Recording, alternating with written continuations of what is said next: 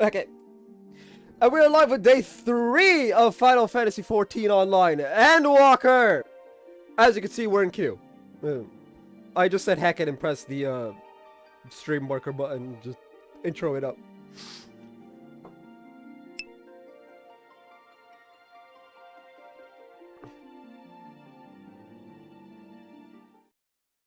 Cause look! We're pretty much in.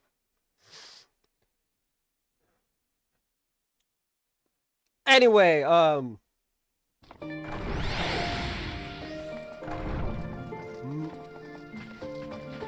let's begin. Pewter weapon coffer. I don't know. Anyway, Krylan Grahatia. We're having a pleasant conversation until you barged in. Bruh. Oh, there you are. Feeling refreshed, I hope. I was about to make my way to the stadium as it happens. I want to try and speak with Scholark Montechain and thank him for coming to our rescue in the Rostra. As it turns out, he'd come here to see us, falling there only to find that we'd already departed for Thavnair. Knowing him, he was probably hoping to chew the cud with his former students. Since we were still waiting for Stola and the others, I thought now the perfect time to pay him a visit. Care to join me? Then it's settled. The twins will be coming too, assuming Alphino can tear himself away from his new toys. I'll let you rally the troops while I go on ahead to the phenomenon. Considering my recent impropriety, perhaps I should avoid showing my face around the stadium for a time. That might be for the best. If the others should return, tell them we will not be long.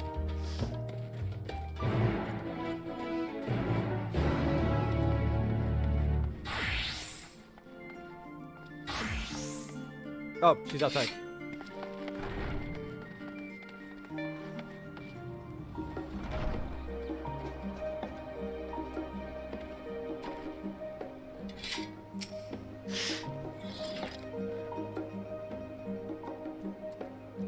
Heading out for a stroll. The Scholark himself was here. In that case, what are we waiting for?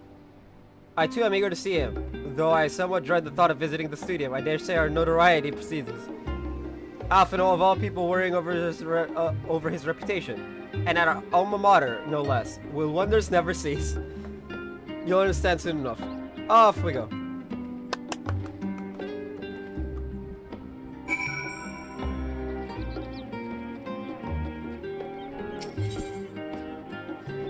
As for the first dungeon, second dungeon, sorry, the 83 one. I will be doing it with the trust system after last stream. That was a bit, it was a bit much for me.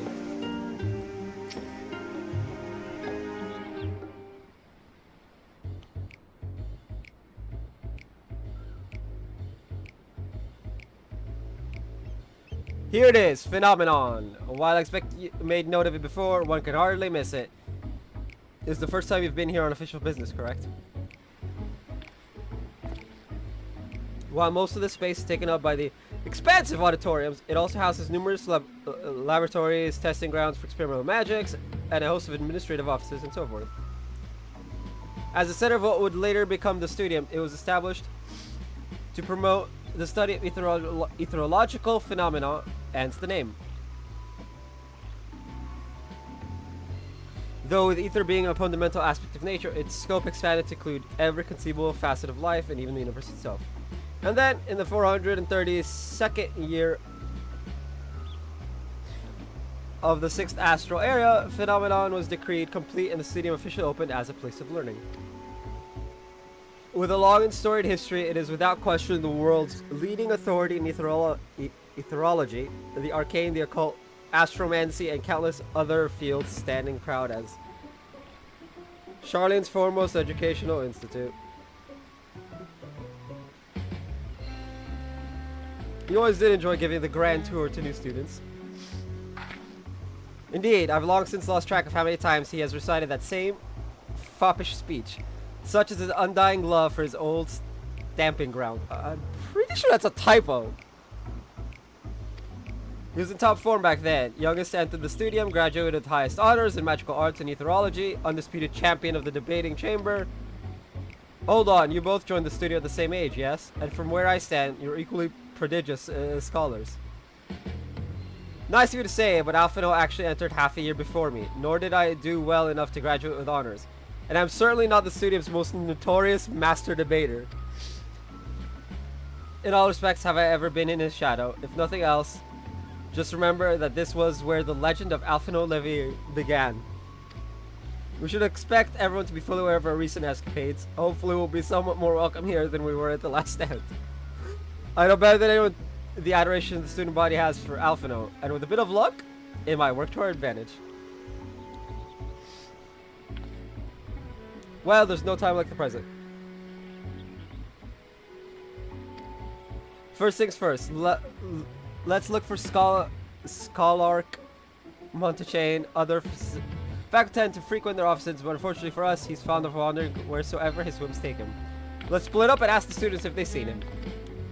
Words, names, hard.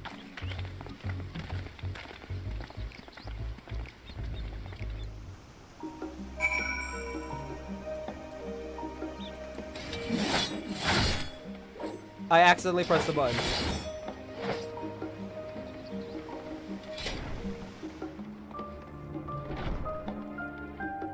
Excitable student. Ooh. Purchase items. What you selling?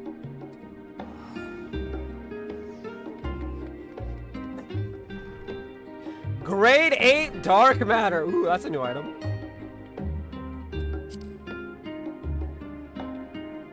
Whoa. These are the new items. Anyway. Repair gear. Repair all. Pay the 1588. Talk to the excitable student. That was Alphino Levier, wasn't it? The Alphino Levier. And he's with his sister and Master Baldessian's granddaughter. This could only mean one thing. An event of epoch-shattering proportions is fast approaching. Spread the word! Look, man, I'm just looking for... Oh, sorry, you said you're looking for the Scholark, yes? Knowing him, he could be anywhere, but... Miss Aliapa, you should have a better idea. Names, words, hard, but that name, jeez.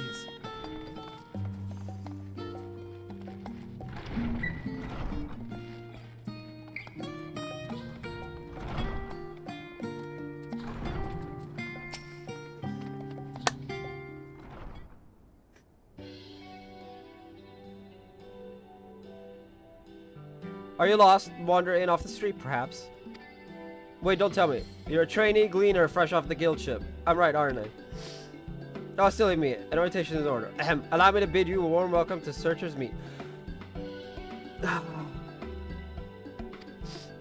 Good question. What is the most important thing you'll find in this studio? I'm hoping it's a Scholark by the name of...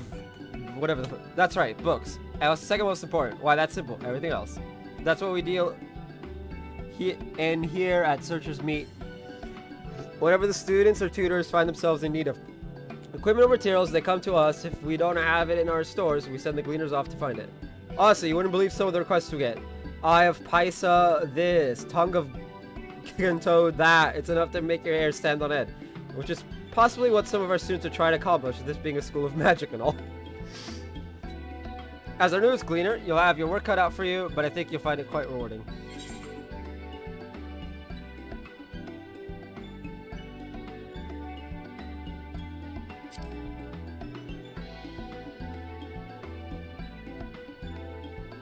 I beg your pardon, you're not a gleaner, then this, well, was all an elaborate ruse. No, wait, come to think of it, you never actually claimed to be one in the first place. My mistake. He was here, but now he's not. I did speak with him shortly before he arrived, though. He said he was on his way to Maker's Meet. Go back till he came in, and you'll see it on the opposite side of the entrance. It's a laboratory of sorts. Home to many rare and expensive curios, not to mention alarmingly frequent accidents. If you lose your way, just follow the blood-curdling screams. Oh, no. In the time it's taken me to tell you all of this, the Scholark has probably already left. Best of luck fighting him. I have a feeling you'll need it. Then maybe you shouldn't go on an entire goddamn spiel!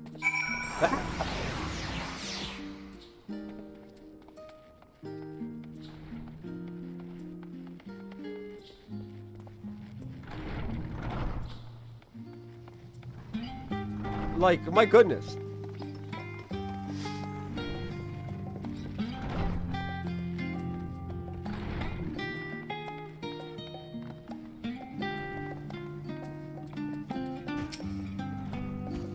Yes, the scholar was here a short while ago and offered me advice on my current research project. Though we spoke at length, I don't recall mentioning where he was planning to go next. When we parted ways, he went down the corridor, perhaps to one of the auditoriums.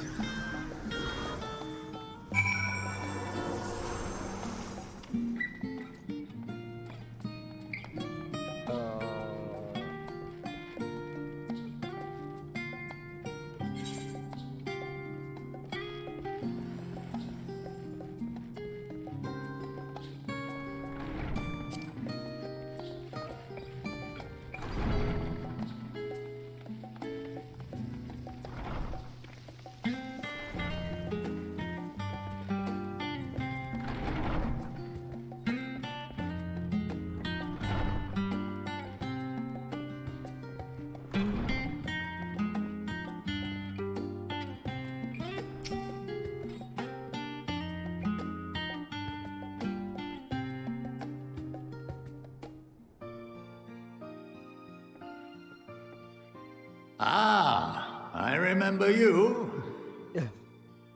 Deep voice.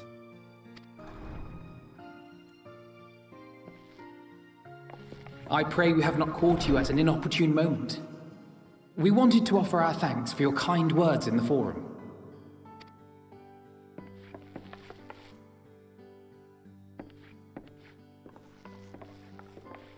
Well, I could hardly let that inquisition go unchallenged. Yeah, it was, the big dumb. I've always believed that curiosity should be nurtured, not stifled. Thankfully, a majority of my colleagues agreed. A slender majority, aye, but a majority nonetheless. Had the vote not gone our way, we would be having a very different conversation, if any at all. Though I'd like to think you would have not given up on our cause.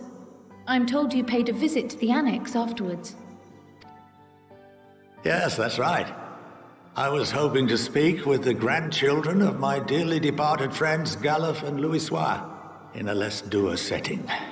But it seems I just missed you.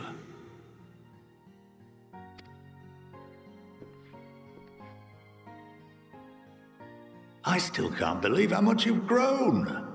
If only your grandsires could have seen the way you presented yourselves to the forum. Why, it fair brought a tear to my own eye. So they take after their grandparents. That's good.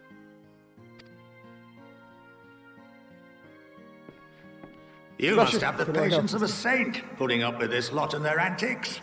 Never mind Matoya's prize student. Ow! Oh, patience of a saint? No. I tend to get involved in the antics and join them. Luckily, I know a thing or two about managing unruly younglings. If you ever need advice, don't hesitate to ask.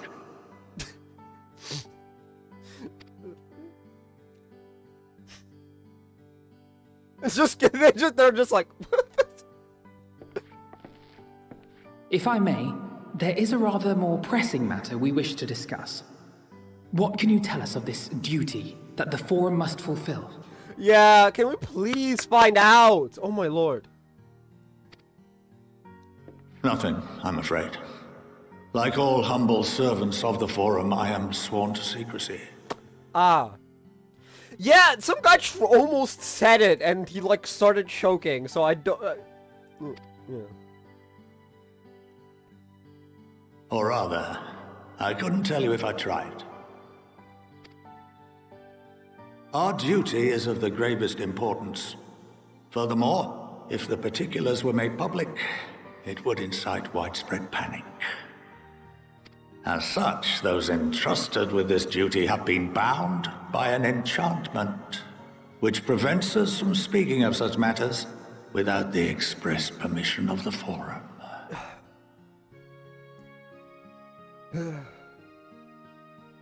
How is that even possible? Yeah. It's been some time since I last gave a lecture. Learning time! Let's go! Please, take a seat.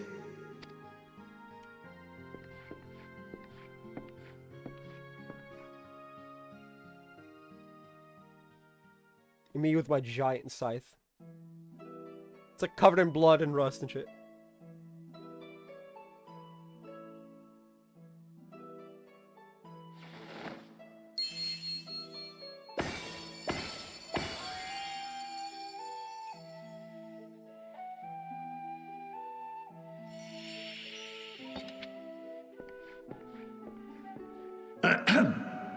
We shall begin by reviewing the fundamentals of etherology. The ether, which imbues us with life, can be categorized into 3 forms. 2 are of the incorporeal sort, the soul and the memory. Can anyone tell me the third?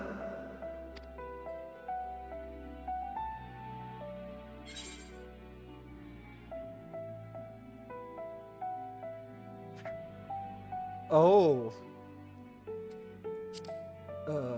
No,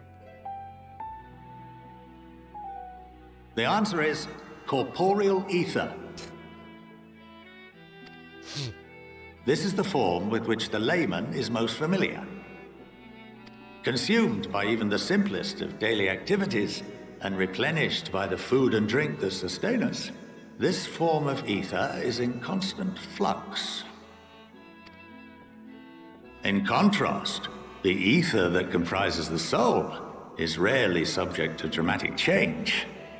The same can be said for memory, as the two are intrinsically linked.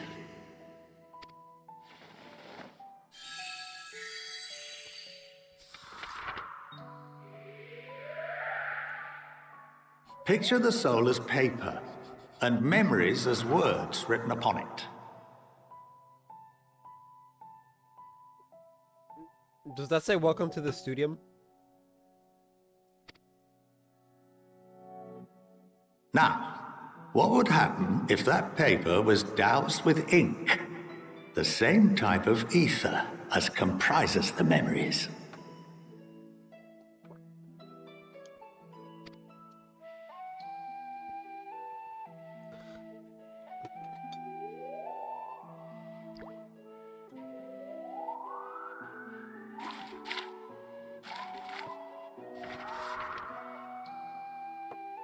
It would blot out everything that was written. Precisely. We would be unable to recall the memories, and any activities that depend upon them would be hindered as well. In fact, this exact phenomenon was observed on a vast scale not so long ago. And what might that have been?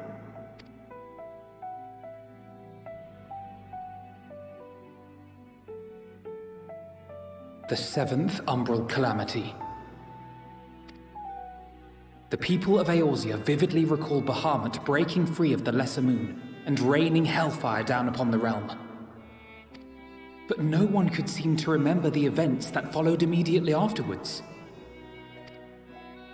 Indeed. To this day, we have yet to determine whether it was an unintended consequence or a deliberate act. The enchantment which binds me and the rest of the Forum is based on a similar principle. And yes, it is a contravention of the Sharlayan prohibition against the practice of memory manipulation. Only when a new member is inducted and told of our great duty are they subjected to the process. A necessary evil. You have my word that it would never be used to manipulate the populace? I should hope not. But can this enchantment be dispelled and your memories restored? If 9/10 of our members give their approval, then the process may be reversed. Then, and only then, would we be able to speak freely to others of our sacred duty. Barring that, we must wait until we return to the ethereal sea.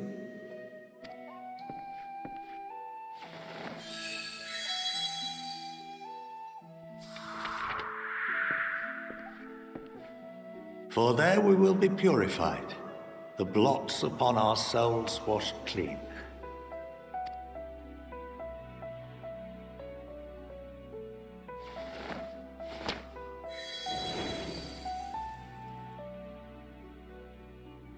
our memories drift apart and dissolve. Rather defeating the purpose, I suppose.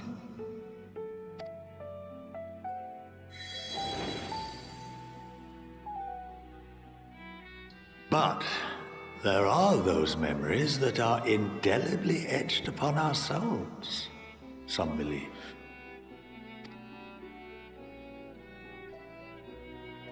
What happens after that?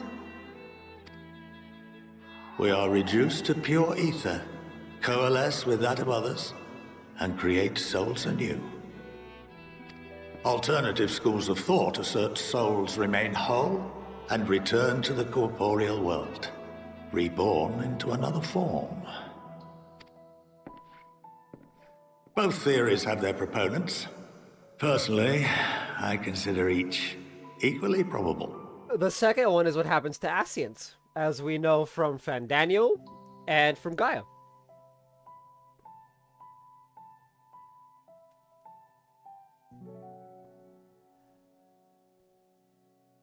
Well, the Sundered Ascians, I should say.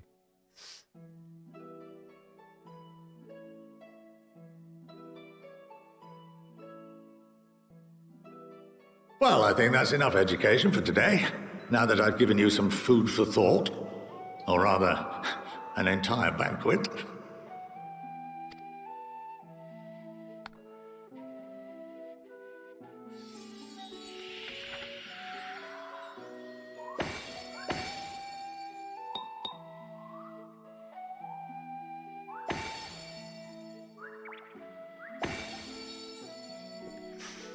They seemed almost I would alive. remind you that although I'm unable to assist you with certain matters, the resources at my disposal may still be of use to you.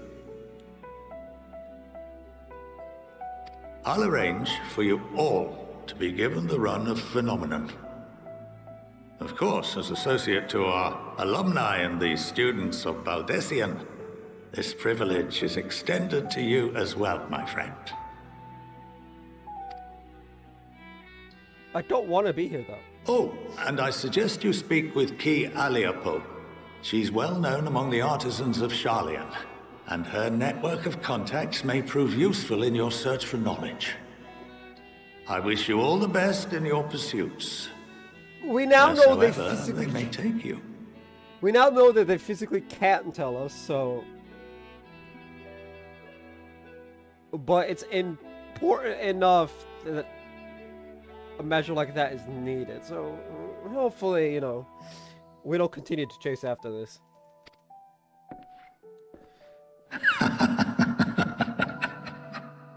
That laugh.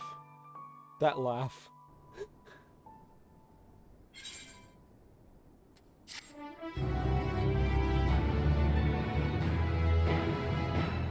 You have been granted the run of Phenomenon. If you are game, Ki Aliapo would put your artisanry to good use. No. Like, just no. I actually don't care.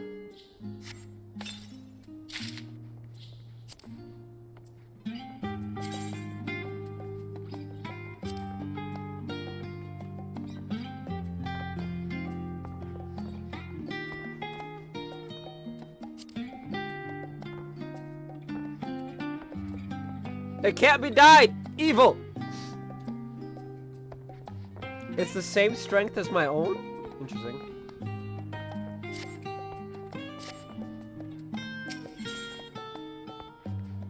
Computer chest gear cover. Cryo still is a rather hefty portion of food for thought. Yeah.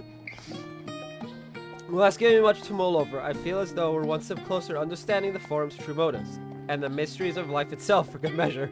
I mean, yeah. It's funny, I came here with the intent of expressing my gratitude, only to leave more indebted than before. I've a feeling his friendship and support will be a great boon to us in days to come.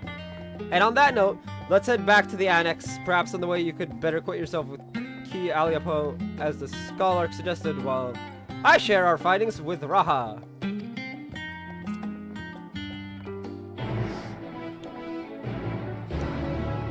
I miss Matoya. We need to go visit Master Matoya.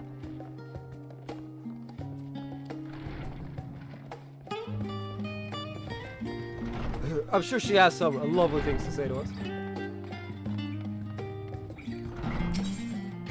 The faculty. I need a disciple of land or hand at level 80. The closest I have to that is minor at 70.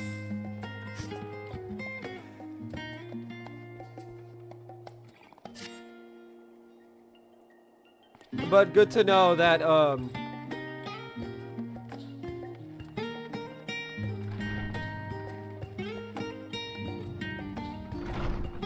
that's not a door you can go through.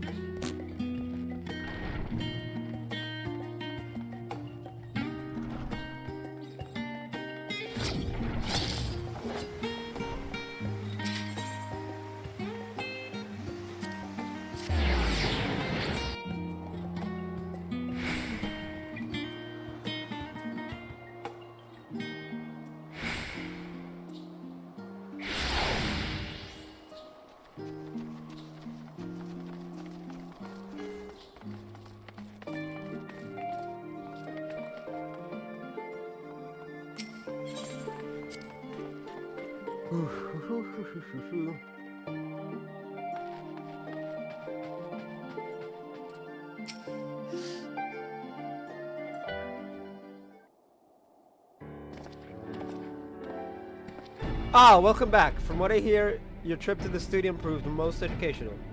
While you're away, I received word from our fellow Scions. As expected, news of the warding scales was met with much joy. Preparations are now underway to bring the leadership of the Grand Company of Eorzea and the Eastern Alliance together to determine a way forward. English. Hard.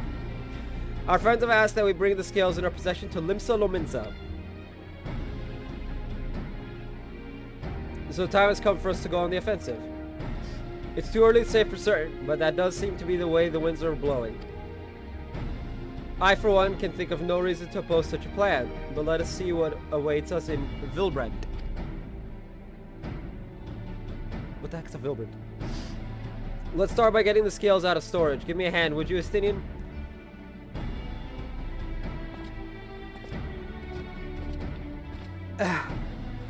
We should take Estinian to Emmerich.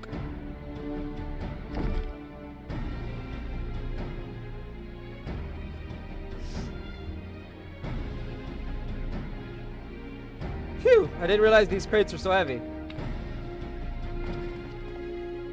I shouldn't complain though. Vritra and the alchemists of the great work put their heart and soul into each and every one of these scales, so you must treat them with the utmost care. Are you not coming with us? As much as I would like to escape the Forum's watchful gaze, I've little choice but to stay behind. We're already on thin ice, and if I, in my capacity as our official representative, were found to be consorting with foreign powers, well, you can imagine how that would go. I shall remain here and do my utmost to avoid ruffling any more feathers as I await word from Master Motoya and our other allies. Master Motoya! With luck, we'll soon have good news of our own to share. The tide's about to turn, I can feel it. To Limsa Lominsa!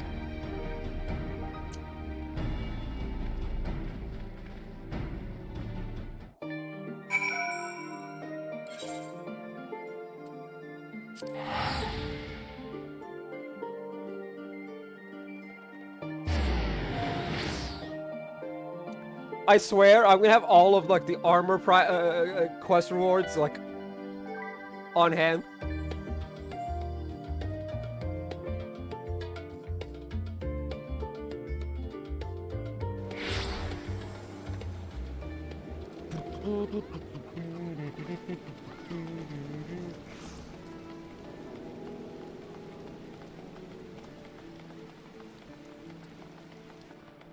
Oh, I was facing the other direction from where I usually am when I teleport into them. So that's what that had me confused for a second.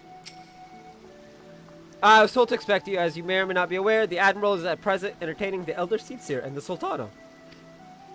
Three of the most powerful women in the world in one room. Do you need a moment to prepare, or shall I show you to them? Look, I'm the most powerful person in the world. Full stop. I don't need a moment.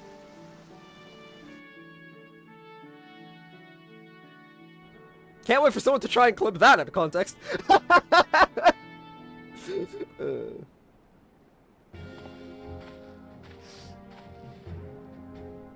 My apologies for calling you away from Charlene at such short notice.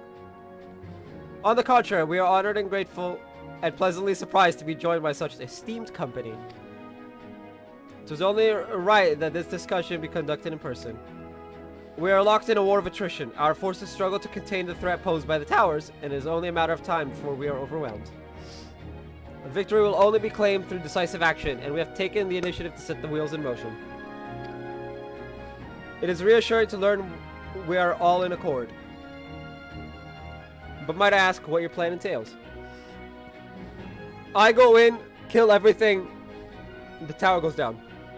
It hinges entirely on the warding skills and our ability to utilize their potential to the fullest. During your time in Charlene, the allied nations have been engaged on separate fronts with no end in sight. To make matters worse, a surge in abductions of kobolds, Sahagin, Ixal, and Ananta have given rise to an increasing number of primals as well. Oh no. I don't recognize Ananta, but the other three I do. But your triumph in Radzadhan has given us cause to hope once more. The time has come to free ourselves of this menace. And it is you, the Scions of the Seventh Dawn, who have shown us the way. While the bulk of our forces will continue to hold the Telafroi at bay, we will dispatch our finest to strike at the enemy's heart. Garlemald. Hey! Xenos was right! These brave few will be the Ilsabard contingent. To think such progress has been made in so short a span. Its objectives are twofold. The first is to provide aid to the people of Garlemald. As previously reported, countless Imperial soldiers and civilians have been tempered. Robbed of their free will, they serve the Telafroi's every whim without question. They too are victims. It is our duty to deliver them from their suffering, not for strategic or political gain, but because it is the right thing to do. Yes!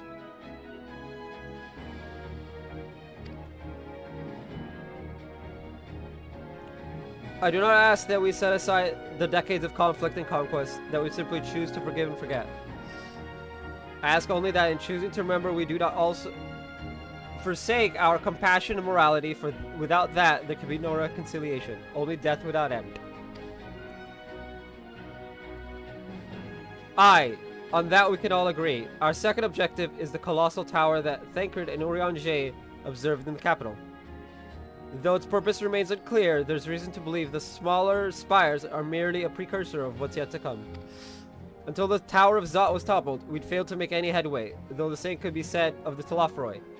There's certainly no rush to press further into our lands. I'd wager the Spire's primary purpose is to divide and keep us occupied, while they work towards our annihilation. This would appear to be substantiated by Ustola's analysis of the Tower's influence on ethereal currents. Based on her observations inside the Tower of Zot, the Spire siphon ether from the land, consuming it to maintain their form. However, they draw forth far more than is required for this task alone. The excess of ether remains unaccounted for, but we can be sure it is not being harnessed for our benefit.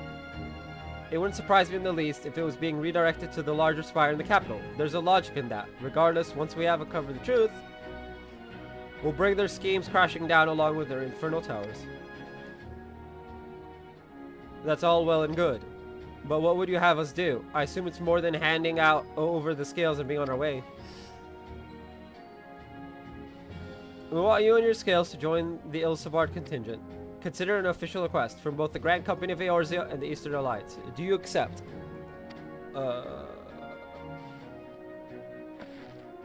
Perhaps you should be the one to answer that. Oh, wow!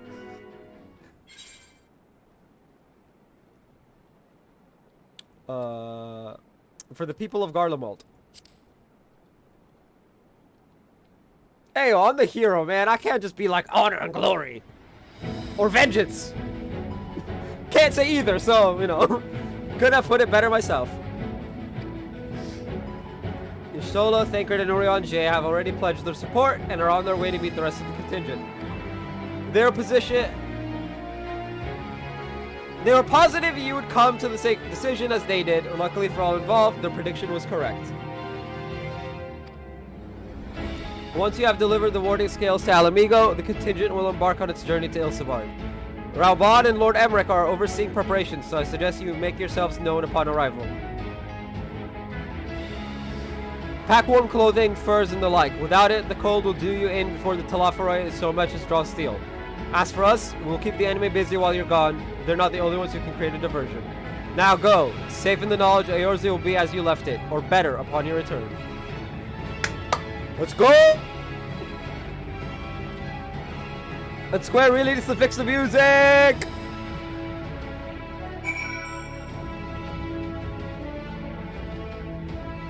Like, wow, the music is loud. In the Alamigan Quarter,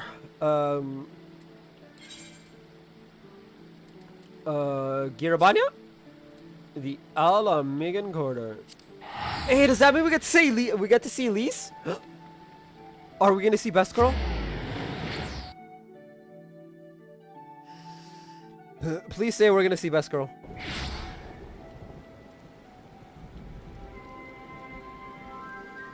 I want to see Best Girl.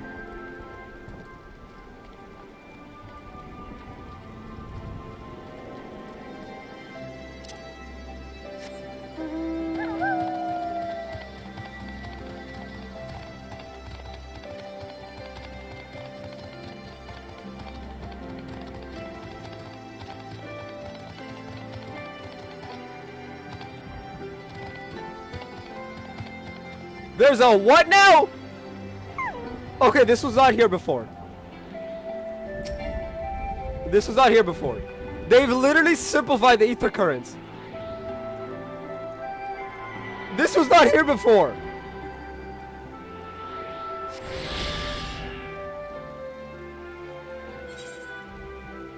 That's...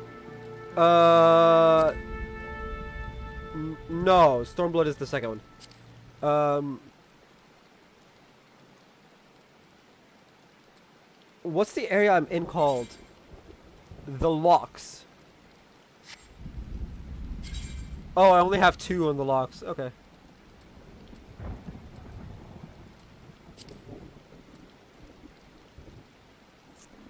There was one place I need to go to. I don't remember where it is.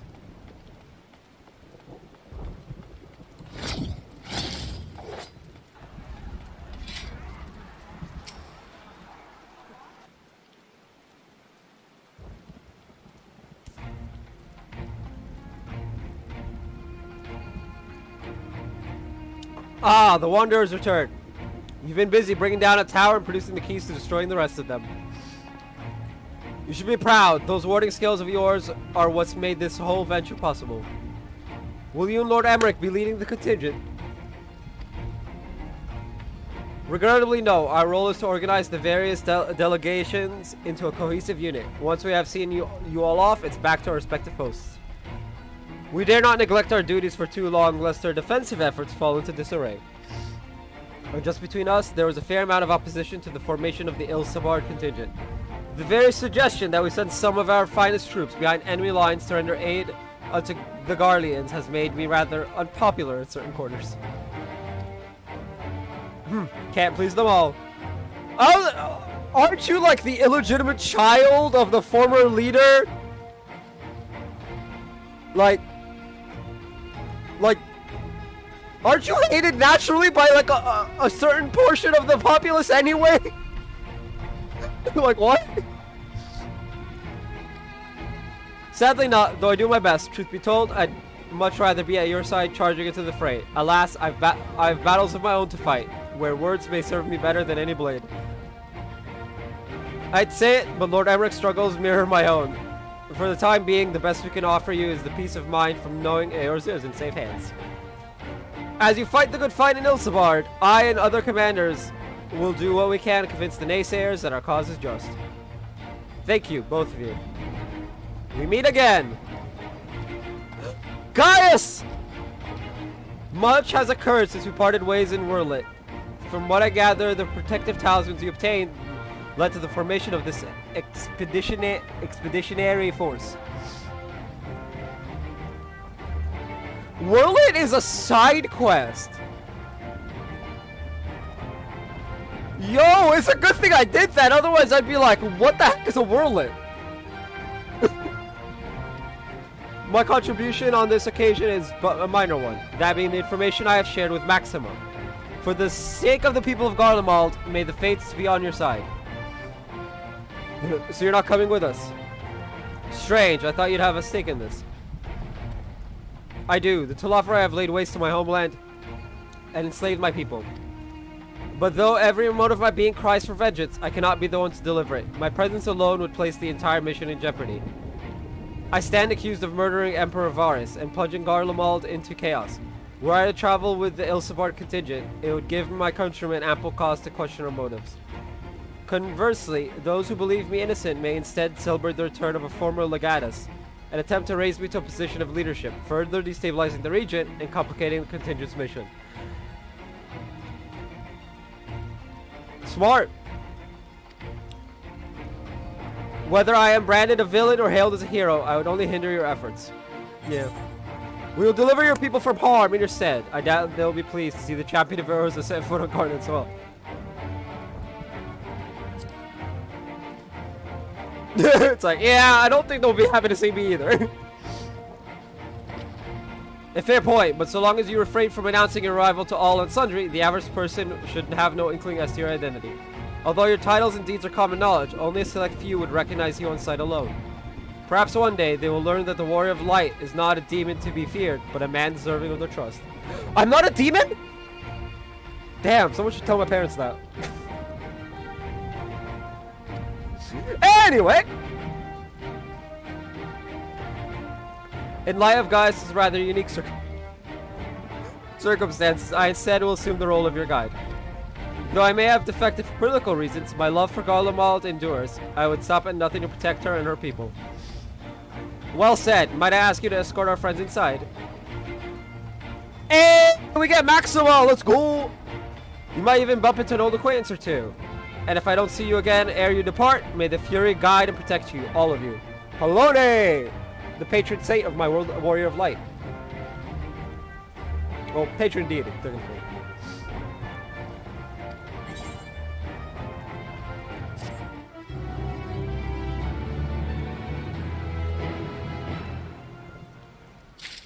I don't know if it actually shows that anywhere. Profile.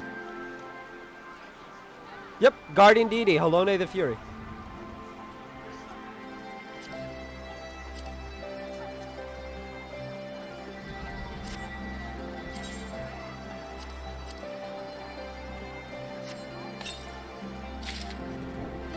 Oh, got a Diet Soot Black.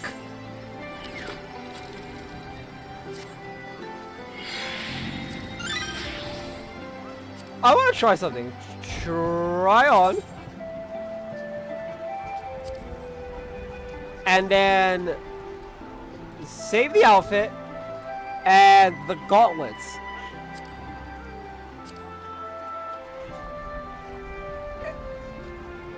Hey, oh, this actually looks pretty cool.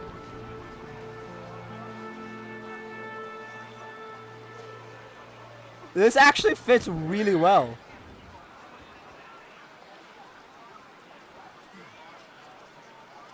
Dragoon thing, anyone? That's not pants, that's aiming, and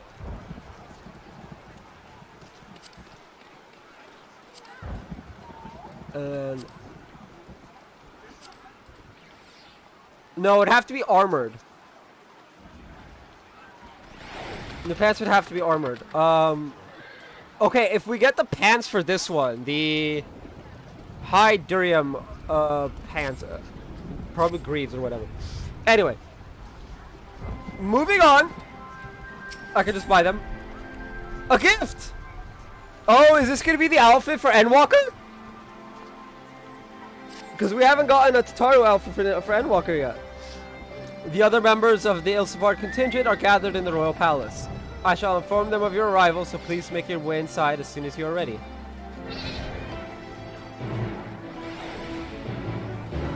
Ayo! Square, where's my Tataru outfit for this expansion? Ah, the remaining members of the Scions, your friends and most of the Ilsebard contingent await you within. Would you like me to see you through? Yes? Please let us see Elise. Where is Beskro?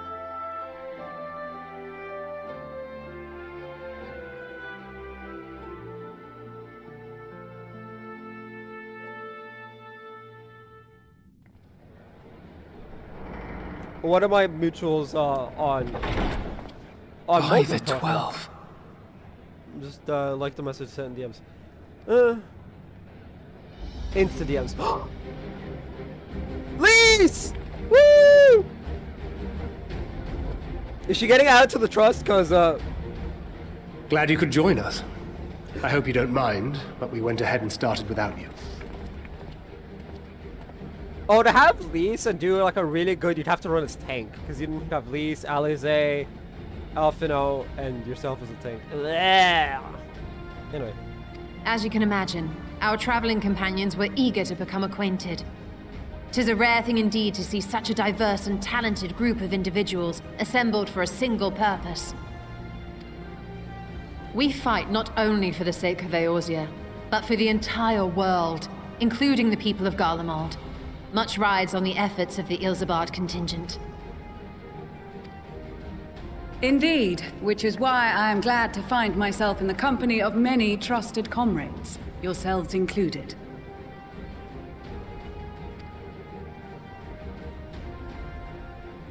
Lucia!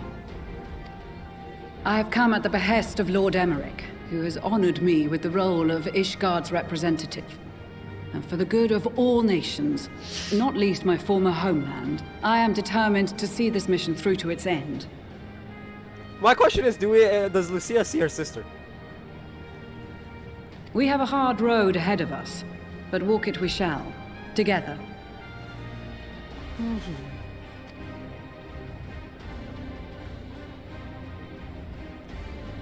We too welcome this opportunity to work together once more. I have faith that, if there is a way to resolve this conflict, we will find it.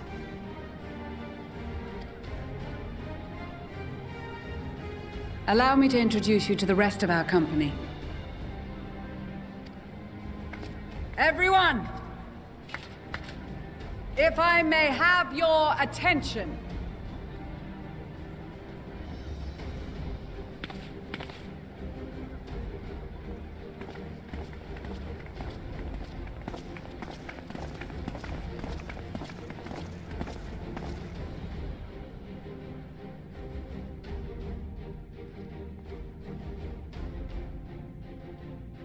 Might I ask you to speak first?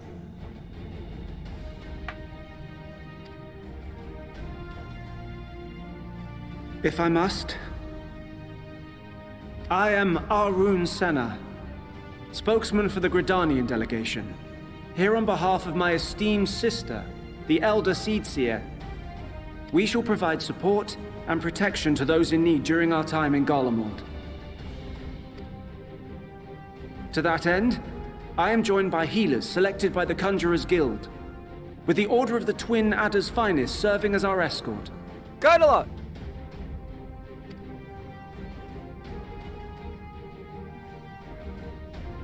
Of course, with an experienced white mage such as yourself accompanying us as well, those requiring more involved treatment will be in safe hands.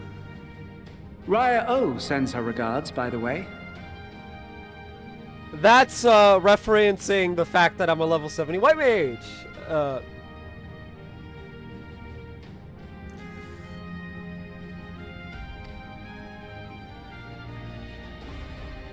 But yeah, if need Suppose be, I I'd can better say my piece. I do. If need be, I can switch. Wait, I know you. The name's Sicard, in case you've forgotten. Truth be told, I'd rather you had forgotten. Any road, the Admiral asked Captain Hilfear to send his best, and for whatever reason, he picked me. Course, if I'd refused, I'd be the laughing stock of the bloody executioners, and my reputation's taken enough of a keyhauling as it is. But more importantly, like any pirate worth his salt, I know when you're staring down a storm, you gotta trust in the commander of your ship. So if the Admiral wants us to go to Garlemald, not for plunder and glory, but the promise of peace in our time, then that's what we'll do.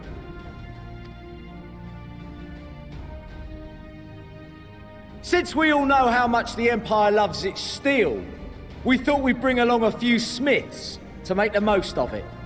Give them a pile of scrap and they'll cobble together anything you fancy.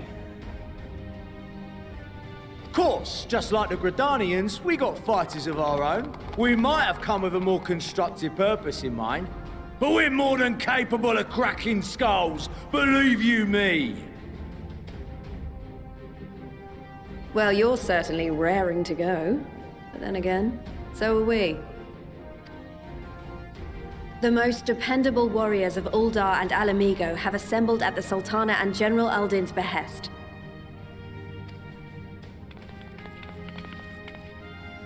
If Garlemald has truly fallen, then the whole place is likely to be crawling with Telophoroi. We'll need plenty of troops to clear and hold a path for others to follow. That's where we come in. Naturally, Marshal Tarapin and I will be leading from the front.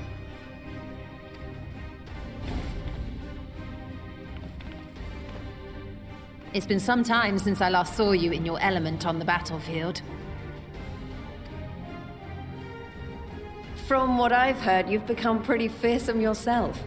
Master Matoya, the avatar of destruction.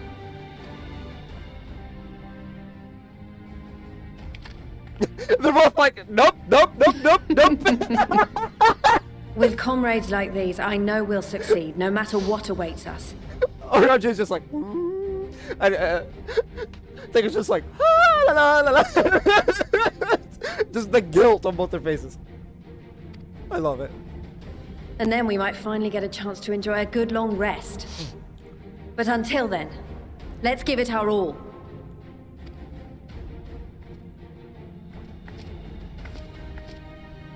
As for Ishgard, we Temple Knights have come in force to uphold our nation's commitment to the peace and welfare of our allies. The bitter cold of Garlemald is a formidable enemy in of itself. Our experience fighting in ice and snow will prove invaluable in the days ahead. Accordingly, I have been designated commander of the Ilzabard contingent. I will do all in my power to provide you with the leadership and guidance you require. The four high houses, House Hylinart foremost among them, have arranged for a host of machinists to join us on our mission. Machinists? Is Hilda here too? Please. Their knowledge of Imperial Magitech is sure to be a great boon. They will address any problems of a technical nature, together with the smiths of Limpsa Lomitsa. There is another awaiting introduction. Lord Emanolaine! Ah, yes. Emanolaine de Forton, at your service. Though, lest there be any misunderstanding, I should stress that I've not become a fearsome warrior while you were away. Rather, far from it, actually. My brother, in his infinite wisdom, decided this would be an excellent chance to make something of myself. Oh, and fight for world peace and all that. But, should the opportunity arise for a spot of ballroom dancing, I will be your twinkle-toed gentleman of light.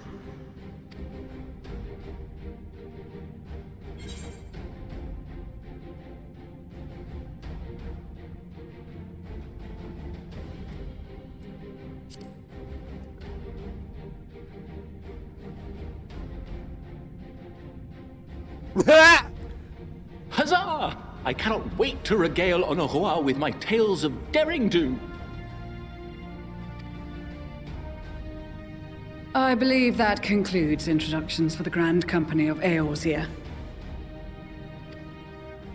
Our allies from the Eastern Alliance were due to arrive some time ago, but it would appear they have been delayed. Would that be the shinobi of Doma?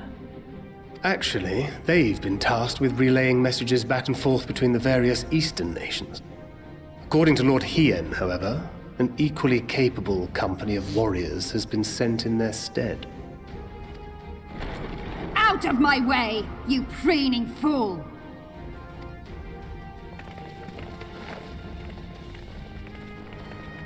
Hey!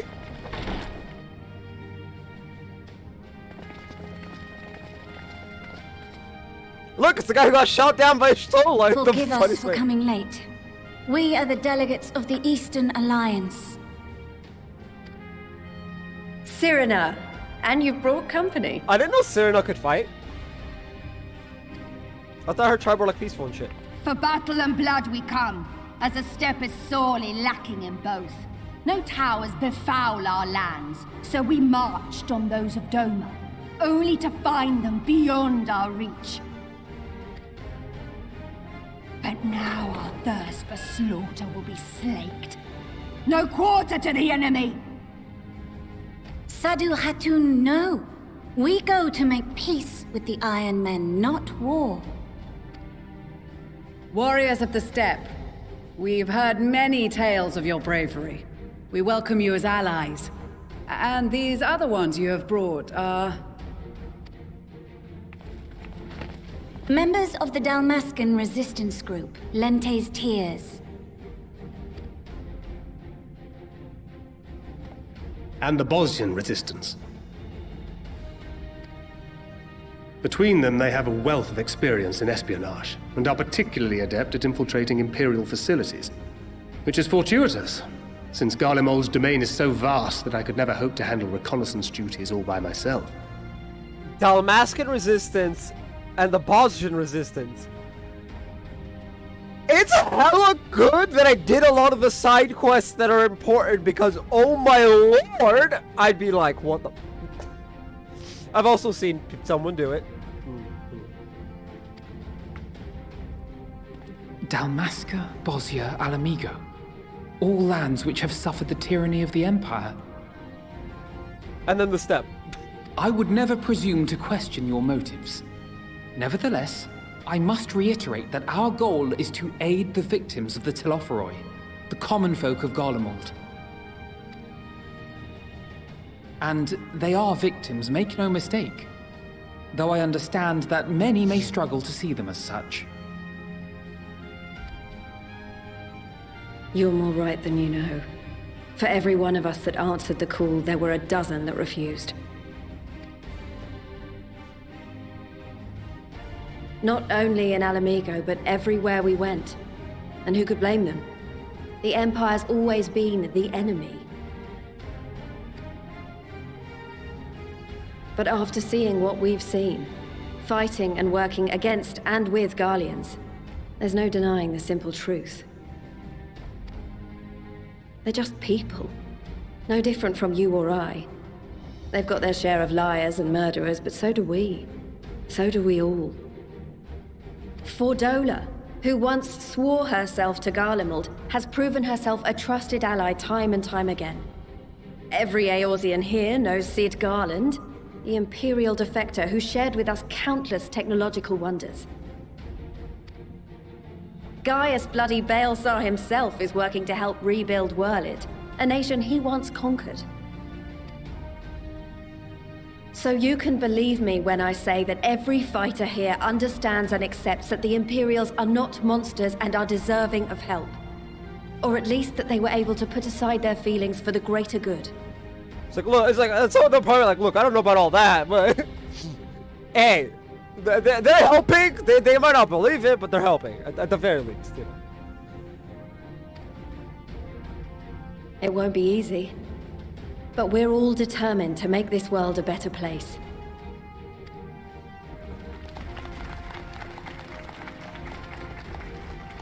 What lingering concerns I may have had were clearly unwarranted. I agree with everything you said wholeheartedly.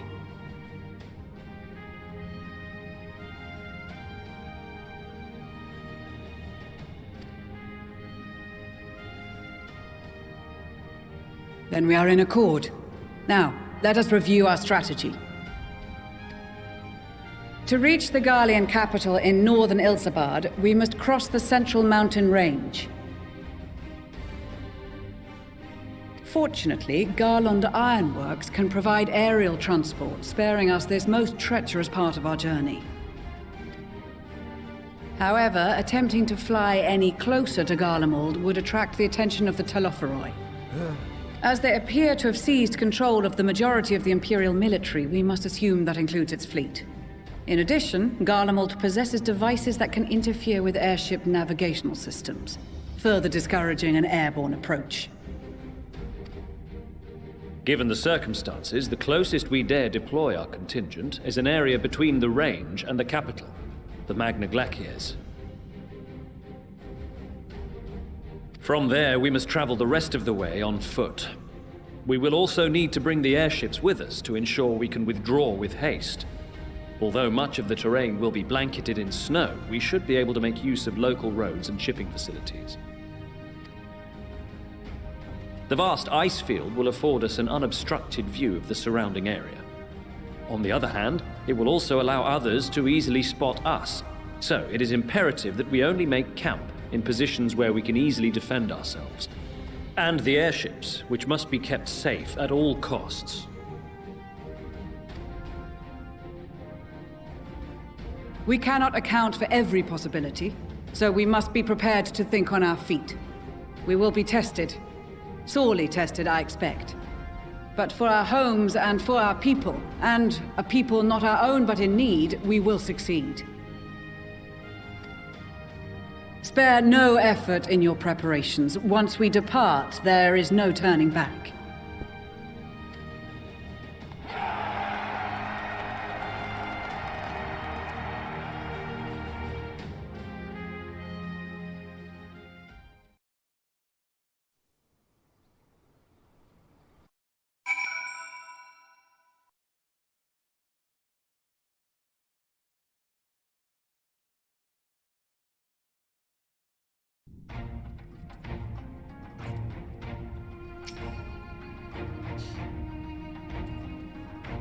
Besides the delegates assembled here, the Amalja and several other tribes offered to send troops of their own. Unfortunately, due to their physiology, many would struggle simply to survive in the harsh climate of Ilsabard. They'd also likely prove tempting targets for abduction by the Telophoroi. All things considered, they can better aid the cause by bolstering our defenses in Eorzea. Though their eagerness to do more has been noted, we few shall have to suffice. Ere we embark, we must distribute the warding scales to our comrades. Care to do the honors? No! There's way too many people here!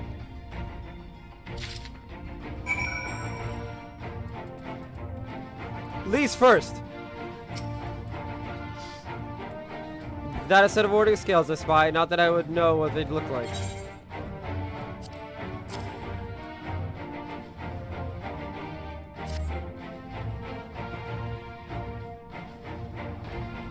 Wow, look at these. Even a layman like me can tell they're bursting with ether. All the better to fend off the tempering waves. Is that the right term? Anyway, these will give us one less thing to worry about, which just leaves the other mountain of whatever else is waiting for us in Garlemald. Only one way to find out, eh? And nervous or not, I'd march through all 7 hells if it gave me a chance to put Xenos back in the grave where he belongs. Awarding scales for the Ishgardian delegation, I take it.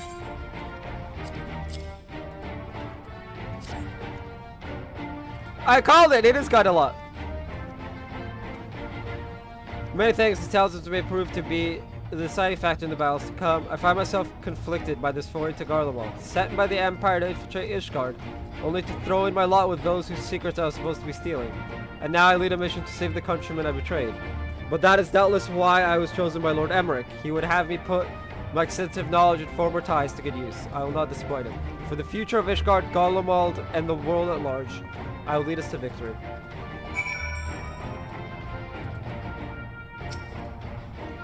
Here you've got something for us.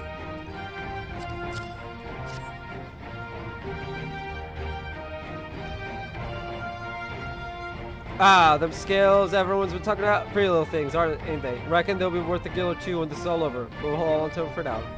And one more thing. I know what you're all thinking. Why didn't they send Einzar instead? Bugger if I know. All the Admiral and Captain Hilfer told me was they needed someone to help safeguard the future. And here I am. Can't say they haven't got a sense of humor. Of course, some of you might be wondering what good a pirate is on dry land in the middle of the sun and snow of all places. Well, me and my crew will do whatever he's doing. So let's set sail, or however the saying goes, on airships.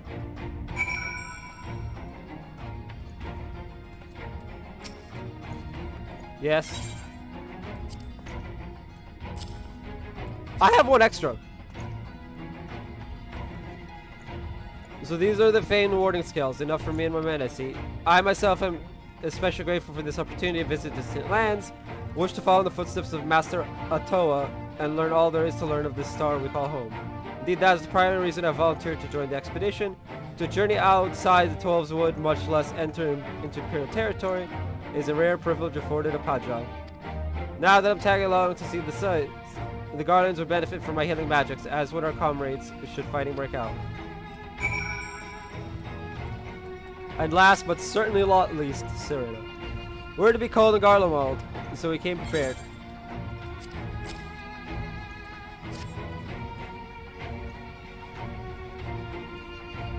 Oh, talismans! We are to keep these close at all times, yes? I will see that no one misplaces theirs. Before I forget, I have a message from Ian. In distant lands, in times of strife, together stand, together fight. In darkness shines the light of life. I hope I've done his words justice. Doma, like much of Othard, has been plagued by the towers. Yet while he could not be here, he wished to express his shared conviction. He and Inugity labor without rest to unite the people, and with their aid will we keep the enemy at bay. And we have the Steppe and the Eastern Alliance will repay their efforts by ending this war. Deliver a warding skill to Maxima.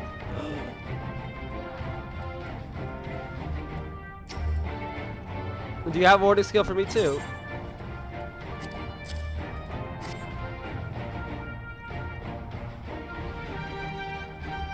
Thank you for this, and for going to such incredible lengths for the sake of my people. Though I have little offer in return, I would impart some advice, if I may. You've been told by many to wear the coat of Ilsabard, and I cannot stress enough that this is no token warning. I will be distributing specially made warming tinctures, courtesy of the Alchemist Guild, but understand that they are no substitute for proper protection. I leave the provisioning of said protection to your discretion. Now let us proceed to the Alamigan Quarter. While you make your final preparations, I will have the pilots ready the airships.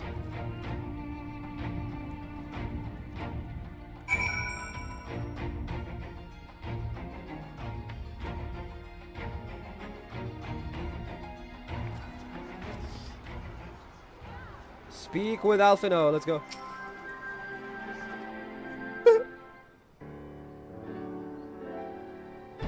This is our last chance to make ready before we set forth. You needn't worry about Orion, Jay, and I. We still have what we wore in Garlemald before. The stadium claims to be quite warm and toasty beneath his armor, and since he spent a fair bit of time up north recently as well, I have no reason to doubt his words. Most of the others will be borrowing Grand Company stock. The rest of you could do likewise, I suppose, provided you're not overly concerned with style. Not to put too fine a point on it, but I wouldn't be seen dead in one of those ridiculous overcoats. If only I had time to find something to my liking. Hark! Is that the cry of science in need of a tailor, I hear? There's no way. Tataru with the save! But how? I have my ways. Oh yes, indeed. You thought you could sneak off to Ilsabard without telling me? Ha! Nothing escapes my notice. Now, you will wear these garments I've made for you, whether you like it or not. You never cease to amaze. But why do you need a new outfit as well? Wait, are you coming with us? What? No, of course not, silly. It's all in the name of fashion, rather the pursuit of the highest quality fashion. Besides, how can I expect others to wear my creations if I've never worn them myself? I did have one other thing to share. Argemus and Bloomweeda have finally returned from assignments in faraway lands. They'll be staying at the Rising Stone for a while to keep an eye on events throughout Eorzu. Since they'll be running things back at headquarters, I was wondering if I could lend a hand in Charlian. Oh, why not? You can keep Krau company in the Baldessian Annex. Yes, we'd love to have you there, and I heard... And did a fine job carrying on in our stead while we were lying comatose. With them in charge of the Rising Stones, we've nothing to worry about. My thoughts exactly. Also, I'm confident you won't go collapse again, because a certain someone who shall remain nameless is in a position to transport your souls to another world. Wow! Totoro! If anything similar disastrous were to happen, I'll be well positioned to do something about it. Anyway, I've got a few things to take care of, and then I'll make my way to Charlotte. I really hope these new clothes are enough to keep you warm in Garlemald. It's not much, but it's the only thing I can do for you, other than pray for your safe return, which I will, every day. Let's not keep the contingent waiting any longer. I won't wear the outfit. I'll see what it looks like, but I probably won't wear it. Here are your winter woolies, handcrafted by yours truly.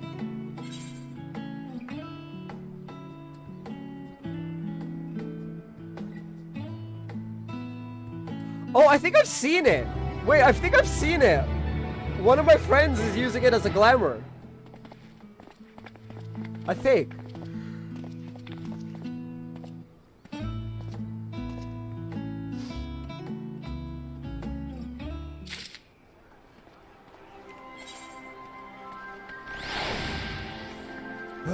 Oh.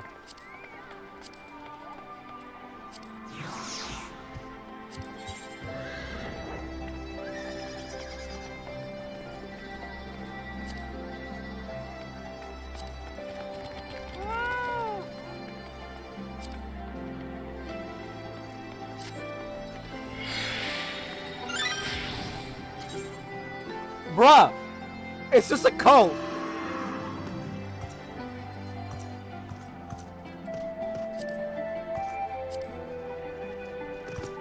That's much better. I just need pants. Probably the High Durian order.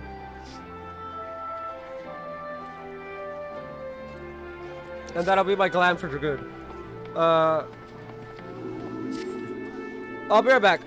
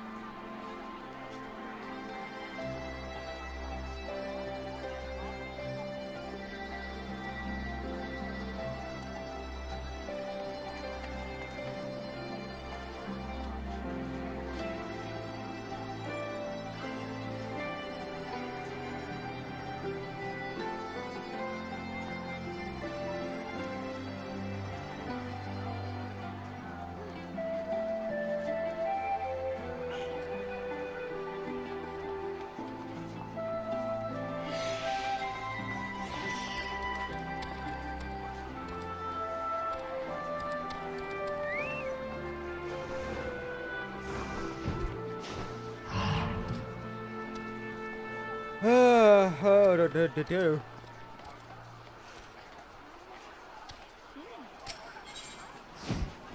I'm trying to retain her composure, I prepare to see you off on another perilous journey. I'm told the airship pilot has been sent to meet you. Oh, there he is. Alright, this is where we go our separate ways. Do be careful, won't you?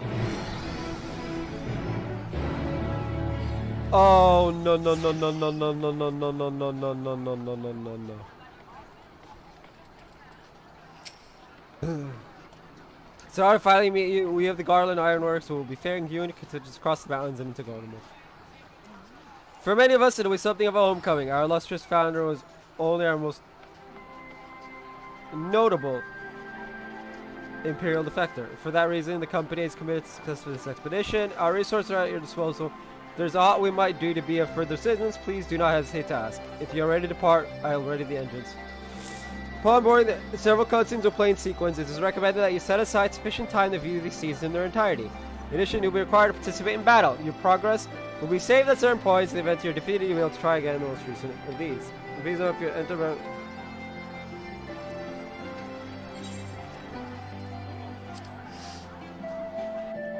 Oh no, oh no, oh no! We're gonna be battling.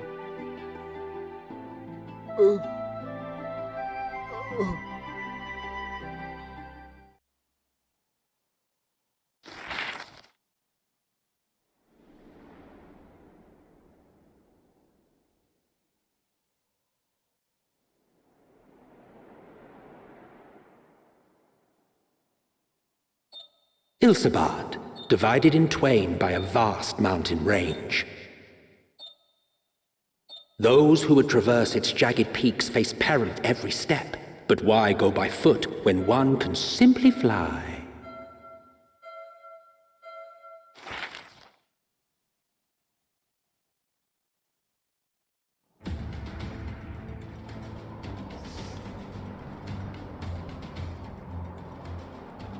On the outskirts of the Imperial capital, in the frozen wastes of the Magna Glacius,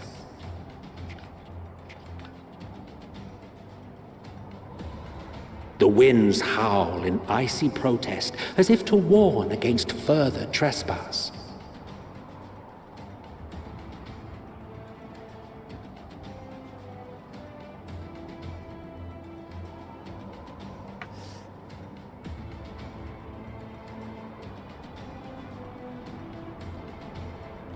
Anyone else feel like crying over the voiceover?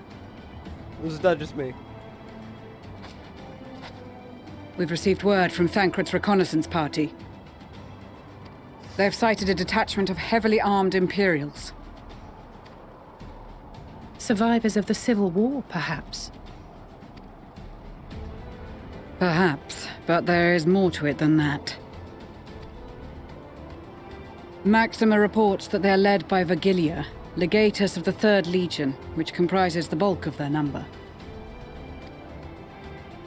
However, they are also joined by several members of the 1st. From what I recall, the 3rd Legion fought for Nerva in the War of Succession following Varus's death. The 1st, on the other hand, were under the direct command of the Emperor and rejected Nerva's claim to the throne. These legions were enemies. Indeed. In fact, our sources claim that it was a conflict between them that sparked the Civil War. Yet now, these former foes cooperate to defend a ruined Garlemald from invasion. Then it is all but certain they have been tempered. So, what's the plan? If me and my crew is out reaving, we charge straight in, no messing about. But that ain't what we're here for. Quite right. Soldiers or no, they are people of Garlemald, the very ones we have come to aid. Direct confrontation is unavoidable. Nevertheless, we must make every effort to limit casualties on both sides. Rather than kill them, I would remove them from the field. How so? Savage beatings, disarmament, and imprisonment? Not impossible, but easier said than done in the heat of battle. Mance needs to trim the fringe, right? It's like covering his eye. Having observed the opposition, I imagine Thancred had something to suggest? He did. He and the other scouts have already infiltrated a supply depot some distance beyond the Imperial detachment's current position.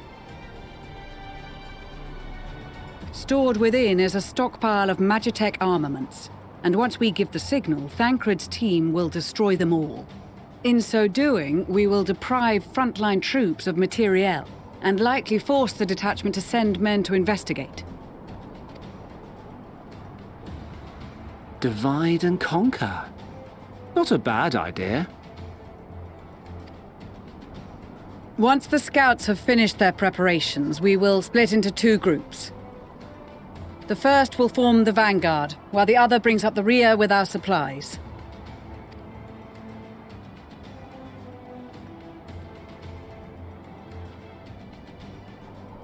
As for the Scions, I ask that you lend your assistance where you deem it needed most. I would prefer, however, that you accompany the rearguard and be prepared to join the van at a moment's notice. Kept in reserve as our trump card, so to speak.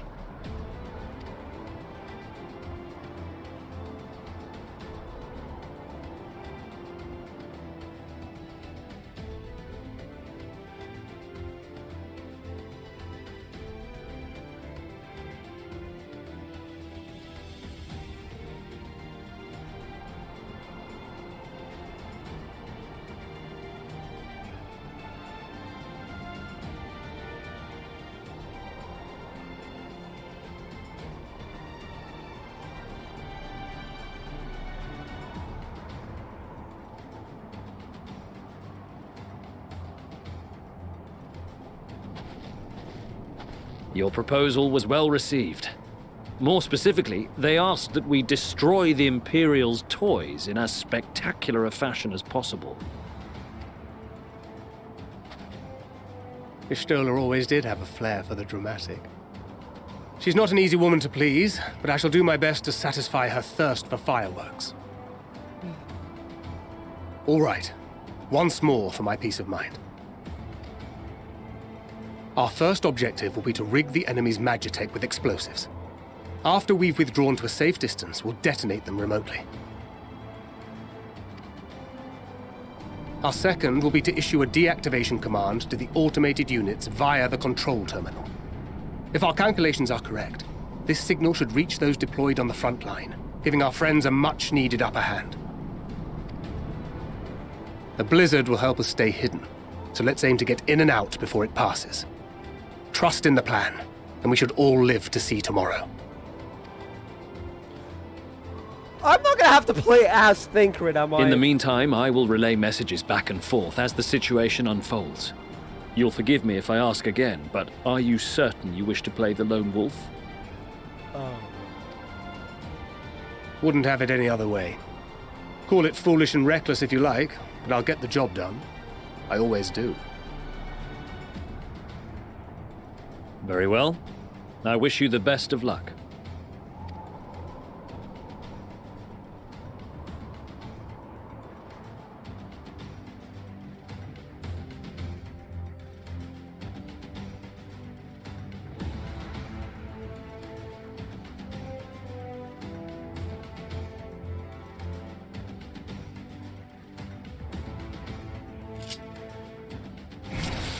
Duty commenced. Solid barrel nebula.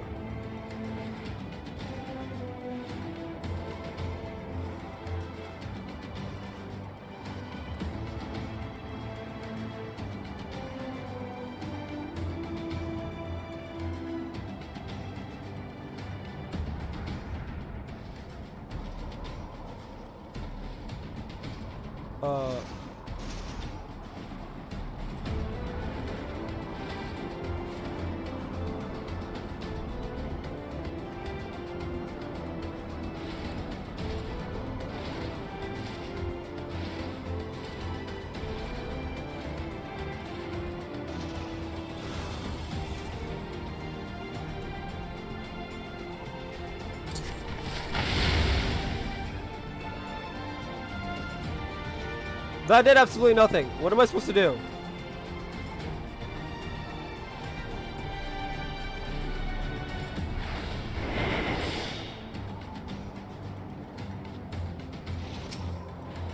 Oh yeah, just confirm my card switch as soon as you're ready. Keep your wits about you. It's time. We only have one shot at this, so let's make it count.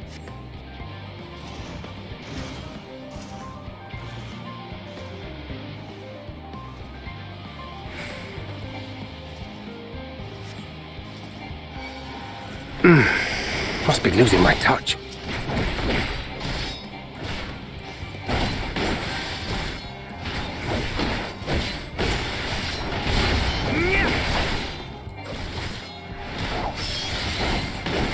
I'm gonna die!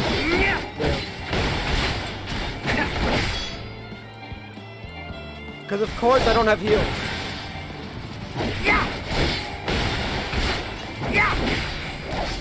No, not yet.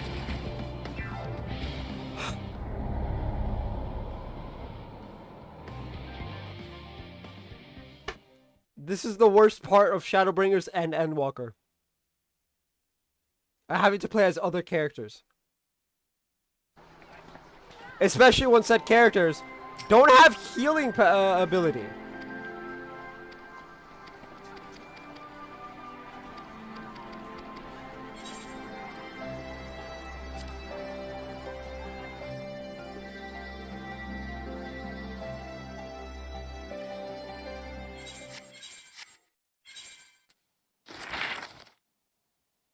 As much as I love the dude doing the voiceover, no.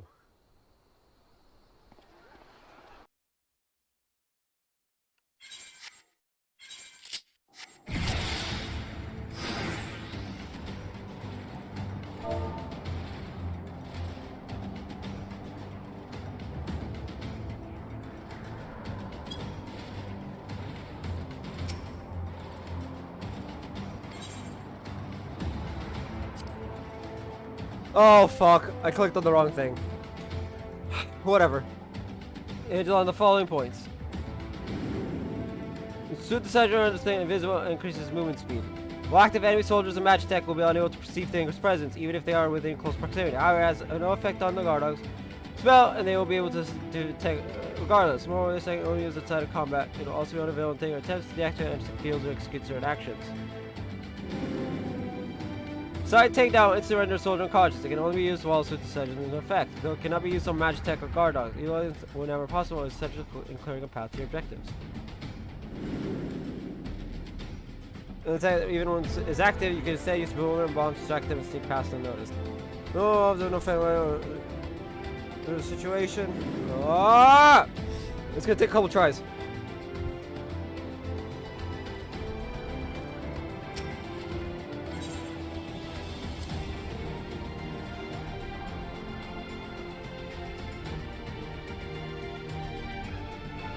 You have to place explosives on the Imperial Magitech, deactivate the frontline Magitech units via the control terminal.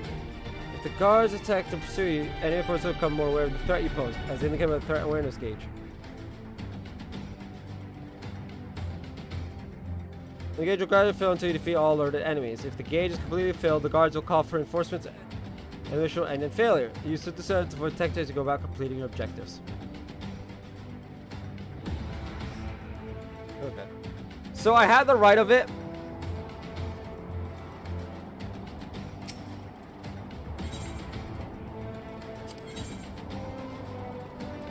Keep your wits about you.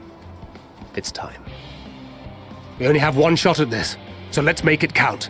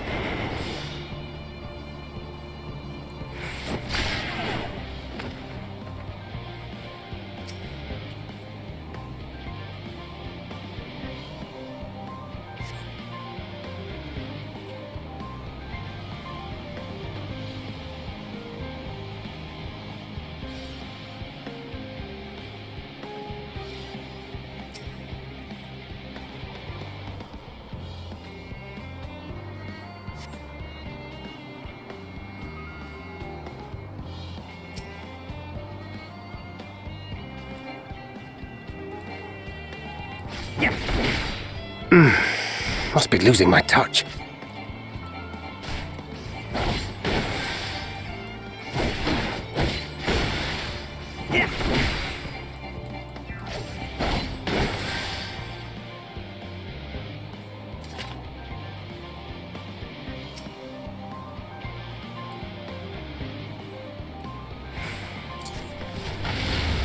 Damn, spotted.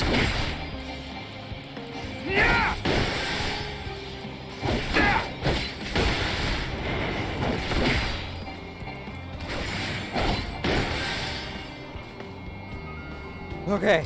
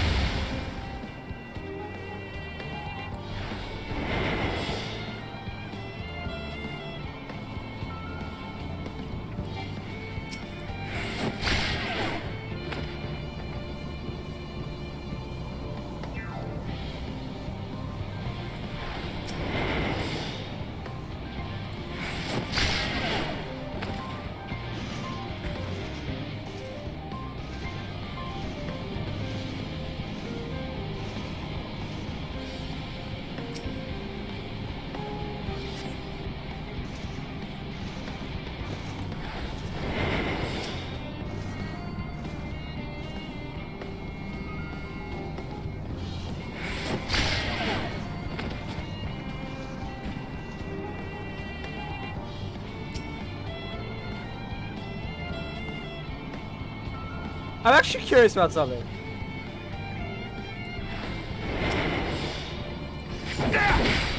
Damn, spotted.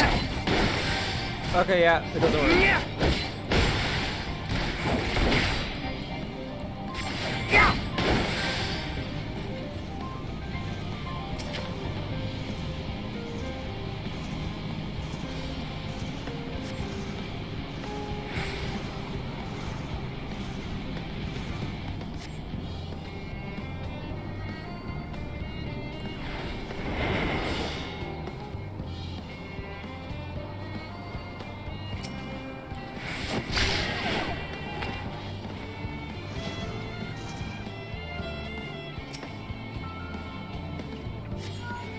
This is Thancred. The explosives are in place. Very good. All is proceeding as planned. Head to the control terminal. It should be to the northwest. Understood. Have the others wait at the rendezvous point.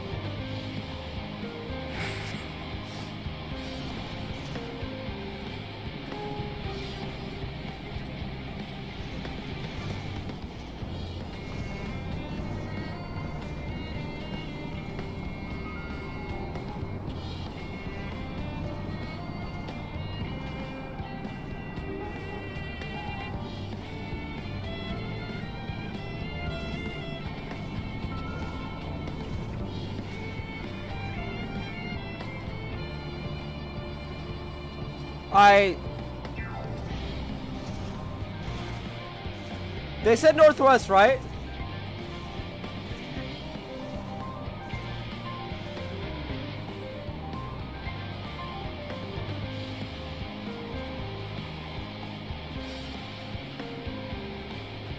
This is northwest of where I was. I'm very confused. Because obviously there's no map.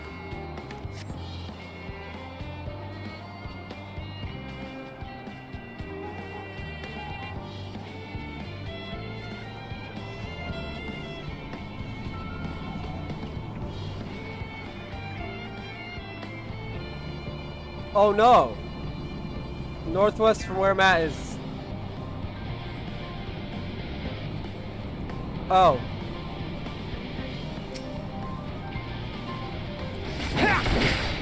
Seven hells.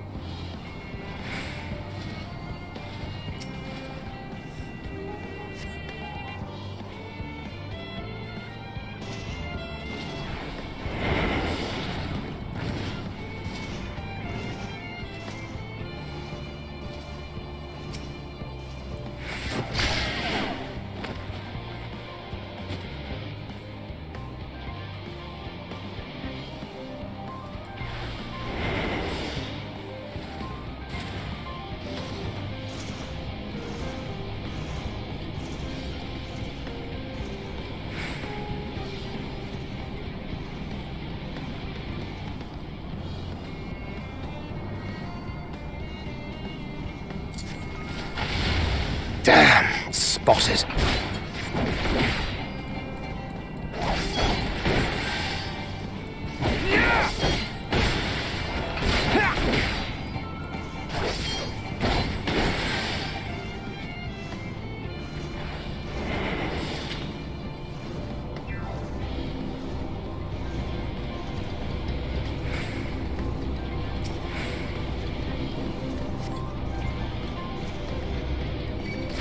Seven hells.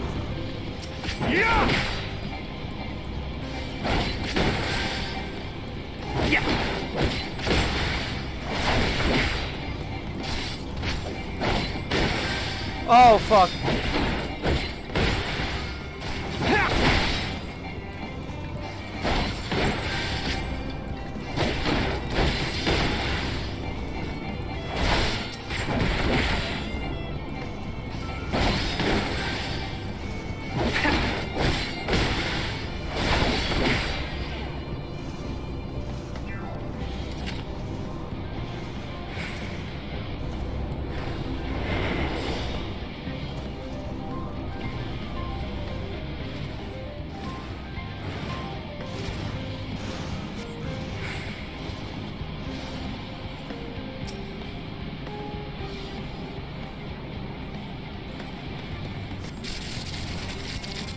Okay.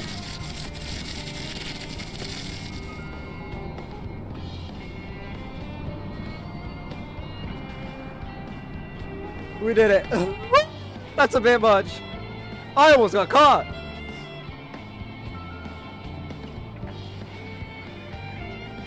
Boom. Thancred, you need heals, my boy. You need heals. You are returned, and none the worse for wear, to my considerable relief. What news from our comrades? They stand at the ready. Please, Alizé, Alphino, myself, and let the fireworks Grog. begin. Anybody but Thancred who has no heals.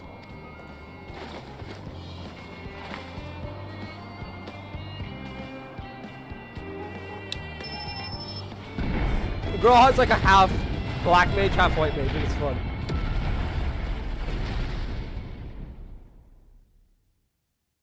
He's the grey mage. A few moments later, at the rear of the Ilsamar contingent supply caravan.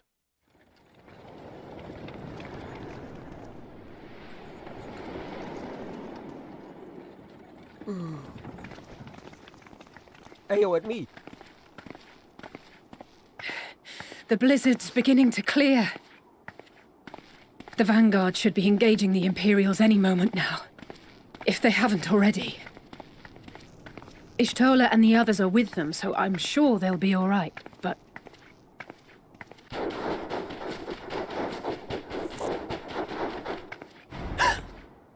Wait! Something's coming!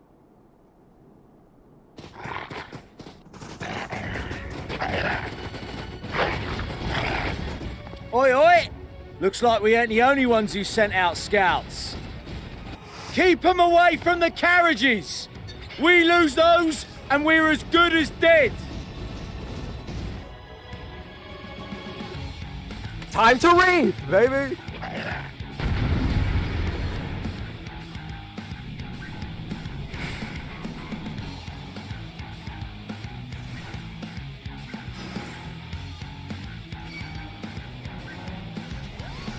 Fighters! Protect the others!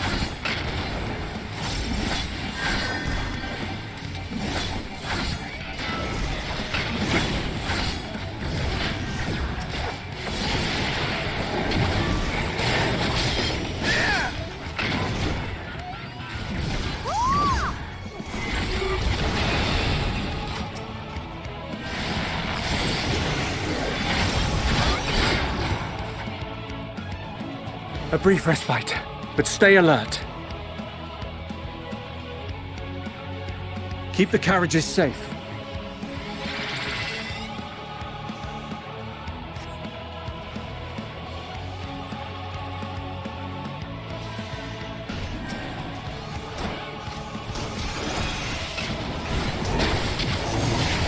What impeccable timing! Fear not, friends! The savior of Ishgard is here!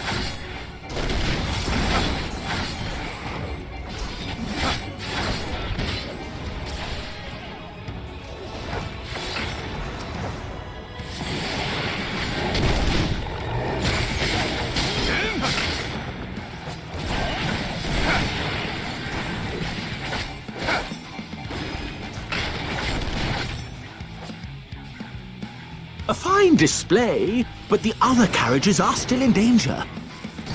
Go on ahead. We'll hold the line.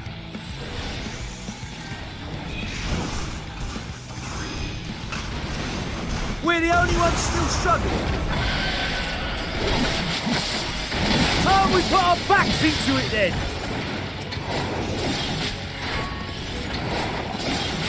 I've been itching for a good scrap.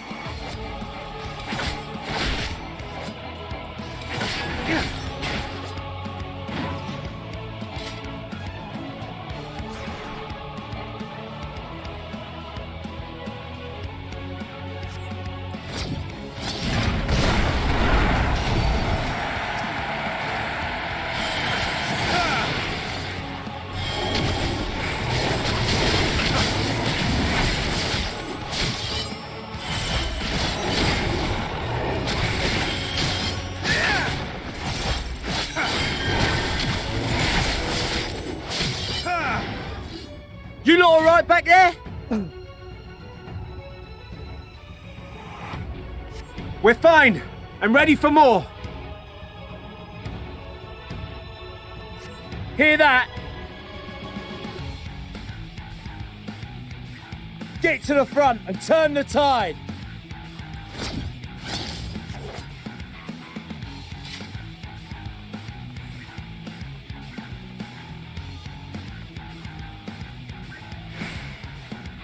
Is he talking about like the literal front line?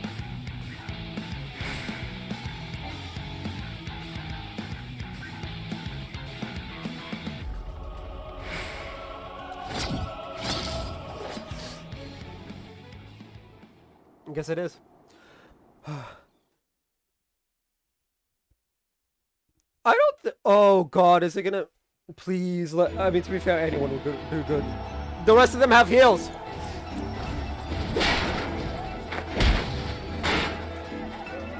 Except maybe Lise.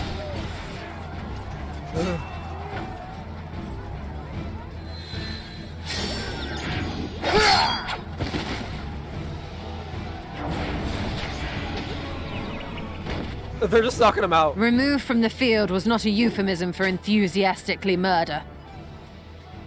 Yeah, Estadia? It's nothing that won't heal in time. The trouble is, their tempering has made them utterly fearless. Subduing them would be easier if they had the capacity to submit in the first place. Yeah. Well, this is the path our young charges would have us walk, and that we all agreed to follow. You knew it would be hard, yet still you pledged your lance, did you not?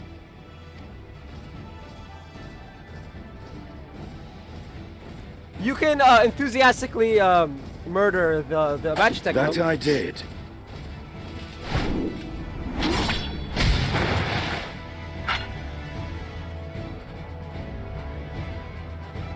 A warrior and a monk. The tank and the false tank, because that's essentially what a monk is.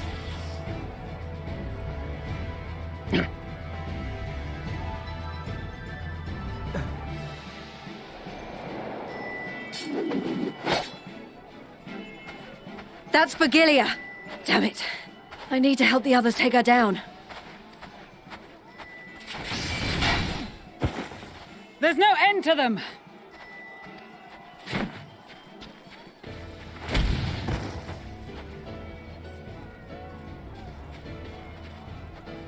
I was wondering when you'd turn up.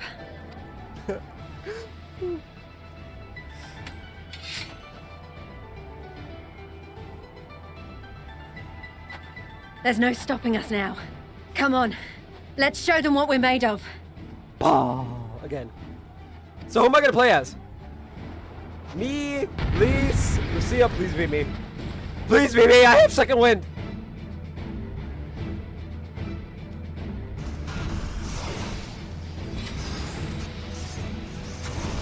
We have them now! Forward! Yeet.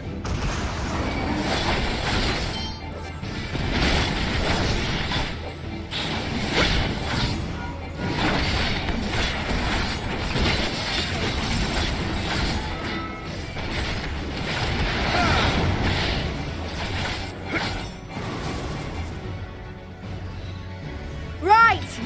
Let them have it!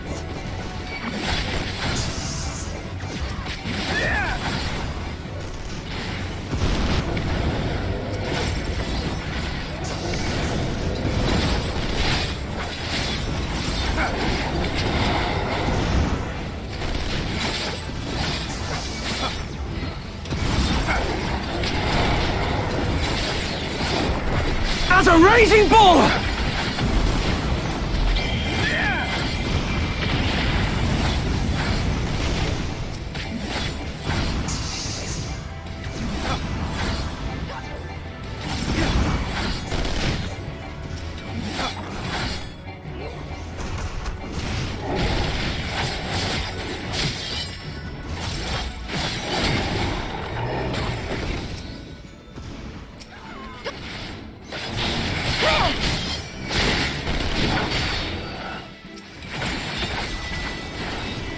That's her! Vigilia!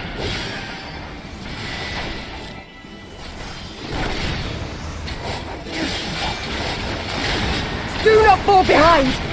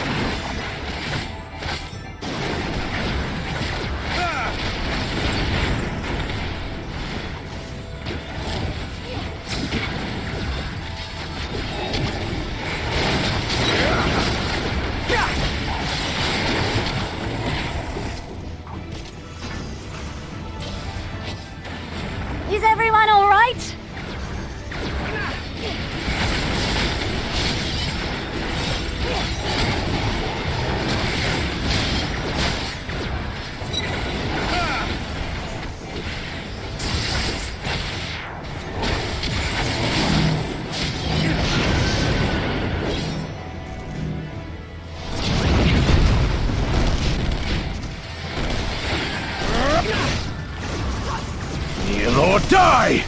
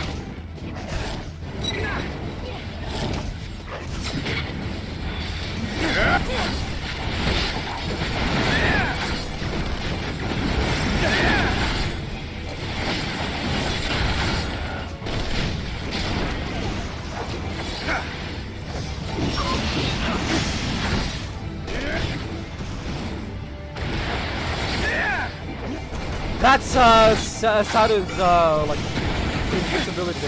Oh no no no no no no no no no no.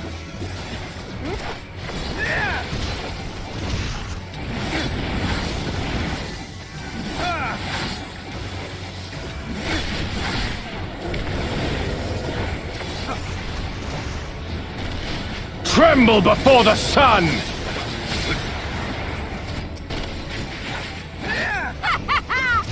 May your screams fill the air!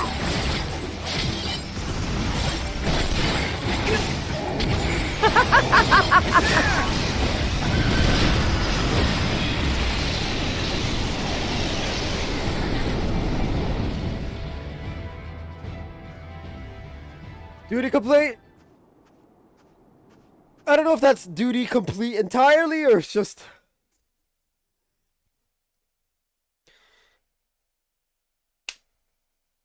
this portion of it, but oh my lord.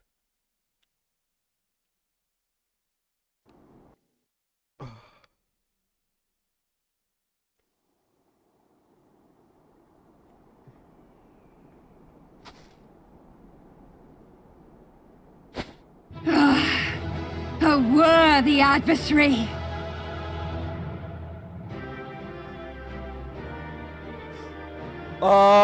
Game? Rest! Recover! Reclaim yourself! Then we will fight again! To the death! Sadu Hatun! Nah. That was the last of them. The day is ours, thanks to your timely arrival. What of the supply caravan?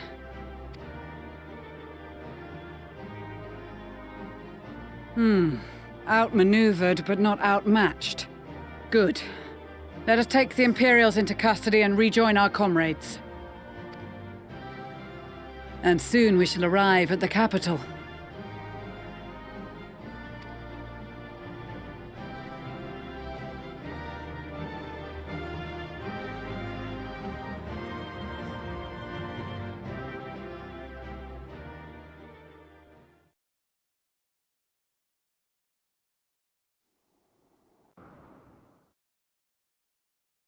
So cold and unforgiving. Thus spoke Emperor Solus as he gazed upon his barren domain. You would know, wouldn't you? Oh. At this point, I'm pretty sure 800 years it had been since the Garleans first set foot here. Bested by the Kavosi after centuries of war and driven from fertile southern pastures into the blasted northern wastes.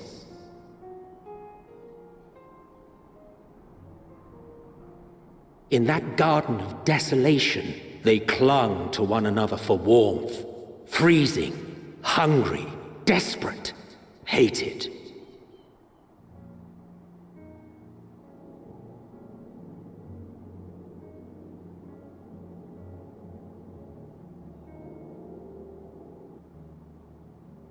The chosen forsaken.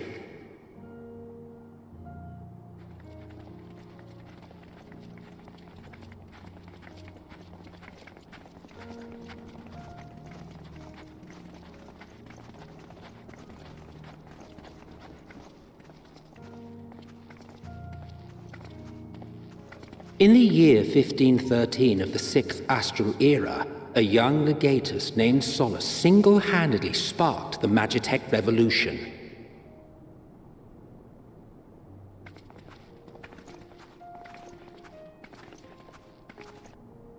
How did he conceive the machina that feed on ceruleum?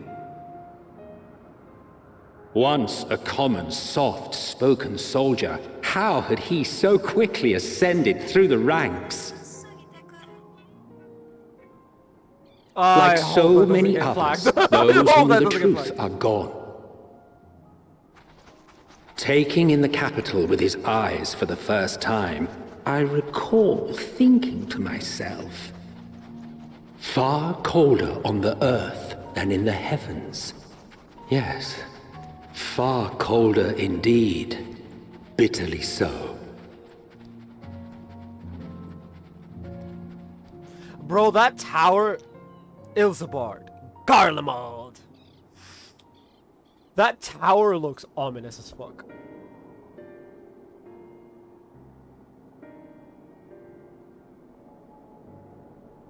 Not so much as a whisper. It's because everyone's tempered and dead. The roads leading beyond the city walls would have been used less in recent years. Nevertheless, this was one of the most important gateways into the capital.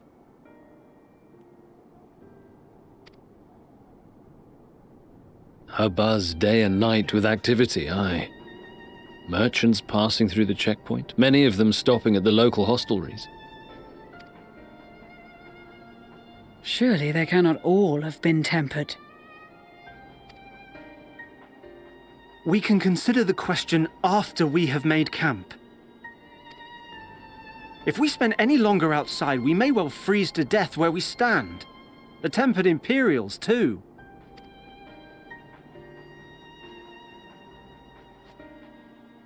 This will be our temporary base of operations. Secure shelter for ourselves and the injured, and dispatch scouts to survey the surrounding area.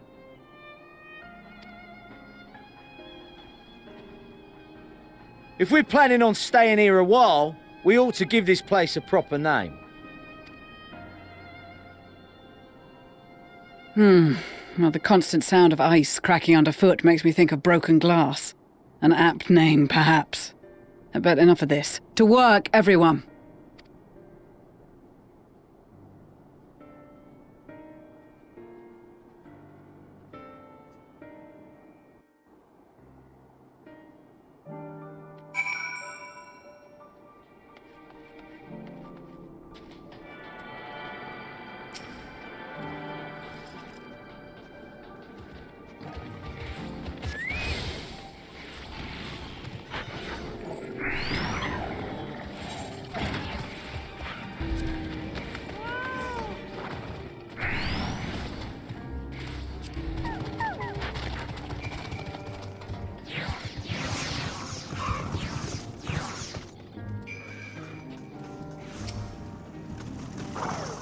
In spite of the obstacles we faced, our plans proceed apace. Just a little farther, and we will reach the capital itself. Still, we mustn't get ahead of ourselves. As soon as the camp has been made fit for purpose, we will discuss our course of action with Lucia. Would you mind asking Shola and Graha to join us in that building to the northeast of the camp? Alize and I will meet you there.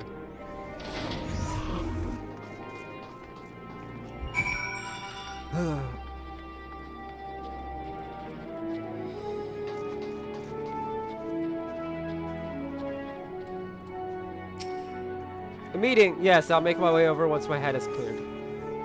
In truth, I've been feeling out of sorts since we arrived. The air is thick with a palpable aura of malevolence.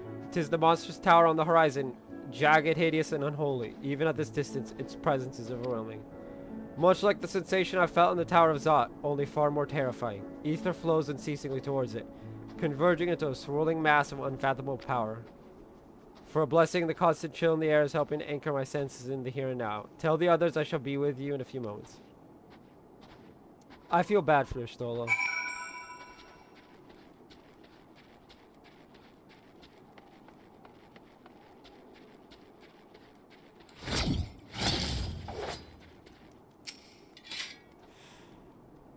You will be pleased to know most of the tempered have been quartered inside the nearby buildings and are receiving treatment as we speak. I do, however, feel no small amount of guilt for commandeering civilian homes. The occupants may be long gone, but everything is exactly as they left it. Considering the length of time that has clearly passed since, one would expect to find them ransacked. Strangely, there are no signs of anything having been stolen. It's possible that everyone fled at the first sight of trouble, though it seems to me they left far too many useful possessions behind. Although there is no conclusive evidence, I strongly suspect they were tempered. Sorry, I was merely thinking aloud. You mentioned the meeting. I will make my way there.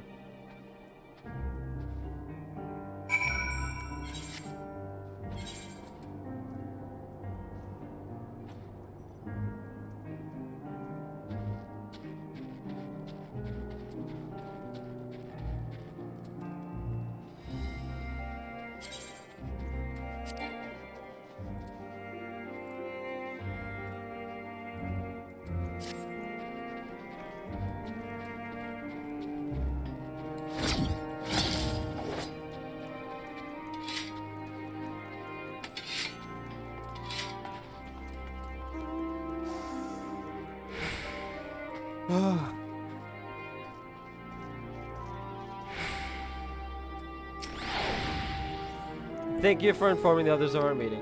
When everyone is here, we will begin. I hope this is voice acted, because I don't want to read through an entire meeting.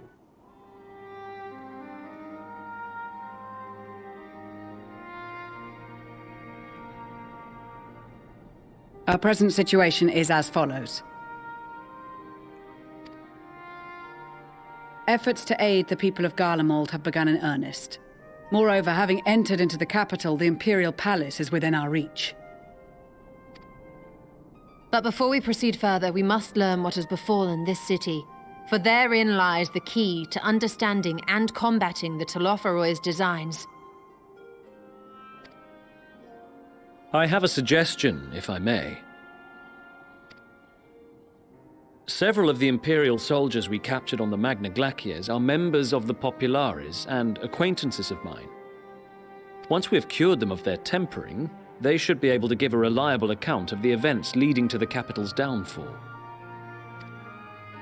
A promising idea. I will assist the healers and their ministrations. Of course, I will require a proxy of my own, assuming you can spare one. Would you like a hand? No, I am sure we will manage. Better that you take my place in the field. The noxious ether of this place disagrees with me, and as I shall need to draw on my own for the treatment, 'twill be prudent for me to remain within the camp. This talk of curing the tempered is all well and good, but I reckon the cold is a more pressing concern. All the houses round here are fitted with ceruleum heaters that could keep us warm and toasty. Problem is, the machines seem to have given up the ghost, and if we keep sitting around, freezing our asses off, we'll be next. My smiths reckon that with the right parts, they can have them working again, but it won't be easy. Understood. The machinists will assist them in the repairs.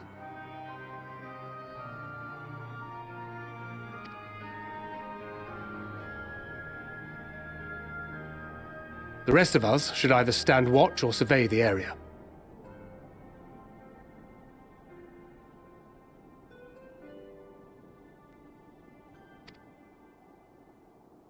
We've made our presence known to the Telophoroi. They will be searching for us, if they have not already ascertained our position. That we have seen no sign of them since the battle suggests they have yet to do so. However, I suspect they may be biding their time.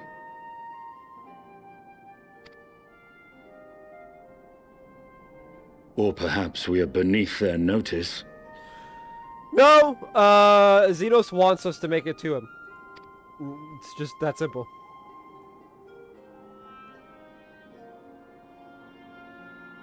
In any event, we'll find no answers standing around here. Urianger, Estinian and myself have visited Garlemald recently, so we'll lead the reconnaissance efforts. Perhaps bolstered by a few Bosnian and Dalmatian scouts from my previous excursion for good measure.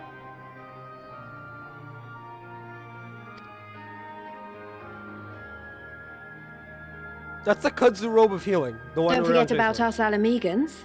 We have experienced scouts of our own. Well now, this is turning out to be a rather sizable team.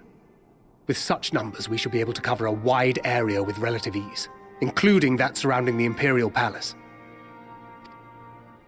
How about you, Graha? I have a feeling we'll find a use or two for that vanishing spell of yours. 'Twould be my honor to be of service. Though I doubt that you of all people need rely on my tricks. That leaves us with guard duty. As a matter of fact, I have something else in mind for the two of you and Alphino. Between here and the center of the capital lies the Eblan Rime. I would have you search the area for survivors. Your keen sense of direction, honed in your extensive travels, should prove useful in navigating the ice fields. You mean my use of the map?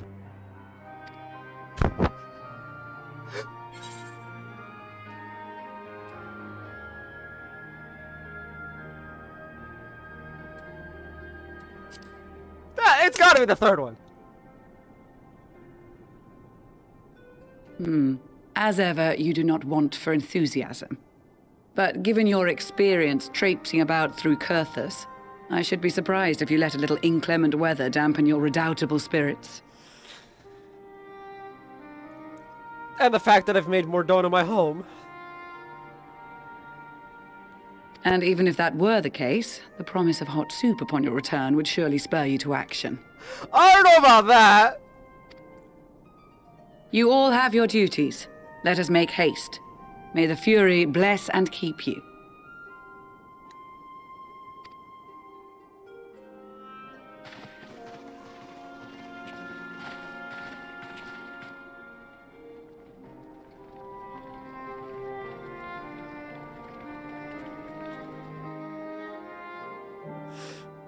Orion J is wearing the kudzu robe of healing. That makes me wonder, is your Solo's outfit just a regular attire?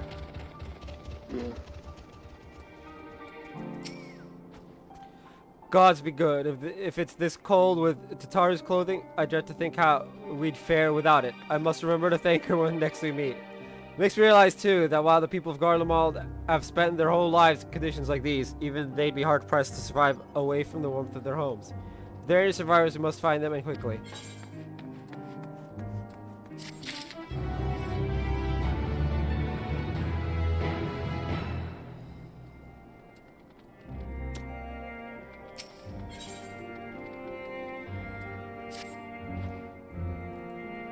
What ho, chum's been given something to do, have you? As it happens, I too have been ordered to make myself useful. Sounds like a rather tall order. Since you ask, we're to scout the Eblan Rime for survivors. What? Wander around ice fields on the off chance you find someone. You take forever to finish the job without the benefit of my expertise, or more specifically, my telescope. Come, friends, I know just the spot to begin our search.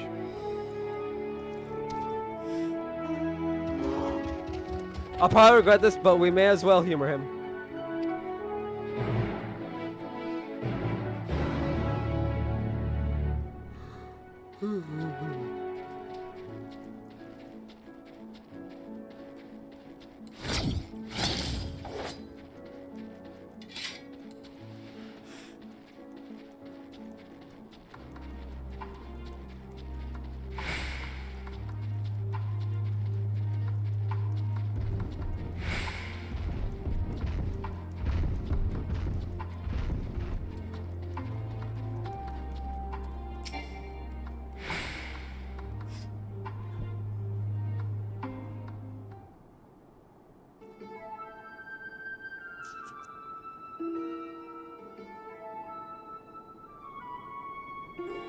I spy with my little telescope.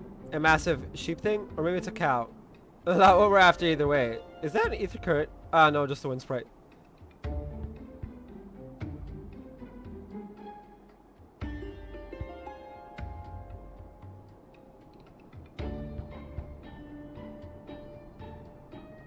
Okay, now that I'm done staring off into the camera, just giving them the look of death. Other than that, it's all snow, snow. But lo, what do I see over... This is what I was thinking. That's a girl. A survivor, show me. Over there, behind that tree. It looks like she's running away from something. Though surely not us. She wouldn't even know we're here unless she had a telescope like mine. All I could tell is that she's wearing a pale green dress, a rather fetching one at that.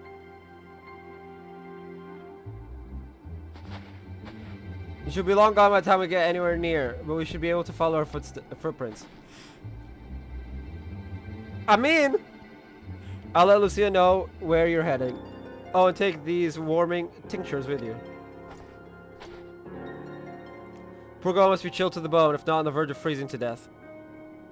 That's actually very thoughtful, thank you, but won't you need some for yourself? No, I'll be fine. As a man of chivalry, my honor demands I do no less. And lest you forget, the very reason we are here is to protect those in need.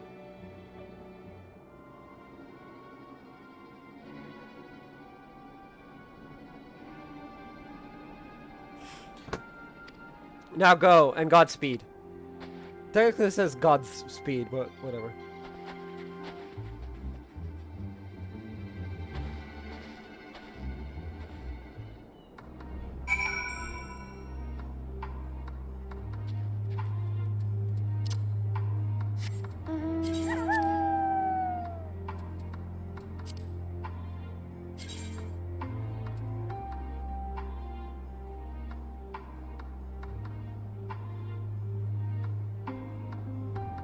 If I was playing this as Sage, this would be perfect.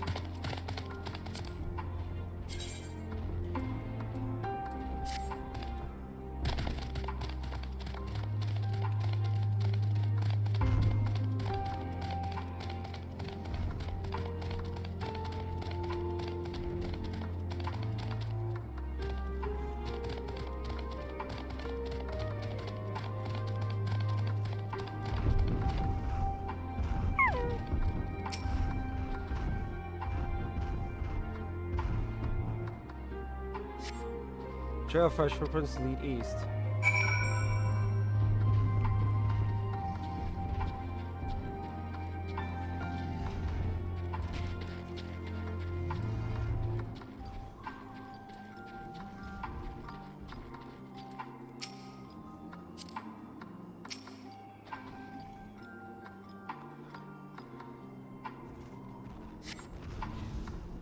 Stairs slowly separate, and they lead towards the building.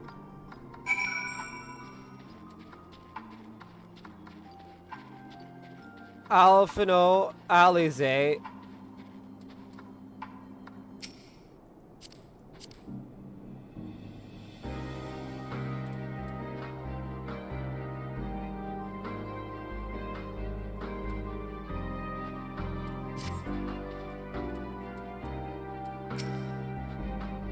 We're getting closer, I'm sure of it. At first, we thought she'd gone inside the building, but the door doesn't look to have been opened in some time. She might still be nearby, so we'll keep looking around here.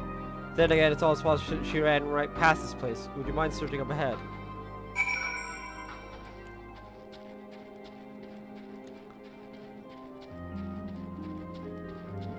I'm really worried about this girl.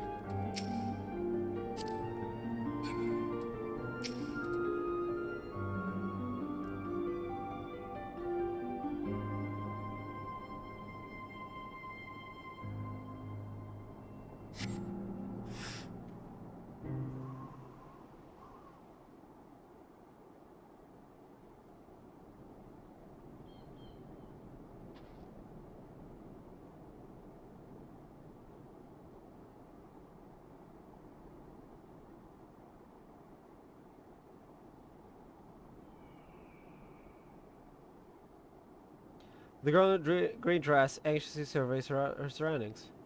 We would call out to her from this distance and try wild beasts to occasionally, saving to get closer first, but you must do so without drawing her attention. Oh, I gotta go sneaky.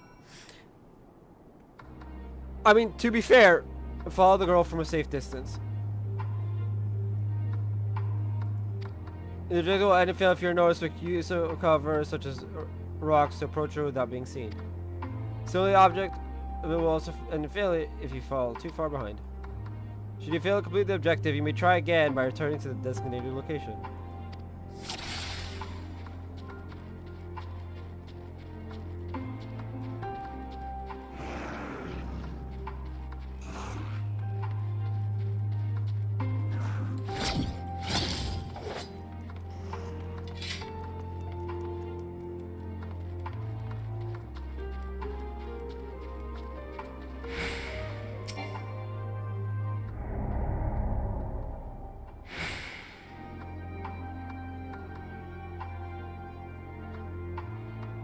Okay. Cool, so don't follow her, but follow her.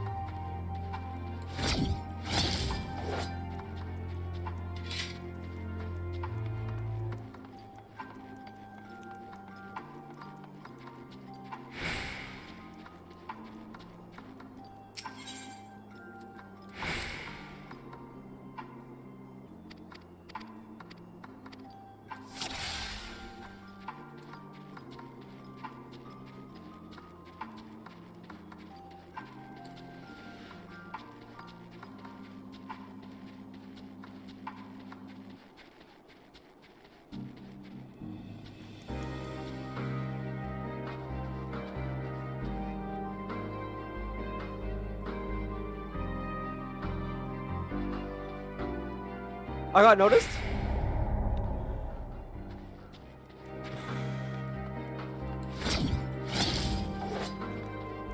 If I could fly, I'd just follow her from the air.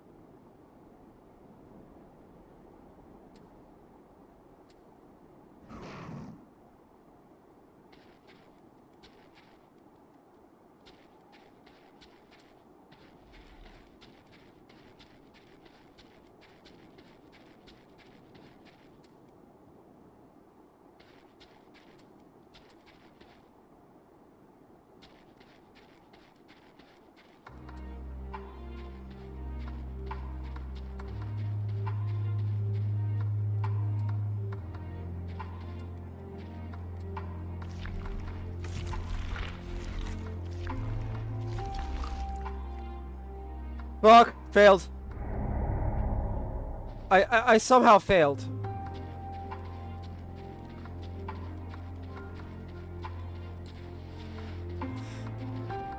This is hard.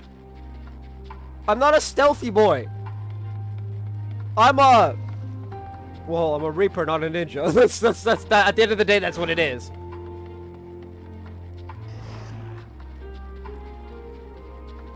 Will we get to the second dungeon today? No. No, we will not.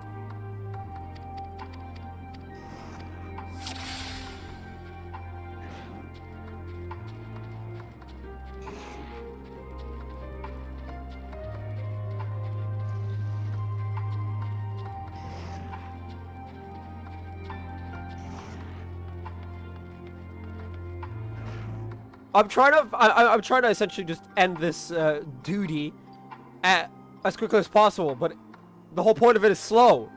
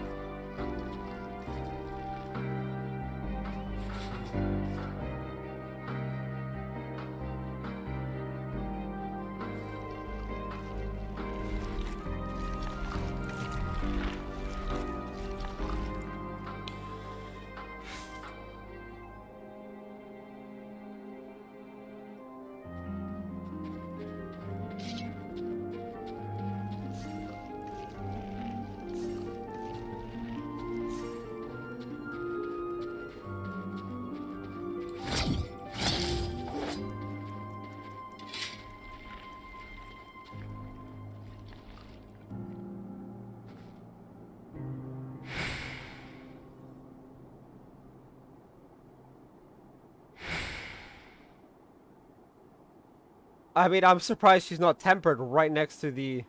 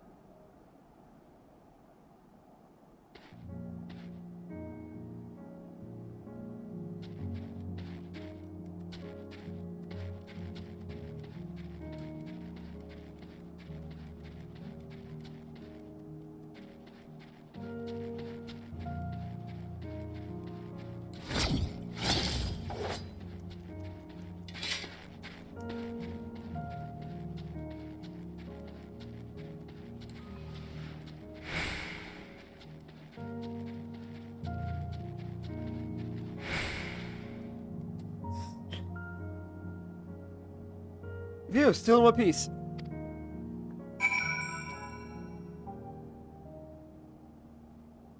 Well, I'm pretty sure I know her name now.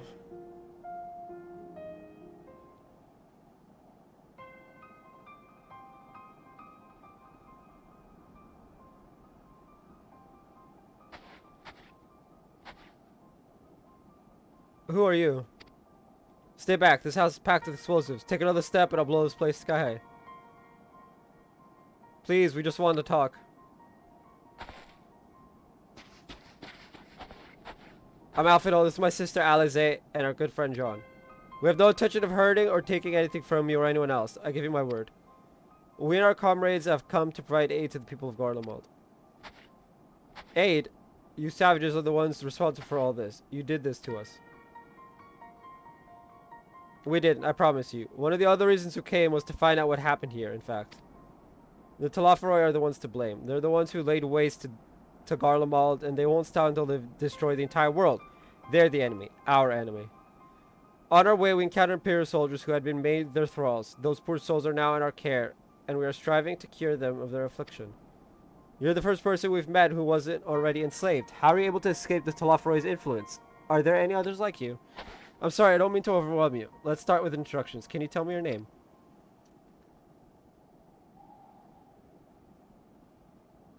My name's Lucina. As for how I've managed to stay sane, I've been asking myself the same question ever since that night and the roar, that terrible roar. Then the screams. I was screaming too, I think. I'm not sure, I can't remember.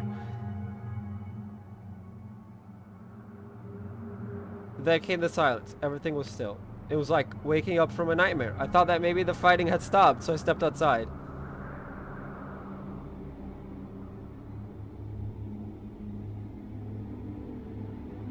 If your hells are real, I saw one that day. I ran past friends, people I'd known all my life, eyes vacant, dead, staring at the sky. Others were mad and violent. I saw them struggle with soldiers, but didn't stay to watch. I fled as far as my legs would take me.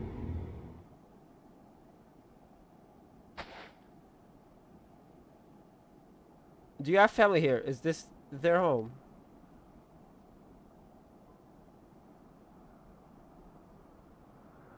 No, this is Victor's Spoils, a mansion for retired soldiers, or it was, but now me and a few others are borrowing it. As for the explosives, I was making that up. I just wanted to keep everyone else safe, and I didn't know if you were. The truth is, our supplies are running low. You said you're here to help, can you? Of course, whatever assistance we can provide, we will. Thank you. I'd better tell the others first, though. Wait here. Lucina! Oh. Her name's similar to Lucia and Livia. This is everyone. Lucia says you can be trusted, but these are desperate times. We'd be fools to let foreign troops into our home. Having said that, were you to provide us with means of heating the place as a sign of goodwill, perhaps we could take you at your word. That's too much to ask, then leave us be. Time to put my firewood gathering skills to use. Could you provide the spark with the little magic, Alize? Their fire would work to create a spark, so would their thunder, technically. We'll have a fire burning in no time. May we build it under that gazebo? The what? Oh, you mean the bower? Yes, yes, do as you will.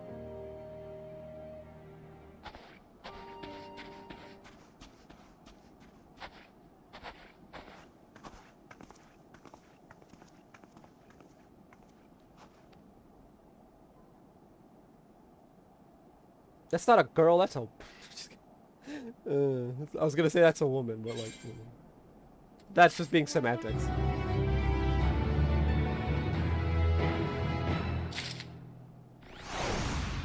That's some heavy semantics on my part. Anyway, how the mighty are fallen. Oh, cool.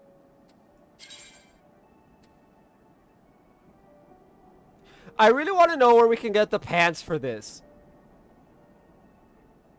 I'm just gonna look it up.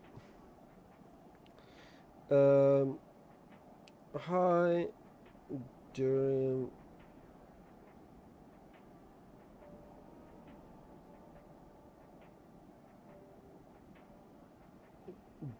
Yep.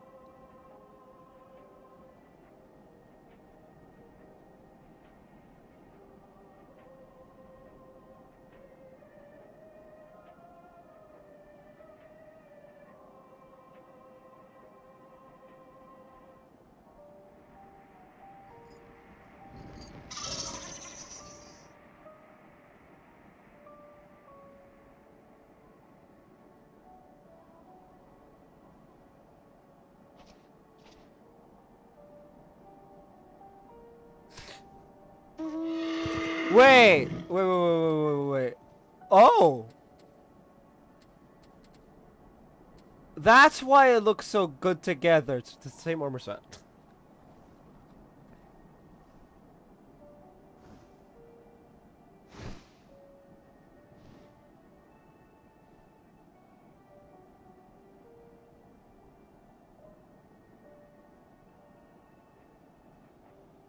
I could probably find it on the market board.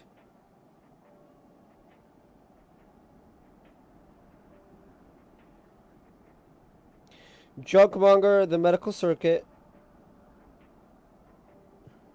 No, that's the arm guards. Of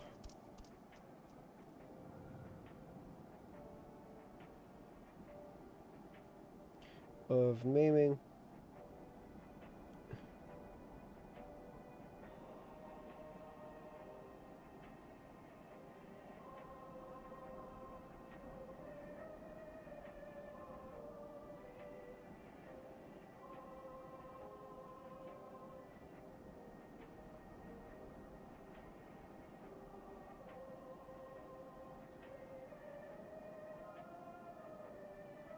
It's not here yet. Bah.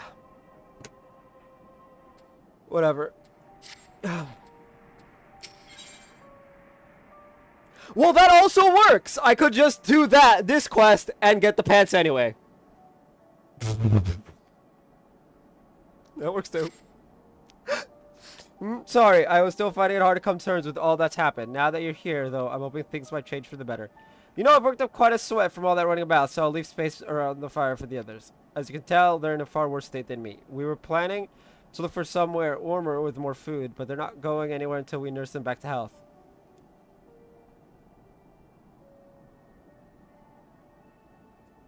Which I don't know how to do. Is there anything you can do to help them? What the did I just get an email?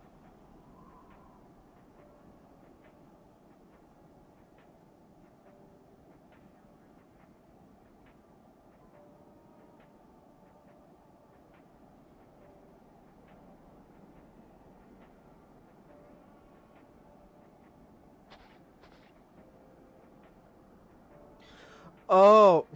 Oh my lord. I swear I got the randomest emails on the planet.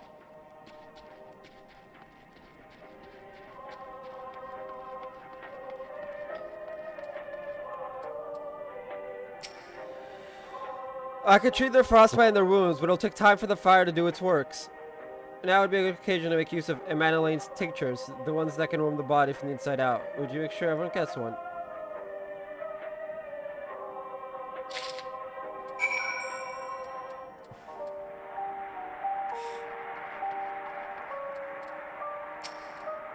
It's going to subside, though I suspect once the fire dies, it will return with a vengeance.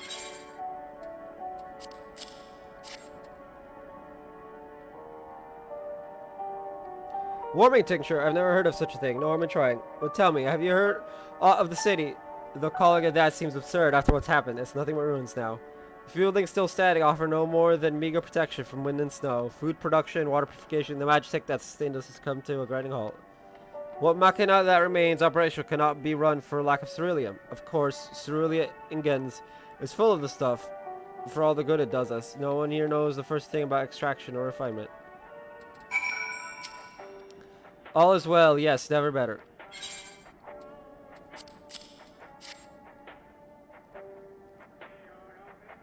Oh, what sweet libation is this? Is it poison by any chance? Ah, it was a joke, ha ha ha. If I laughed, 'tis that I may not weep, so said the poet. And alas, my tears would freeze on my cheek ere they fell. Where are the blessed damned, to bear witness to the fall of the great empire, while our brethren lie dead? Or live on as puppets of flesh, oh. First came the war, then came the roar. When morning came, Garlemald was no more. In a cacophony of gunfire, explosions, and screams, was our beloved capital razed to the ground. From the rubble rose the disheveled remnants, their lavish finery caked in ash, as they shuffled mindlessly towards the palace, each bearing a fragment of stone or metal, and offering perhaps to the architecture of our destruction. A hopeful few tried to reason with the deranged, only to be beaten for their kindness. But I knew better than to plead with the horde. I fled with my health, if not my conscience preserved. Now I wait with my fellow cowards for our final judgment. Whatever is playing that music, can it please stop? Garland music sucks. What do you want? I want to burn you in hellfire. A tincture. May as well drink it, I suppose. Man's just like, look, I'm dead either way, right? If this is poison, I die. If it's not, I still die anyway. So he's just gonna drink it. I mean... No, seriously, can I break that? It's a radio. You don't have them where you're from, I take it. We use them to listen to messages sent by others, even over great distances. There are different types, but this model is by far the most popular. Made with quality components, crafted with the finest ore. Sourced from Locus Amonis, it is. Not all that useful since the capital fell into ruin. The people at the broadcasting station must have either fled or ended up like all the others, because all we've been hearing is the same music, being played over and over again. Home beyond the horizon, an ode to the brave men and women sent to reclaim our ancestral homeland of Locus Amonis. We may have founded an empire in these frozen wastes, but we always hope to take back what was once ours. 'Tis a solemn reminder that though we must suffer great hardship, better days will surely come. Despite everything, I believe that Emperor Varus yet lives, and that he speaks to us through our radios. It was a cunning strategy faking his murder. He must have foreseen this catastrophe and chosen to conceal himself. They may one day make his triumphant return. I don't know about Emperor Varus, but you may get the return of an emperor. Maybe. I don't know. I actually don't. But old Solus has been speaking to us from the heavens at the very least. Because that's Emmett Selk's voice that we're hearing. Describe everything. Yes, yes, I'm sure of it. Emperor Varus would not be defeated so easily. Bro, his son killed him. In cold blood.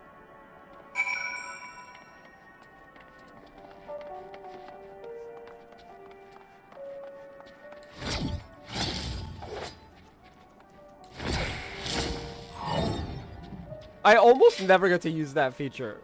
I only ever get to use it to yeet myself to safety, but... What's that? Ugh. Drink, hurry up.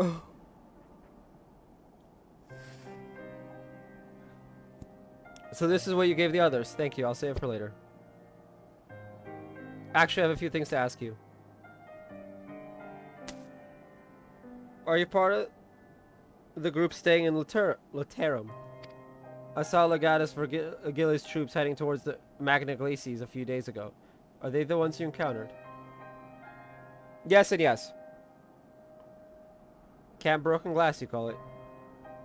And Vergilia and her men are all there now. So how did you reach the Magna Glacies? Did you cross the mountains on foot? No, we flew. We're dumb, not that dumb. Airships, then there might be a way to... Lucenia, where is everyone? Is something the matter?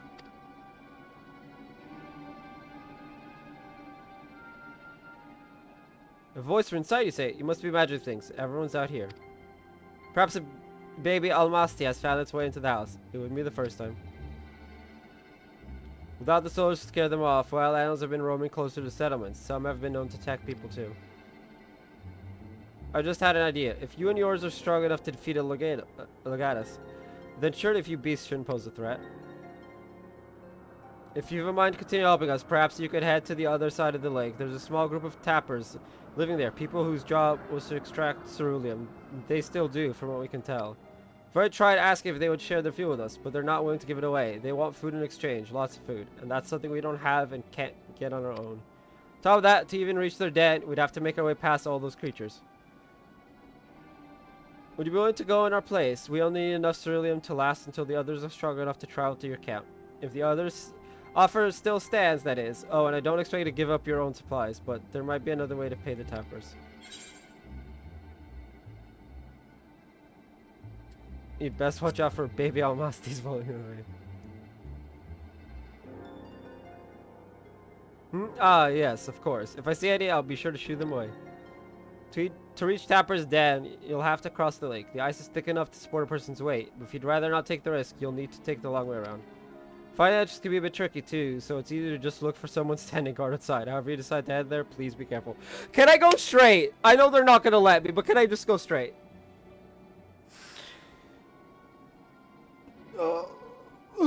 The game loves making me spin in circles.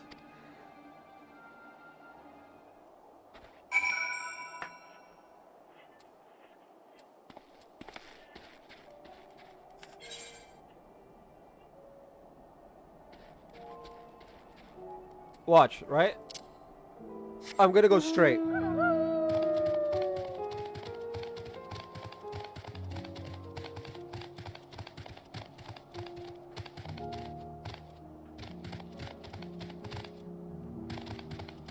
Oi! I told the chat we're going straight, not ziggy-zaggies. Cerulean ingots. Wait, is it actually gonna let me go across the lake? Bro, it's actually letting me go across the lake. Who knew? No, seriously, I thought it was gonna stop me and be like, nope, you gotta go around, but it's apparently just letting us go across it.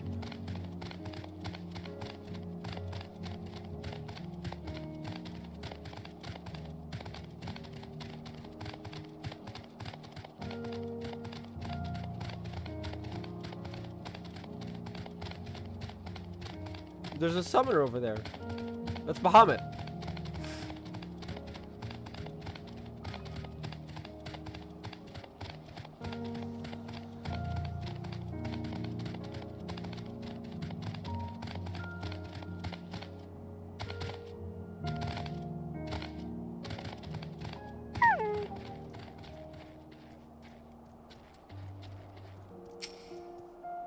Who goes there? How did you find us? Bro, you're standing outside a cave. What do you mean I stand out like a sore thumb? If the purebloods over at Victor's Spoils hadn't given away our location, you'd never have found us. Those stuck-up arseholes thought they could come waltzing in here demanding cerulean with nothing to offer in return. Ha! Looks like the boot's on the other foot now and the capital's gone to shite. So the resort's sending you to negotiate. I know your game, sell sword. If they think we'll give in to intimidation, they've got another think coming.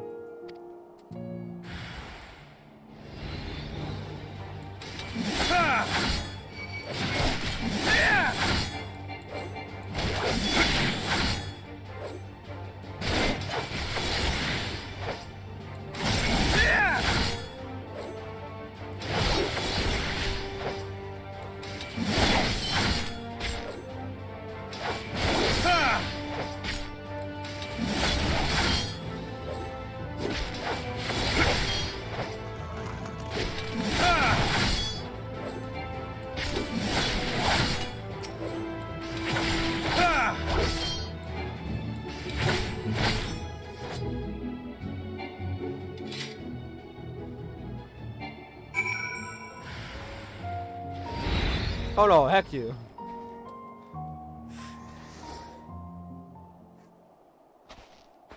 The man stood there and waited for me to kill mine so that he could start his own. No. There you are. Just after you left, Lucinia asked me to go and catch up with you in case you need a hand. Someone must have let slip that I have a little experience in transporting barrels of ceruleum.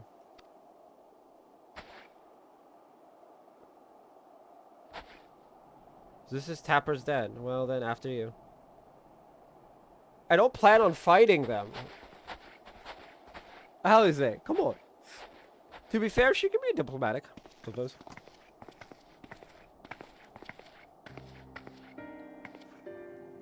Who are you? What happened to the guards? I murdered the guards in cold blood. Eorzeans and rebels here to save the people of Garlemald. Doesn't make any goddamn sense. Why the hell would you pass up this chance to pull those imperial bastards to the sword? Let me guess. None of you are Garlean. You were brought here from other lands. Girabadia, Yansha, Baljo, Damaska, to name but a few. Some dragged here against their will, others fed bullocks about a better life, all put to work extracting ceruleum. All given the esteemed title of On, placing us firmly on the bottom rung of the ladder. But the old hierarchy means nothing in the new Garlemald, says we. About the only thing that's escaped more or less unscathed is Cerulia Ingens. Still sustaining us even with our paymasters out of the picture. We hear you're experts at drawing up ceruleum from the bottom of the lake, but how can you do that if it's frozen over? Ha! Wouldn't you like to know? Trade secrets, I'm afraid. At any rate, it's not as if ceruleum is used for much these days, what with the city in ruins.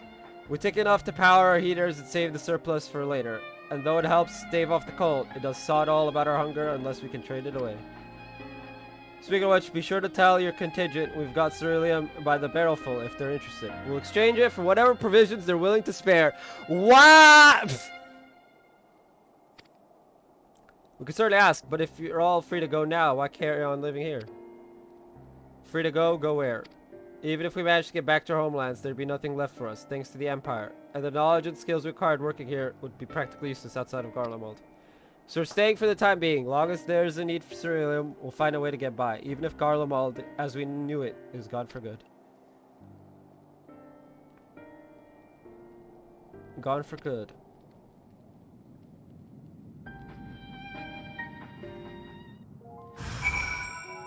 A bunch of people are just around. Regardless of what the ill-supported contingent does for the people of Garlemald, the Empire itself is already a thing of the past. For many, that would be a cause for celebration, while for others, their whole way of life will have been turned upside down. After all the atrocities committed in the Empire's name, perhaps it is for the best that it is consigned to history. What of the ordinary people, their lives, their stories, should they be forgotten too? I suppose there will be plenty of time to ponder that later. For now, let's see about getting some ceruleum.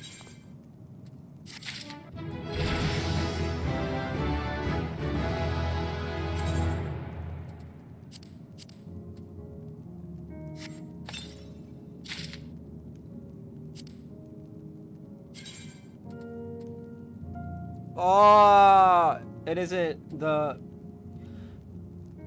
It is 52, but it's not armor plated.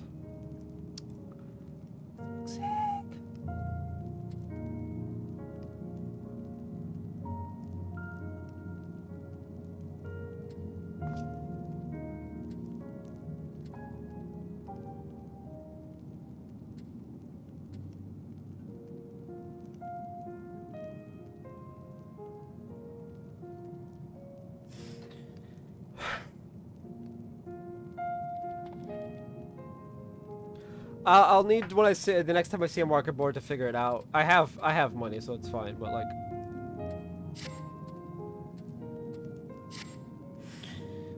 anyway, I'll be right back.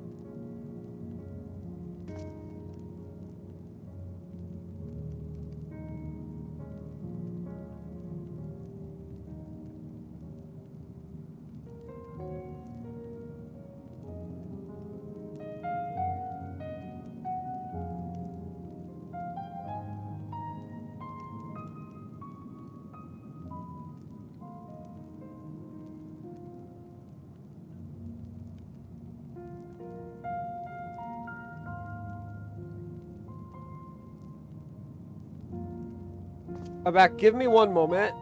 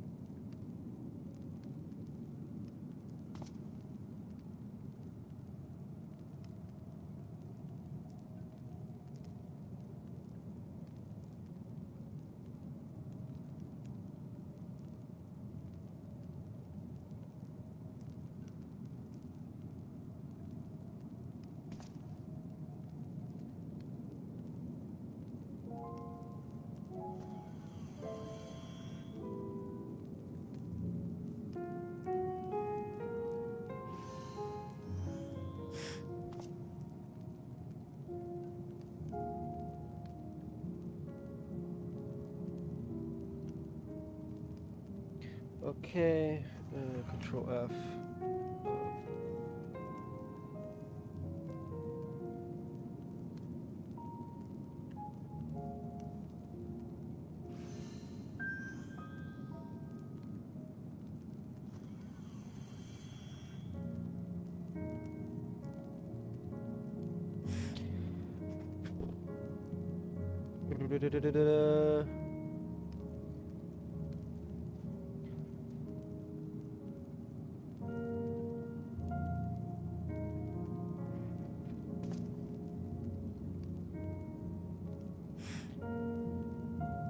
There really just does not seem to be anything that's like armory for maiming.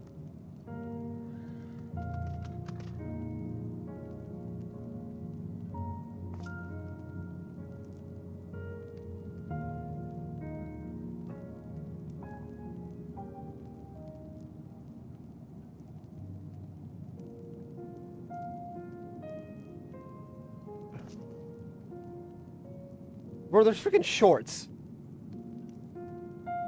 Like actual shorts.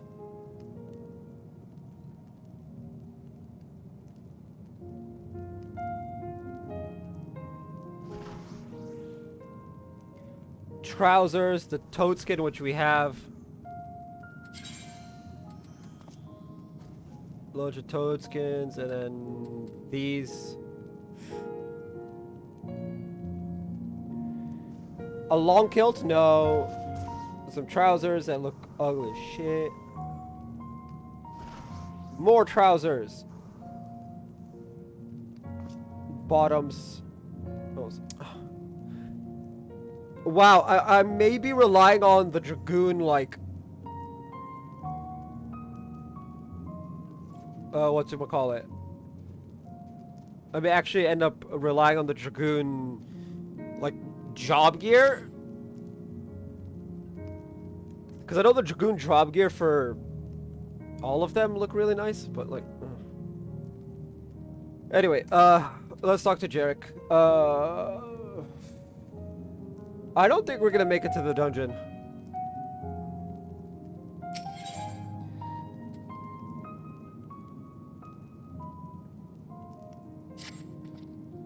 So you've come seeking ceruleum, have you? What? Those purebloods up at Victor's Spoil sent you to turn to their enemies for help. They must be more desperate than I thought. Then again, Lysinia's got her little sister to think about. A sister? But we only saw Lysinia and 3 men. It's possible she died from whatever was ailing her. If she needed treatment, I doubt there'd be any way to get it around here. I may have refused Lysinia at first, thinking she'd come back with something to exchange, but I can spare them a bottle's worth of ceruleum.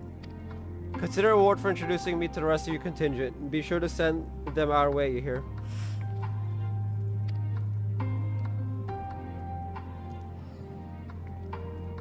I can't for the life of me think why Lysinia would keep her sister's secret from us, but we can ask about that after you deliver the ceruleum. Come on, let's hurry back.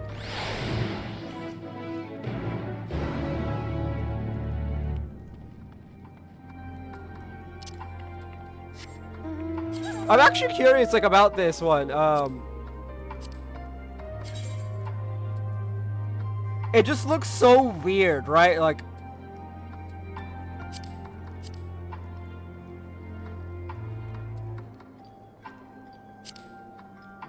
right, if I remove my current gear,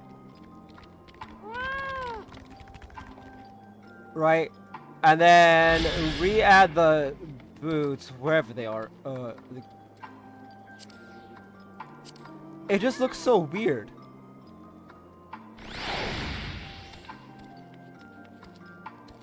Honestly,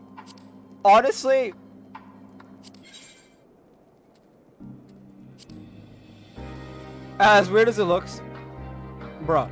Okay, as weird as it looks, I might actually just keep it like this.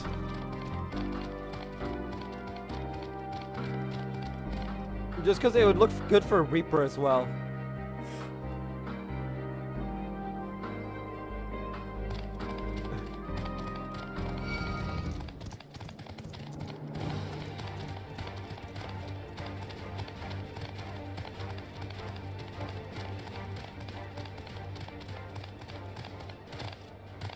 Because obviously I don't have, like, the greatest amount of space for glamours.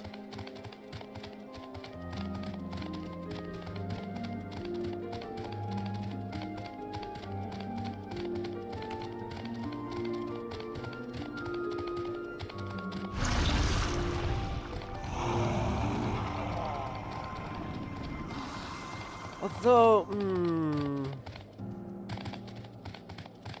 I mean, it's about getting armored, like, greaves and shit. I could literally look up, like, level 1 stuff. That's what I did for Bard and Machinist. I looked up level 1 gear and just made that my glamour. See? Most of this is level 1 gear.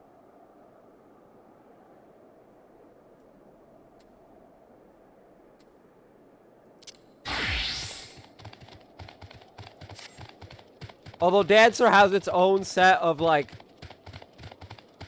has its own set. I don't know if everything in the Dancer one is level 1 gear. Oh, I can't apply glamour plates. Weird. It should, oh, fuck. I never reset it after the thing.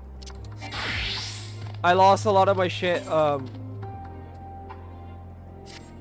lost a lot of my stuff when I reinstalled Windows. I forgot about that.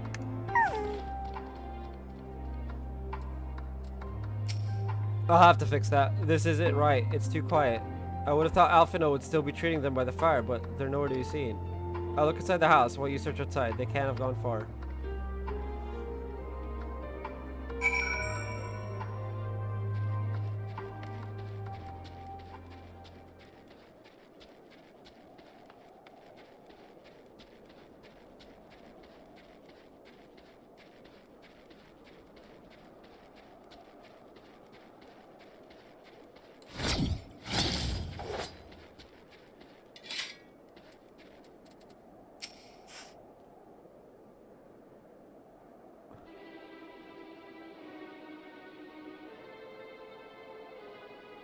They asked me to help carry supplies, but when I followed them back here, they attacked me.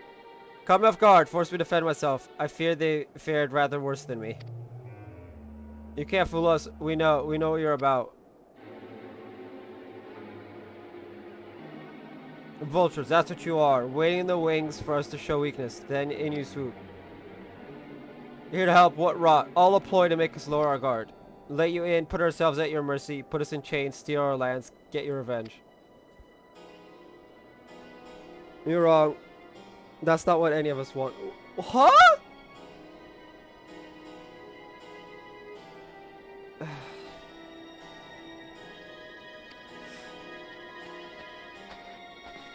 Say the armor's for later. We've got bigger problems. I found empty medicine bottles in a bed that was still warm. It's true. Licinia was hiding her sick sister inside the house. But now there's no sign of either of them. Where are they? Where did they go? Wait from you and yours, and if you think I'll tell you, you're a fool. I'd never give up my people. We're trying to help them, you idiot. Yeah. Her sister's ill. The empty bottles prove it, so the medicine ran out, or she put it in her pockets to make it easier to carry, or to avoid the sound of clicking glass. There are beasts everywhere. How could you let them go alone? To protect them from you. Is he tempered? He sounds like he's tempered.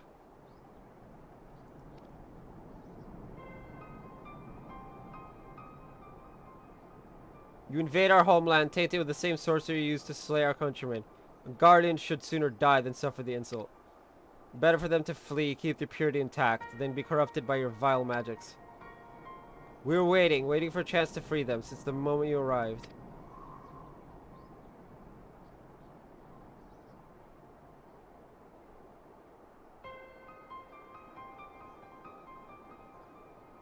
This is getting us nowhere. I cannot say how Lucinia and her sister will react when we find them, but find them we must. Go on without me, both of you. I first need to tend to my injuries, and theirs. I will join you in the search after. Alright, but be careful. We'll do our best to find them quickly. Yeah! Hey, can we fly for this part? No? Great. There's only a path out of here, so that's where we'll start.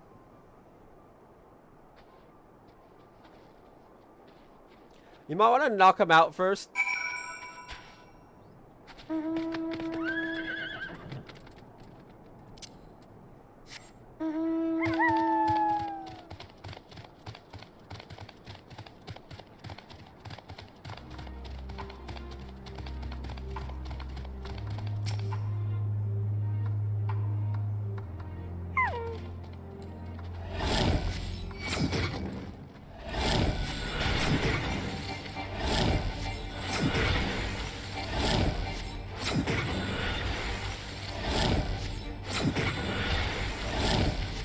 I know these things don't adopt, but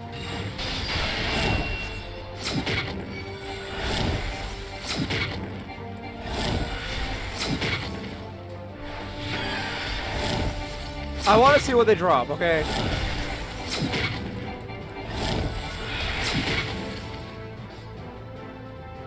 Nothing? Well, that was pointless.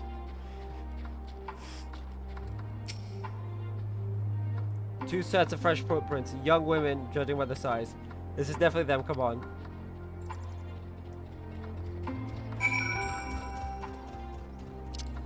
I almost exited the game, which would have been funny.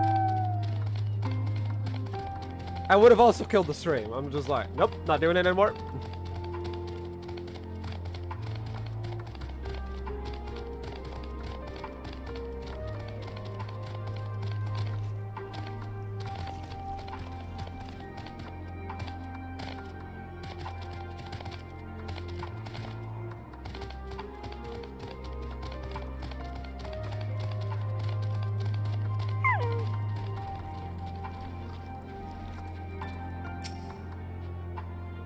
The trail stops at the frozen lake. Perhaps they chose this route so as not to leave footprints. I can't think of any other reason. Look at this place. It's crawling with beasts, and I can only imagine how hard it must be for her ailing sister to cross the ice. We could really do with Alphino's help, but we can't afford to wait for him. Let's split up and look for clues.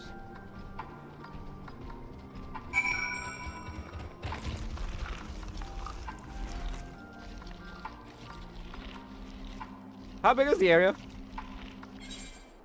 Bruh. Square, you and I need to have words.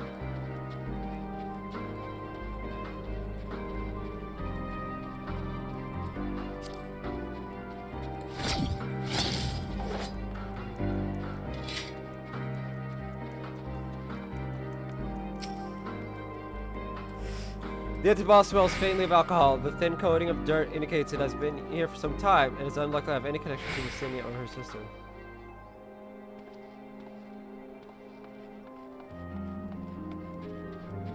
Why is it glowing? Like I said, I need to have words with Square Enix. Because that's an unnecessary debate right there. Excuse me.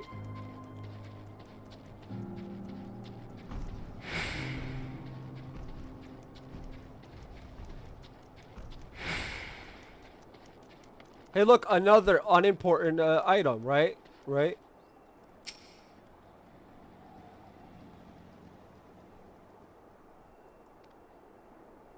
Why?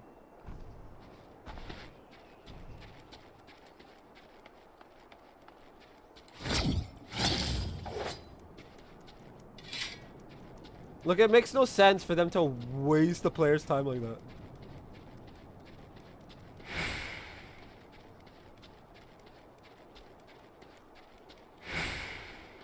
Fresh blood. Ah! Shit.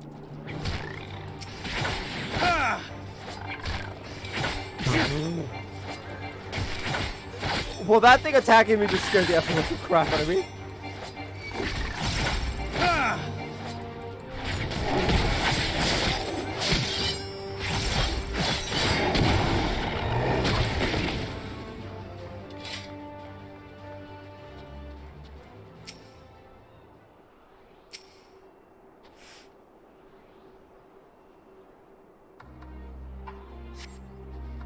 Staying in the snow appears to be fresh. With the out, the victim may have been severely wounded. The trail of blood leads southeastwards.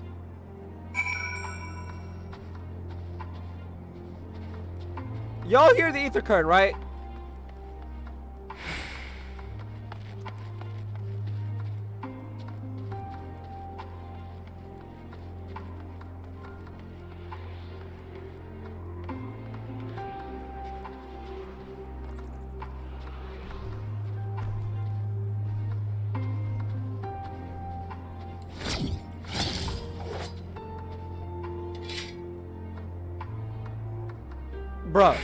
Bruh.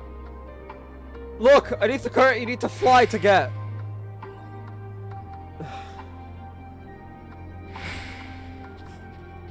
Well, now that it's established that they're still going shenanigans on the ether currents.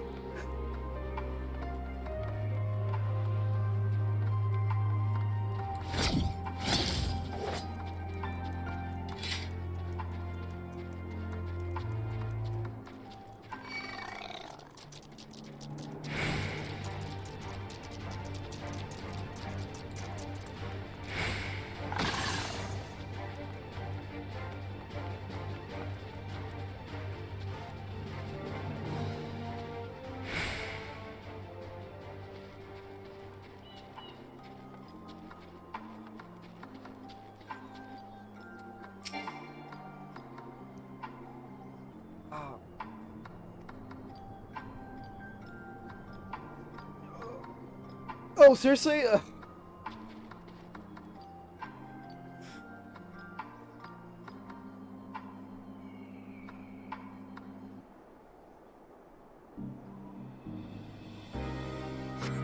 The two bodies are already cold. You've got to be kidding me.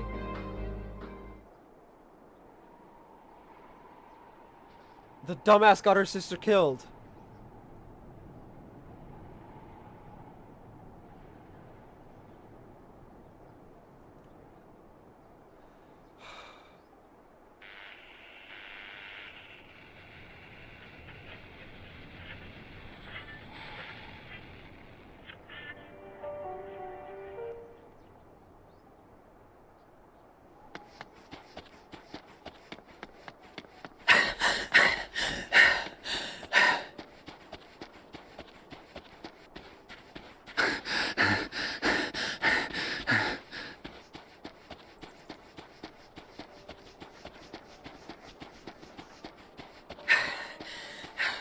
Blood trail.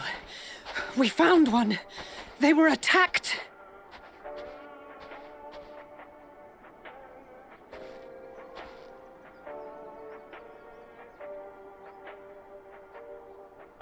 No.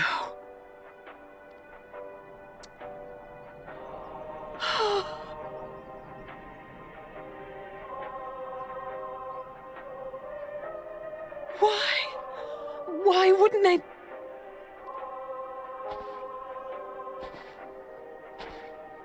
Safer to brave the wilds than trust in our magic.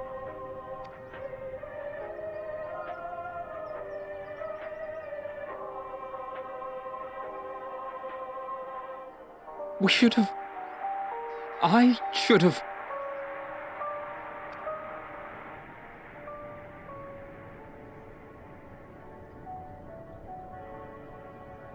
We can't leave them like this. We have to take them home.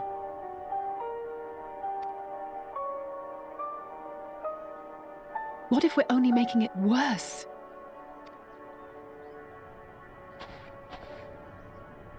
Maybe we don't belong here, but neither do they. Not out here in the wind and the cold. Endwalker really do be just hitting us in the fields, one shot after another. Ugh.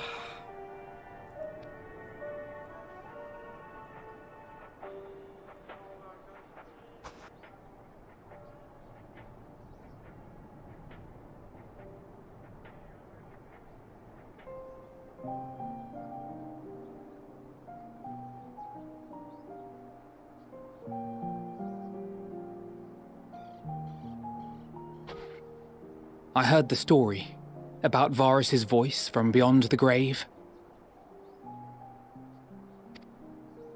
Of course, I didn't believe it, but Licinia and her sister did.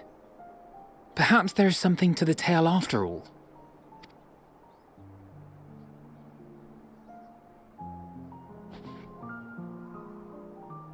I want to understand, so I'm going to borrow this for a while, if that's all right.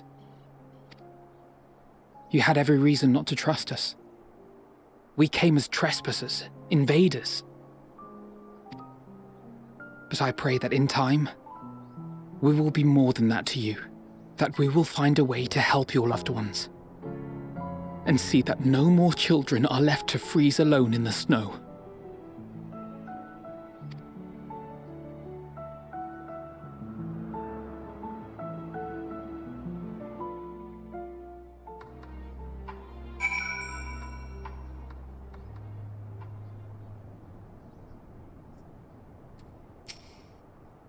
There must have been something we could have done, but what? Should we have never come here? Would they still be alive if we hadn't? Likely, yes, but they would not have survived for that much longer.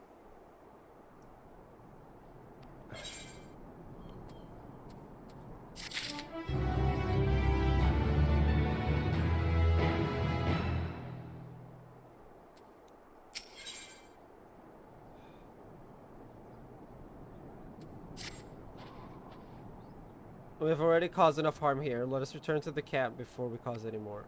As for those inside the house, we should send someone to take care of them, someone who isn't us. All we can do for now is to make our report to Lucia and do everything in our power to prevent further tragedy. So let us linger here no more. Come.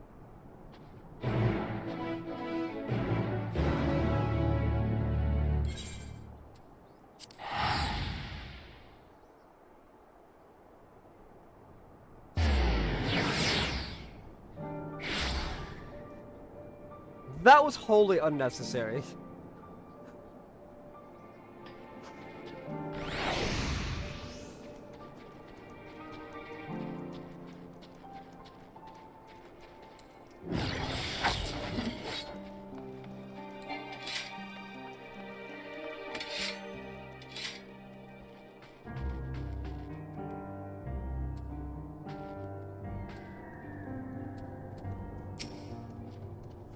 Allies in Alphino tell me they have finished their preliminary search for survivors, but refrain from saying much more than that.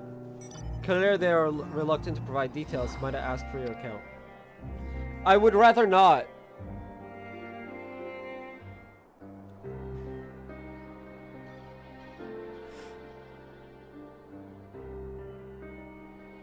Thank you for your report.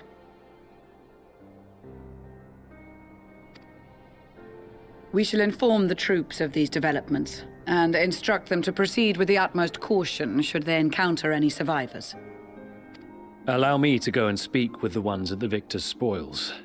They may be more willing to listen to a fellow Garlean and accept our offer of assistance. I pray you are right. And though I am loath to burden you any further, should there be an appropriate occasion to speak of Licinia and her sister, please do so.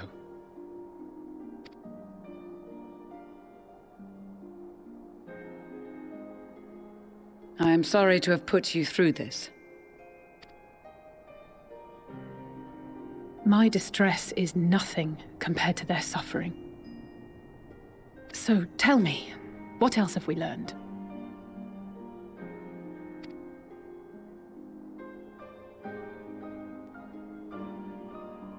As you may have already heard, we have succeeded in curing the members of the Populares, Maxima identified.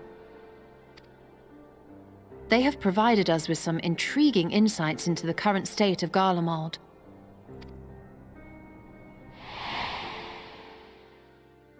The assassination of Emperor Varus was the catalyst for the civil war. Nerva declared his claim to the throne, and his opponents refused to recognize it. Fighting broke out in the capital, where Nerva's Third Legion clashed with the First, who remained loyal to Varus even after his death. Of course, even Imperial warmongers would balk at the idea of turning their shining city into a battleground. Like burning down the wood to spite the wasps. Neither side would be so mad. Unless something or someone inflamed their animosity to such an extent that they could not help but act against their better judgment.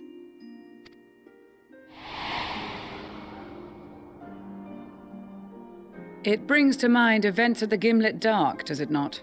The Emperor's sudden withdrawal from the front lines, specifically. Nerva and his father, Titus, Varus's then political rival, took advantage of rumors that Crown Prince Zenos had been possessed by a demon. Elidibus, what better way to disparage your enemies than with the truth, or a close enough approximation?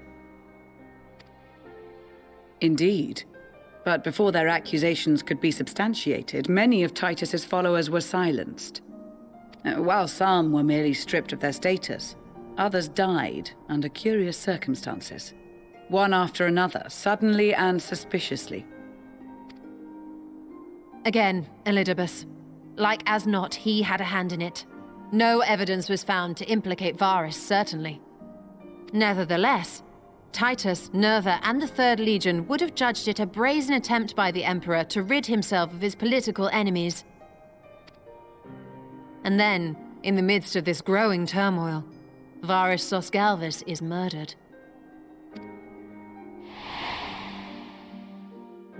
And Garlemald's own prodigal son, Gaius van Belsar, is named the murderer. Shortly thereafter, Nerva claims the right of succession, and in response, the First Legion claims the assassination was part of a coup d'etat orchestrated by Titus and Nerva.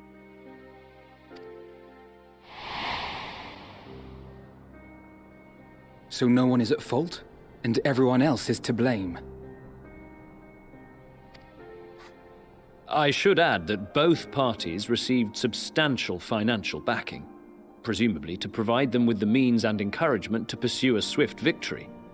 And that these contributions came from the self-same benefactor. Zenos, probably. I'd heard House Brutus had been filling the Third Legion's coffers, but the First as well. It would seem so. Though the Populares determined that the First Legion received funds from a variety of organizations, all had connections to House Brutus. So Fandaniel, in the guise of Asahi, was playing both sides against each other the entire time. The information we gained from my friends does not end there. One night, shortly after fighting broke out, the capital was shaken by an immense tremor. From that point onward, they have no memories, no recollection of any events, including our clash on the Magna Glaciers. But when asked about the Imperial Palace and its bizarre transformation, they somehow recall Emperor Varus giving them orders in their dreams. May the Tower of Babel stand as testament to the glory of Garlemald.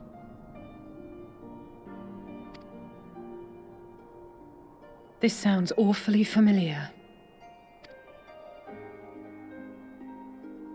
We have something to show you all.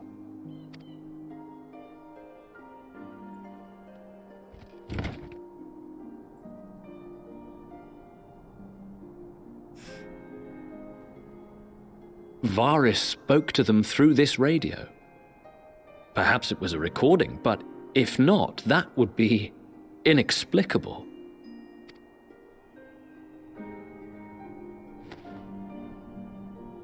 We are of one mind, then.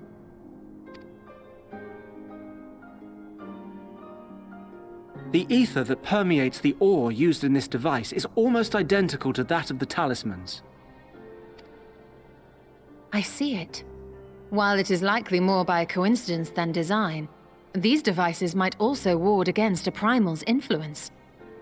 A picture is beginning to form. If the tremor felt throughout Garlemald was a wave of ether emitted by a primal, then while those within range would have been tempered, those huddled around a radio desperate for news concerning the Civil War would have been spared. No wonder Licinia kept it close. My friends, I must speak with you. A young man was caught trying to steal our supplies. He is a soldier of the Iron Men, we think, but one who has not been made thrall. Thankfully, Magni restrained him before blood was spilled. The stranger is outside, if you wish to ask him questions. Magni? I think we do. Restrained from killing? Oof. Him and Sadu Hatun, both of them just being like, yeet the outsider. Who do we have here?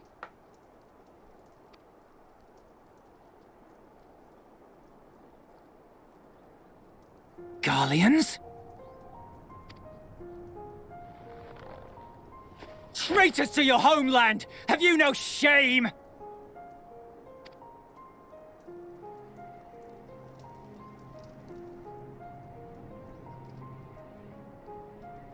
They are traitors.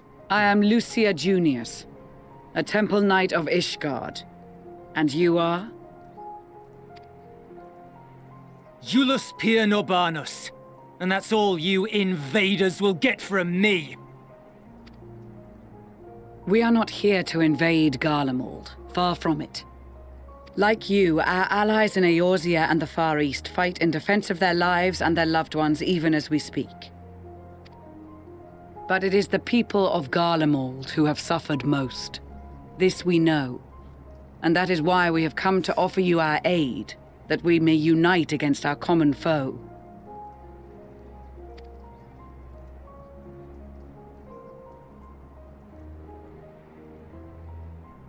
Whether you believe me or not, those are the facts. Now, answer me this.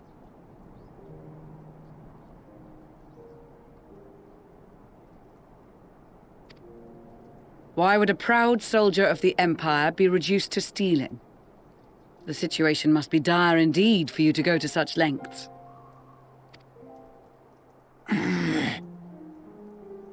If it is supplies you seek, we would gladly share ours. Or turn a blind eye while you leave with your spoils. Yeah, it's like, look, if you want supplies, you can have them. We'll give them to you, or we could turn the other way and you can steal it. You know. Which, honestly, yeah. I will not negotiate. My commander will determine how to deal with you and yours. If you wish to treat with him, I will take you. But no more than 3. So I'm one. I don't much like the sound of that. But if we do accept his proposal, I suggest the 2 of us and...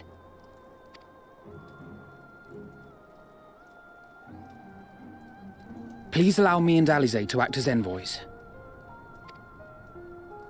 May I ask why? We have seen with our own eyes the hardships the Garleans face, how their futures and lives hang in the balance. It's not the warmest invitation, but it's an opportunity to prove our intentions true. Maybe not a chance to make things right, but a chance to make them better.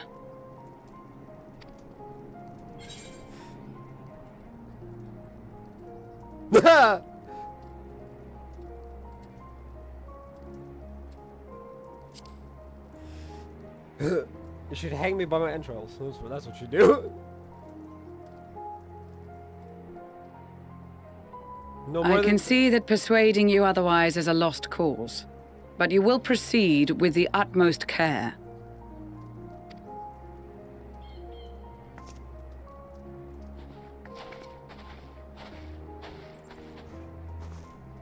A couple of children and what? A sellsword? Is this an insult? Not in the least. You will find that they are more than qualified to speak on our behalf. Hi, I'm not a sellsword. I'm the Warrior of Light. Nice to meet you. There are many dangers on the road ahead. I will need that back.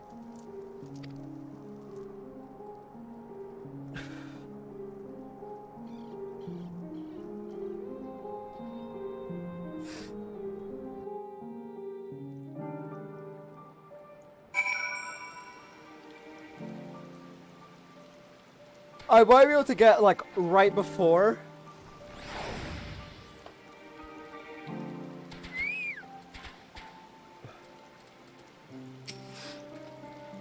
You'll be received as invited guests, and so I urge you to observe proper social etiquette and conduct yourselves accordingly. Your safe return takes precedence above all else. Remember this. Thank you in particular will be word sick if you're gone too long. May the Fury watch over and keep... Okay, so, Thancred will be nearby, and, if need be, we can, Are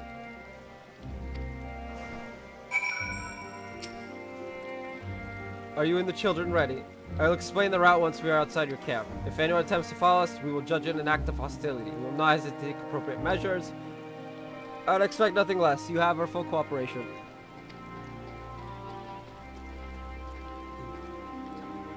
I would prefer he doesn't call Alphino and Alize like children.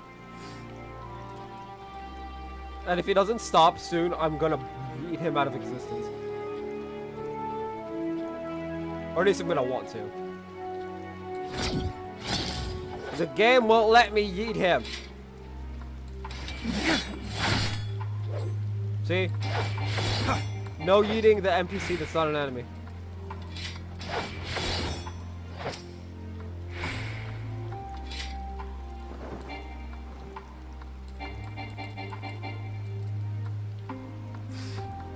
Alright, this is far enough. Listen carefully. We head over that hill, then follow the road until we reach Liminal Station 4. Children in the lead, I want you where I can see you. We do have names, you know. I'm Alize, he's Alphino, and last but not least, there's John. John, where have I heard that before? No matter, Alphino and Alize will watch the road ahead while we bring up the rear. I wasn't lying about there being many dangers, so you're to run, not saunter. Run towards the station. If you even think about going for your weapon, the deal's off. Should any creature bar the way, we go around them. We'll accompany you. Alphino will then begin moving towards the destination. Make your way to the Liminal Station without falling. If behind for any reason, or you may try again by returning to the starting point. We're ready to make a dash for the station.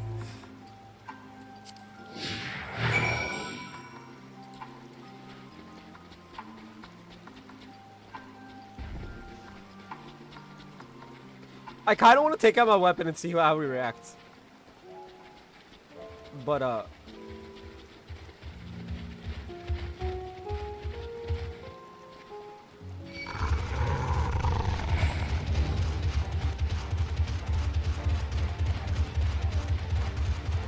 Bruh. Bruh.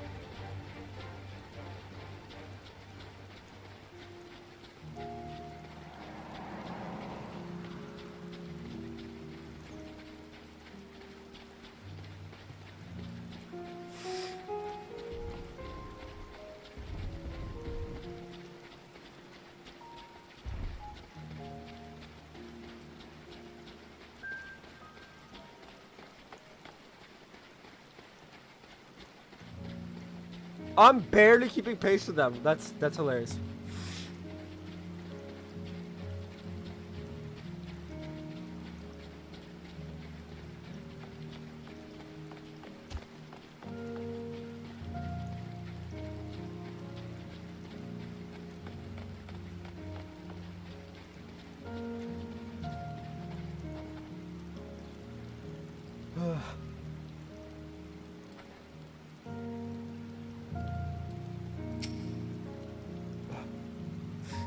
Julius.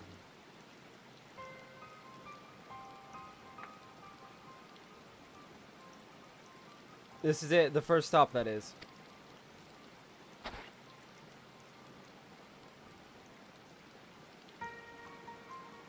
Good, it looks like your friends knew better than to follow us. Are these your headquarters? No, we're stopping here so I can check for pursuers. Since it appears you've kept your side of the bargain, we can carry on.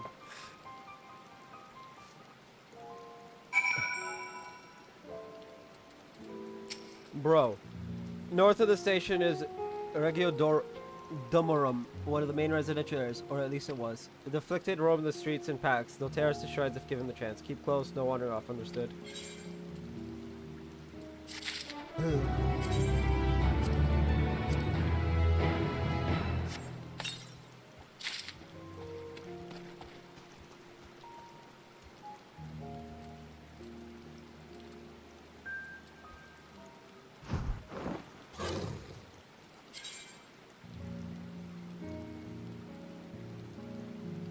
Oh! These actually work better. Try on. No. You want to dye them.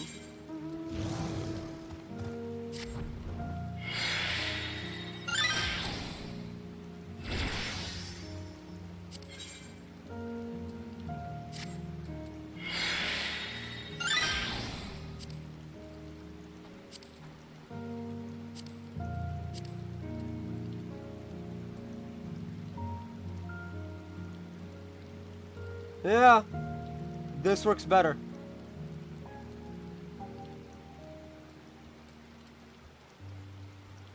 There's no like a durium whatever, but this works better.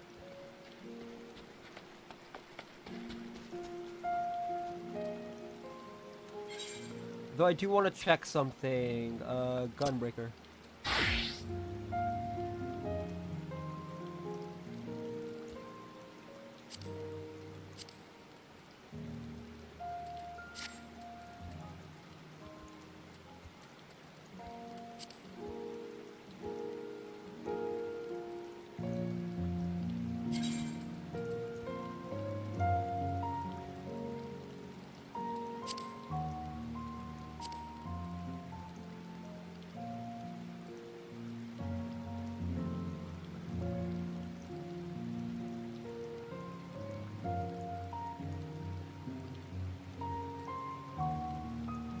Ah.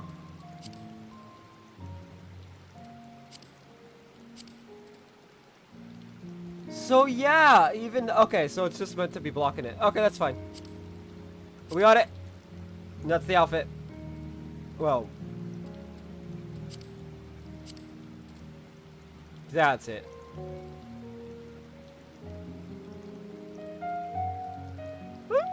Looks good. This will be Dragoon. And possibly, maybe Reaper, maybe not. Depends on what the chest, arms, legs, and feet for the 90 gear looks like. Because 80, it's just 80 is literally just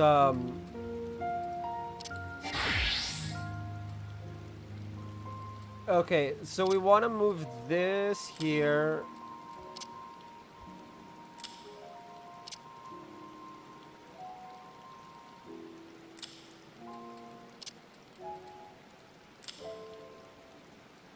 $82, $82, $80, $82. It's the durium.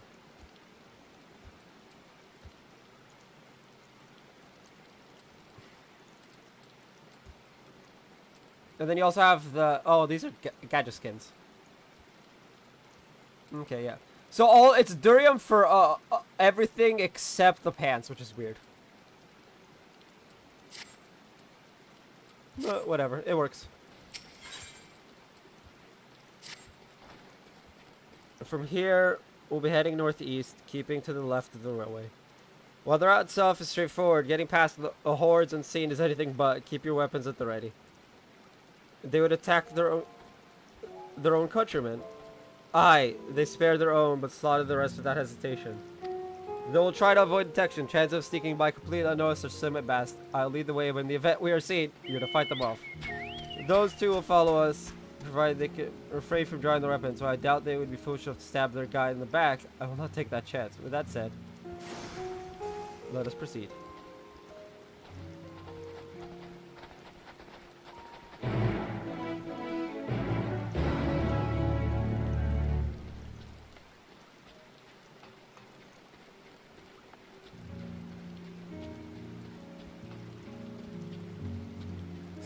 I actually looked, there is no high durium anything, although the list might be incomplete, so maybe that's why.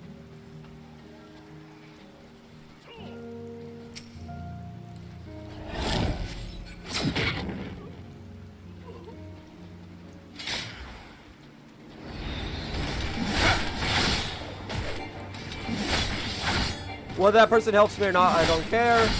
Obviously, of course, it's preferred if they did. It would make life easier.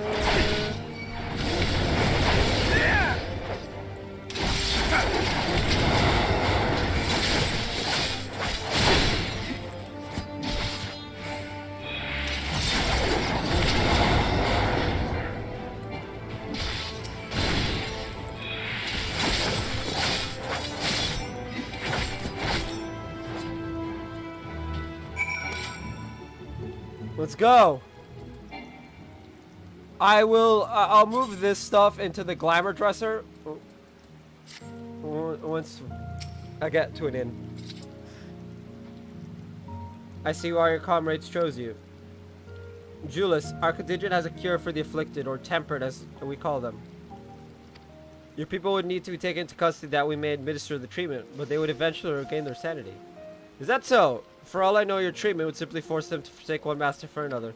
As far as I and my liege are concerned, they are no longer our people. They're beyond saving. Those who thought differently and tried to reason with them were butchered for their bleeding hearts. Come. We have to keep moving. I do get where he's coming from.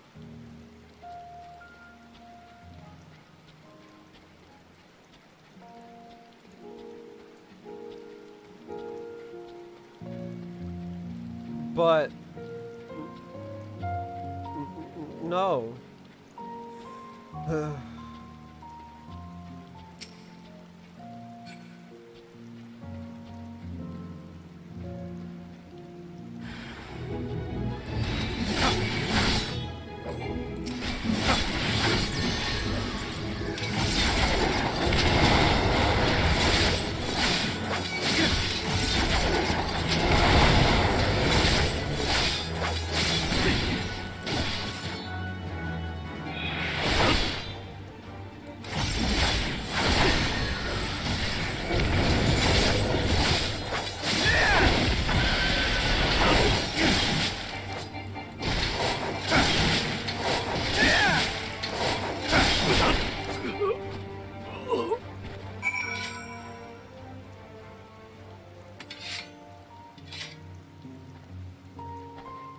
Ayo, I look back.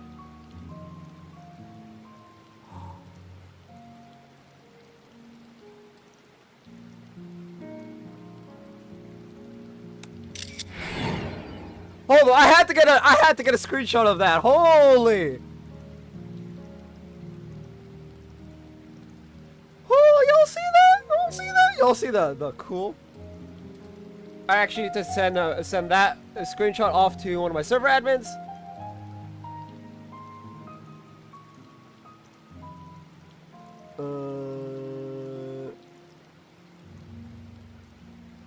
Because I'm hiring her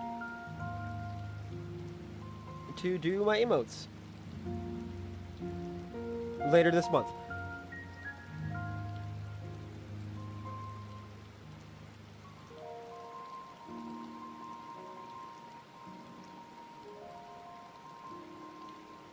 Oh, that's just the screen being laggy.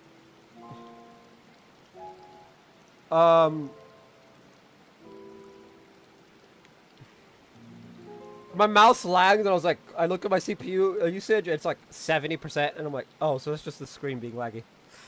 Which it does do that. Looks like we're not being followed. We will continue onward. Can you stop with the being followed thing? We are being followed, but like... Please.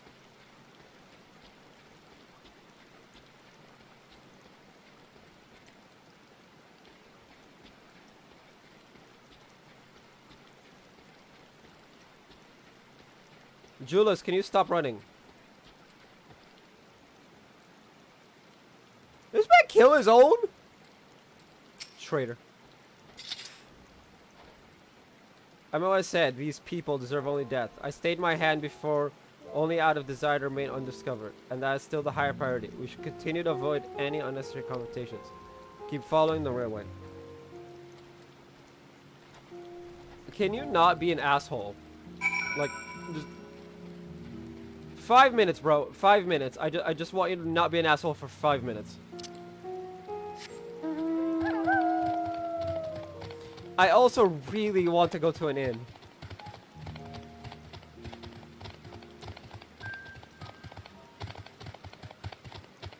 I mean, depending on where we end, I might go to an inn after stream.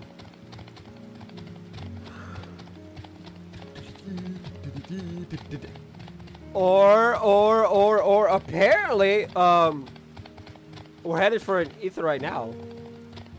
The last bastion doesn't have one.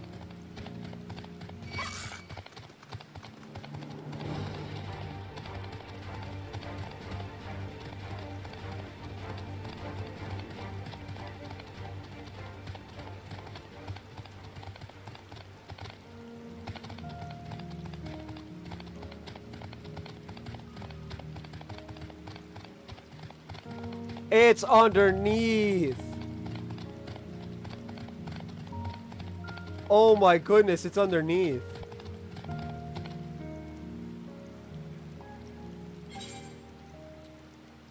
Tertium. This is okay, yeah, this is in a few quests. But for now, I need to go save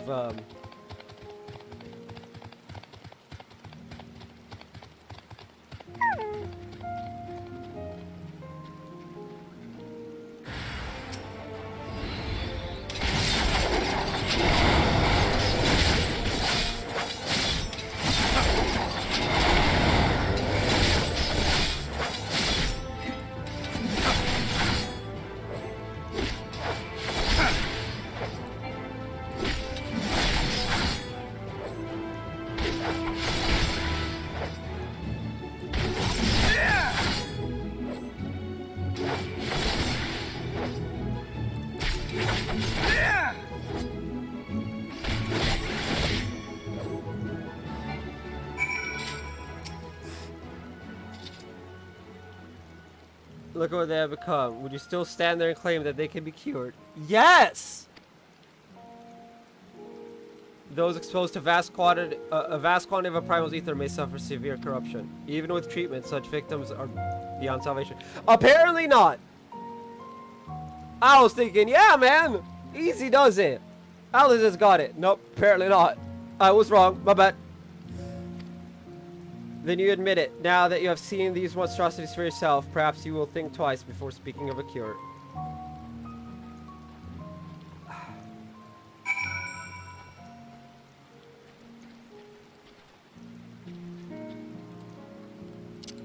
I keep almost hitting exit game. But that's literally there just for convenience's sake, because I don't want to have to keep... Although the fact that it's right next to Limit Break and right next to...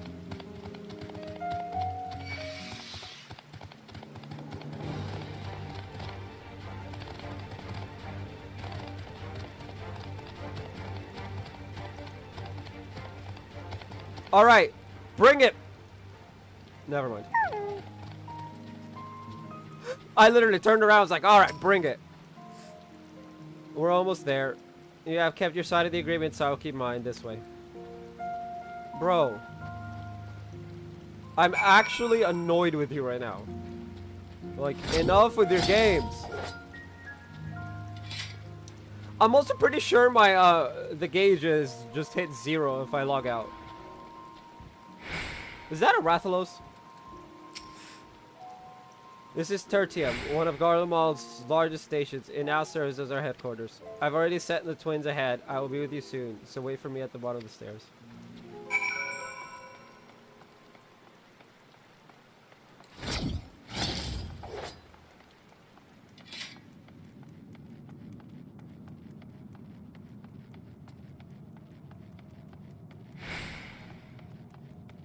Sneaky, can I attune to the Etherite, or is it gonna be like, nope, sorry, you're not allowed to do that? Because it does that. It does that a lot, and it annoys me.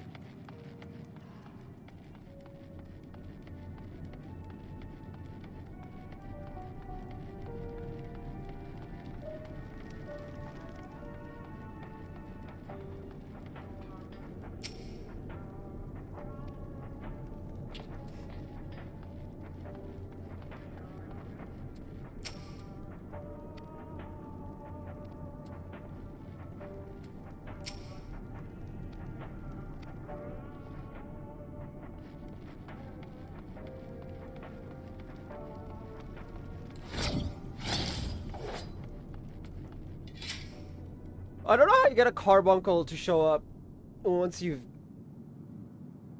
Like, do I just have to be an Arcanist for a carbuncle? Is that a thing? Level 80 Arcanist?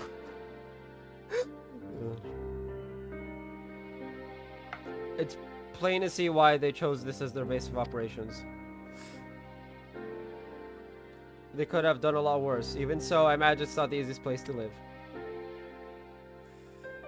Indeed, if Julius was willing to make the perilous journey to Camp Broken Glass in search of food, their own supplies must be all but exhausted. They may be shielded from the wind and snow, but it's still bitterly cold. Much like Victor's spoils, it must be a constant struggle to keep their people warm.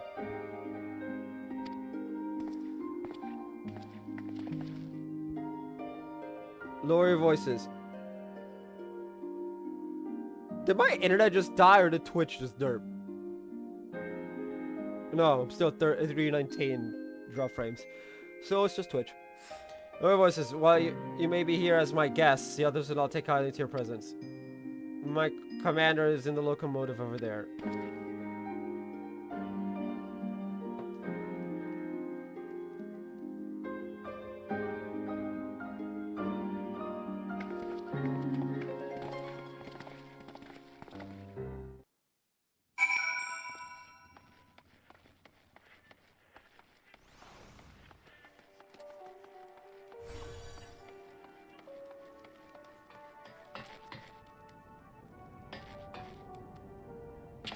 Imposing commander, really? I hope they give him a name. And a voice. These are their chosen representatives. Very well. Let us hear what they have to say.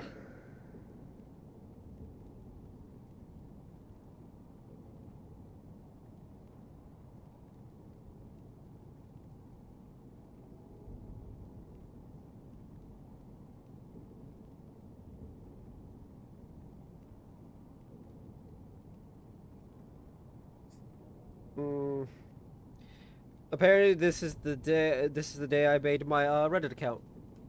Speaking of which, the channel has a subreddit. I need to start looking that in the videos and bringing it up. I've neglected that. I don't think anyone knows that that exists. If you're still watching 4 hours in, ask about it in Discord. I keep forgetting. I need a reminder. Speaking of Discord, commands.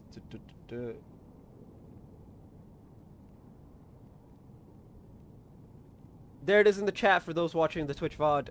Link in the description for those watching on YouTube. Let's continue with this. Yes, sir.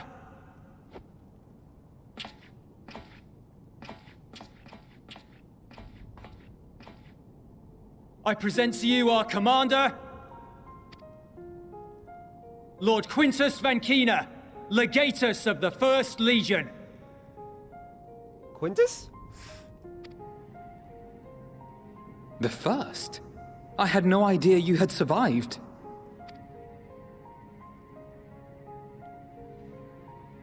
We lost our emperor, our city, more than half our troops. For my wounds, I may never take the field again. But we survived, aye.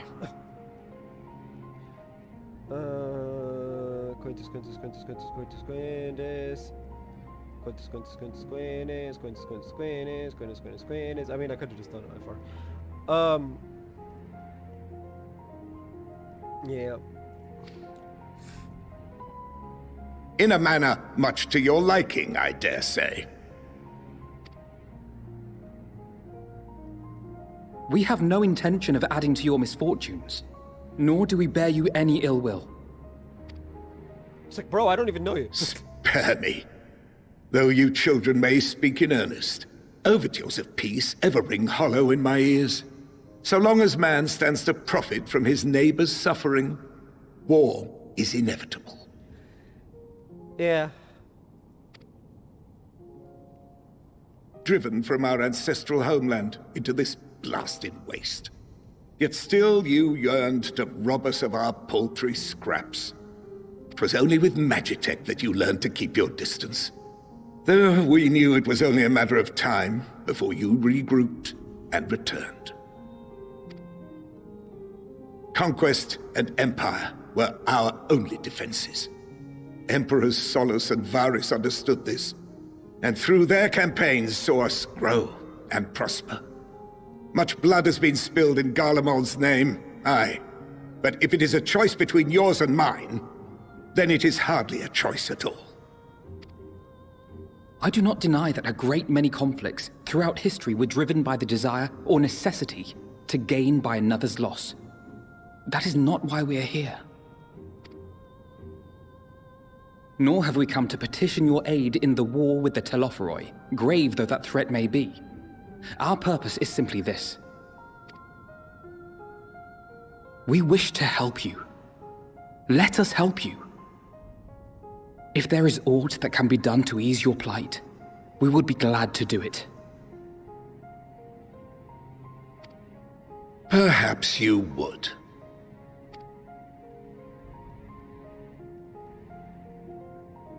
But regardless of the ideals you espouse, your leaders would not send an army into Garlemald if they did not stand to benefit. Oh, yeah, no, that we just came to destroy the tower that sprung up out of nowhere and is corrupting everybody. If we accept their aid, they will expect their efforts to be rewarded once the Telophoroi are no longer a threat. And after compensation and concessions, the great empire would be brought to heel. Her enemies rejoice at her downfall. Our third eye, a mark of shame. We won't stand idly by and let your people be humiliated. And we're not alone in that. We only want to make a difference, to make this world of ours better. Surely you can understand that. What I'm trying to say is, there are so many people who just don't care about making you suffer. And maybe that's almost insulting after all the suffering you feel the world has subjected your people to, but believe it or not, that's the truth.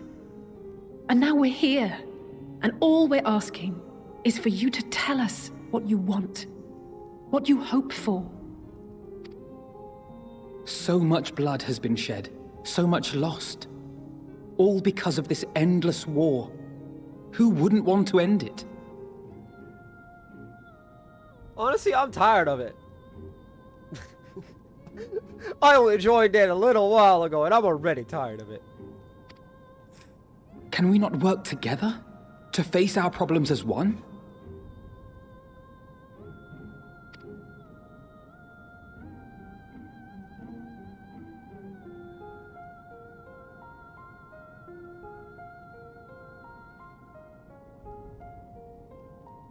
Answer me this, young peacemakers. If a world without conflict is your desire, why reject the unity and prosperity of Garlemald? Wow.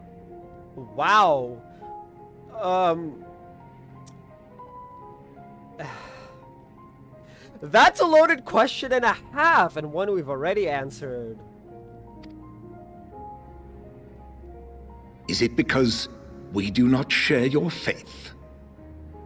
Probably. That we do not share your heritage? That our ideals and virtues differ? That we cherish and hold in the highest that which you do not?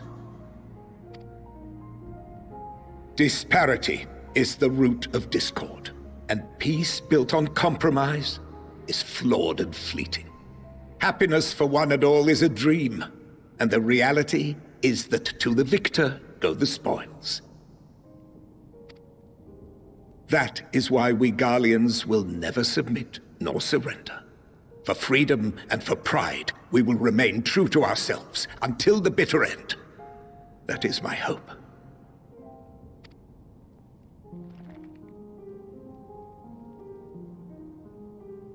It seems there is nothing more to say on the matter.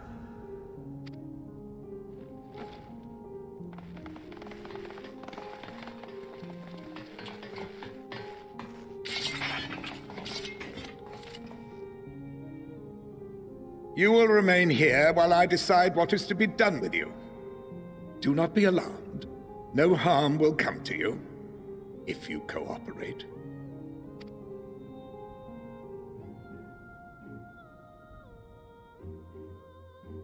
We will not resist. However, as your guests, I ask that we be allowed to speak with the other members of your group. As you wish. I had no intention of locking you up, as by dawn you would be frozen stiff and you're no good to me dead. You are free to move about the encampment, but there is one condition. Collar them.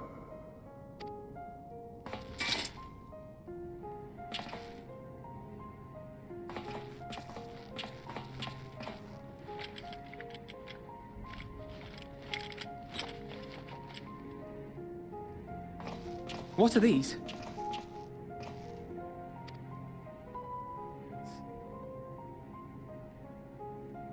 Incentive. You'll be watched at all times. Stray too far or act suspiciously, and we will administer a rather painful shock. Stop! Keep away from that one.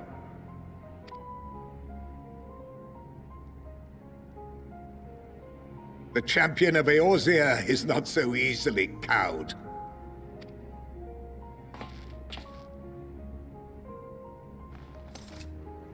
Oh yeah, I would just work right through the shock. He's right. Even if he allowed himself to be collared, the shock would be no more than an itch. No. If he refuses to obey, we will activate the twins' restraints instead. And I now hate Quintus.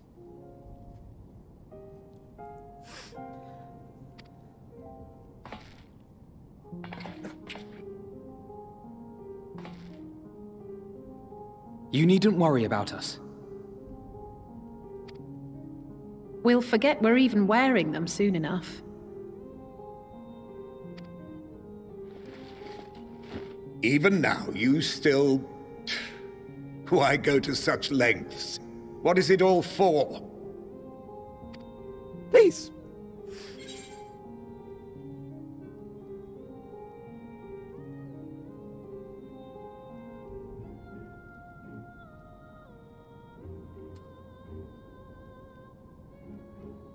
This is essentially in reference to Emmett Selk and Azel.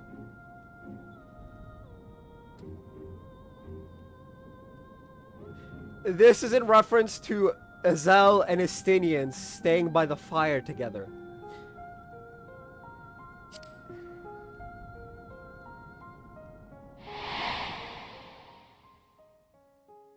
Hey! They called Emmett Selk.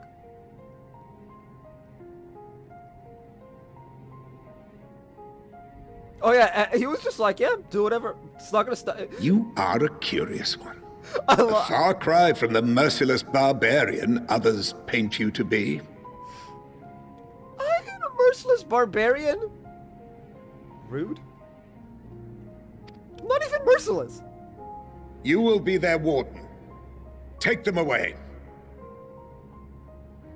Like legit, I'm not even merciless. What? Yes, sir.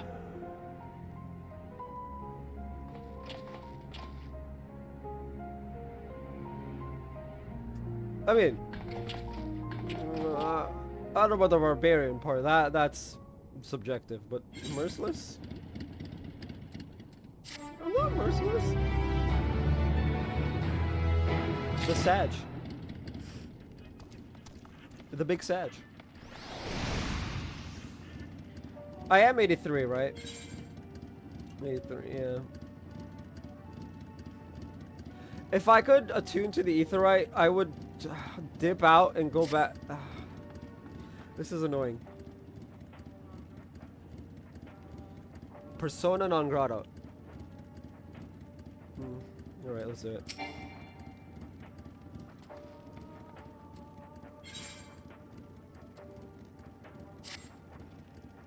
As per Lord Quintus' instructions, I am to supervise you during your time here in Tertium.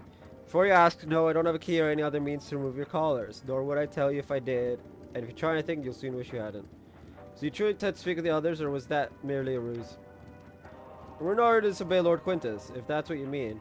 Perhaps you doubt the wisdom of his decision.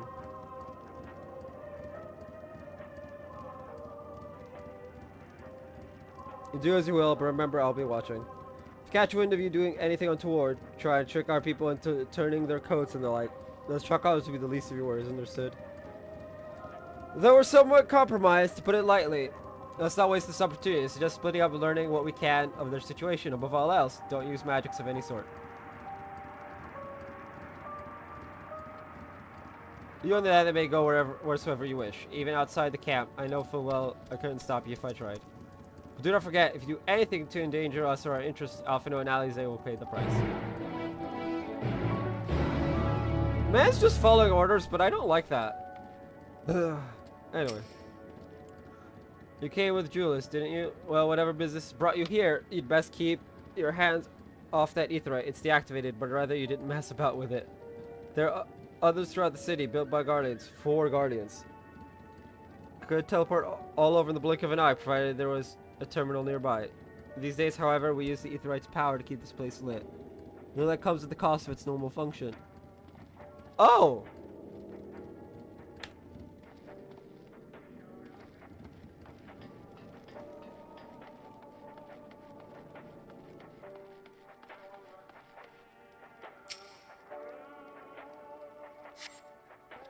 That's what I use to fix your spoils. Perhaps it is what saved the soldiers here from being tempered. Oh, I can't change it, because... Anyway. I know who you are, the so-called champion of Eorzea. Come to glow, have you? I'll wipe that smirk off your face. By the blood of our fallen compatriots, I swear I'll... Damn, tore the sutures. Of all the ties, the rest of the lot within striking distance, and I can't even muster the strength. If it weren't for the third bleeding us, we'd be the end of you. Regilia's treachery nearly cost Lord Quintus his life. But we made our escape, took shelter in a mansion, tended to the wounded as we prepared to strike back, and then night fell and gathered around the radio. Then the roar, the terrible roar. The capital was in chaos, but we were spared. If you can call this a mercy, mind intact but body broken, a soldier in name alone. I'd cut you down where you stand if I could, murderer. Cool. So cold. Is on the verge of losing consciousness.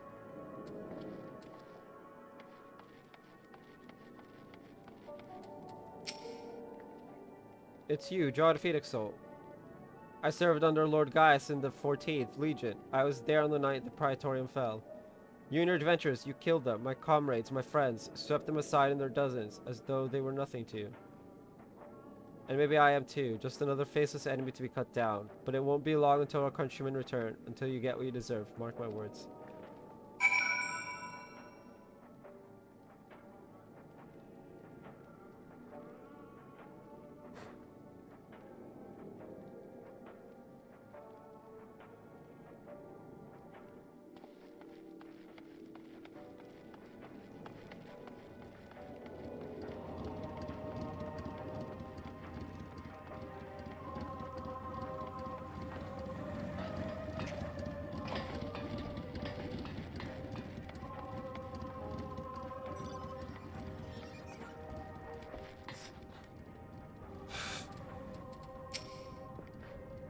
Did you learn anything of note? Yeah, there's one guy dying of the cold. Did your findings are consistent with my own? Their plight is desperate indeed. The sick and injured are at greatest risk. Without warmth and proper nutrition, I fear they will soon perish. I realize there is precious little we can do for them at present, but I cannot bear to see them suffer. Please, will you help me tend to them? Assist Flavius? Who's Flavius and why am I assisting him?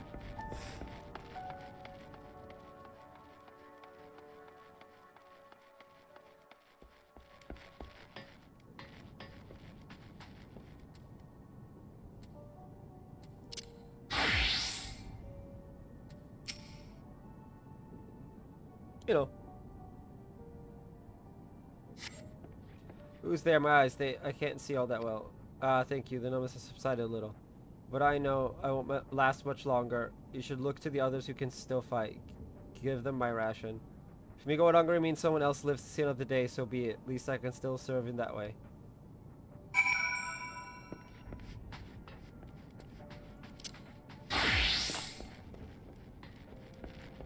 Bro, I like dipped like 12 levels. For the memes. I'm not doing that again, by the way. So those you met fare no better. I was afraid you would say that.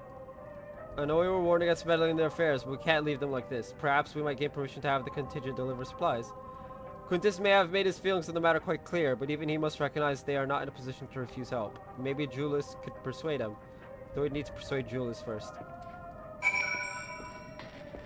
Julius, I've come to persuade you with my scythe to let me help you.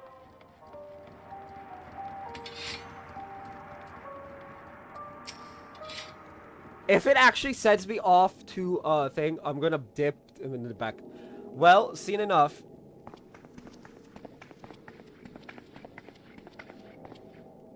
Julius, the people here have barely enough food and fuel to survive. Have you and the other soldiers been able to procure any more supplies?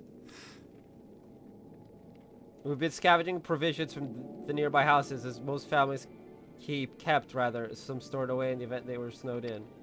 Still, going out and getting it is dangerous work, and we've a lot of mouths to feed. Fuel is the greater concern, though. We had some cerealium set aside until it was stolen. We haven't identified the culprit. Could have been other refugees or one of the afflicted for all we know. Either way, we're down to the last strikes. Without the heating they need, those with poor health are only going to get worse instead of better. If it's cerealium you need, our contingent has secured a ready supply. We can have some sent over. We will not accept your charity. Bro, it's not charity! If we can hold on a little longer, the situation is sure to change. Aye, everything will change.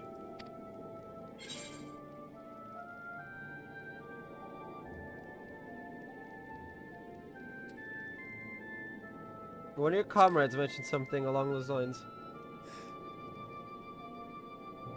Heard something of it, have you? Well, from what I've seen, there's little you could do to interfere, so there's no harm in telling you.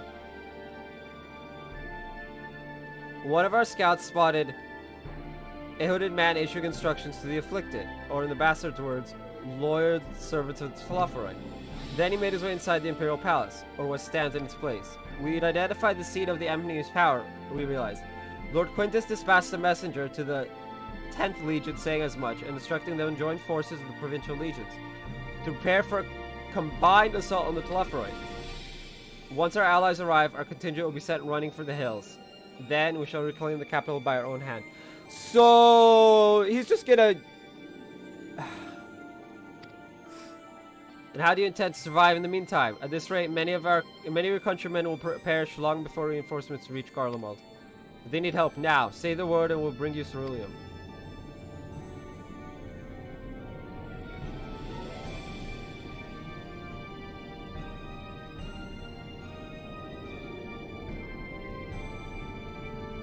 I will speak with Lord Quintus.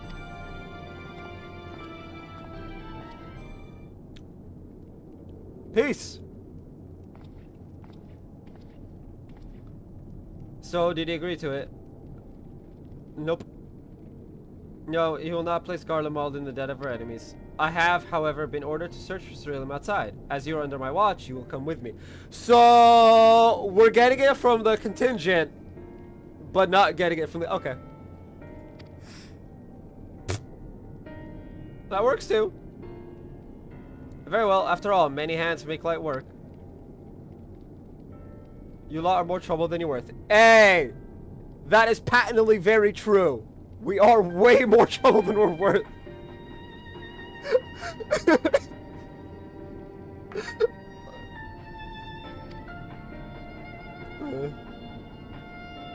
Once we are outside, you will follow my instructions to the letter. We depart shortly.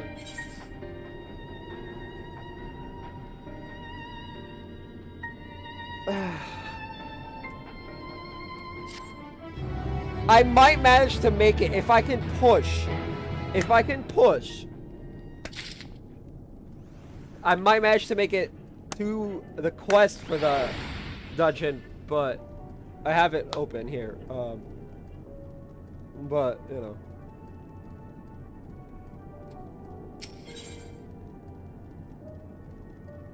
Pewter handgear.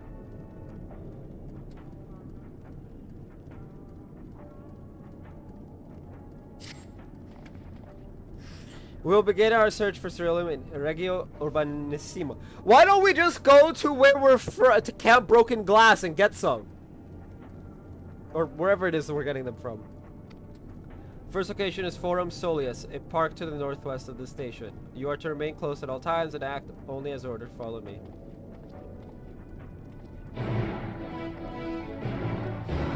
I'm getting tired of dealing with this dude. Like, I shouldn't say that.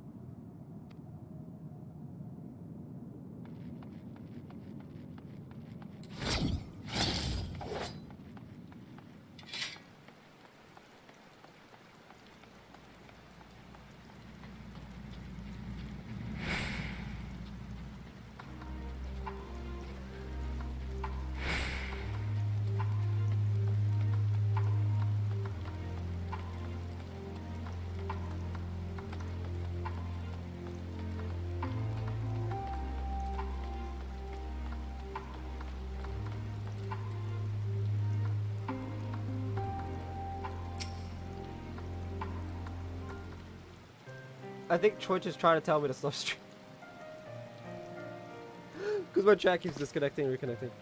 So this is the park. I'm surprised they found space for one amongst all these buildings. Actually, the recreational areas came first. The houses were later built around them. A healthy society requires communal spaces for children to play and adults to socialize. This park was named after the founder of the empire, the great Solos Zos Galvas.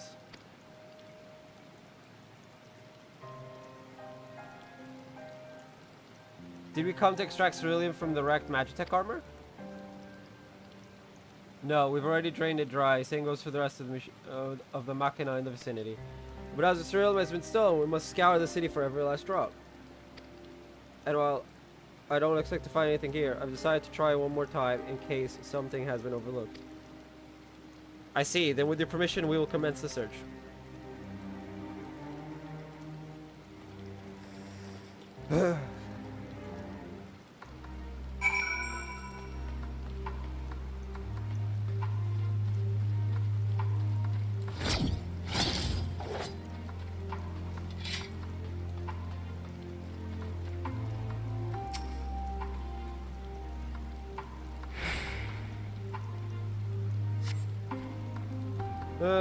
Confirms the few casts have long since been drained dry, so as you said.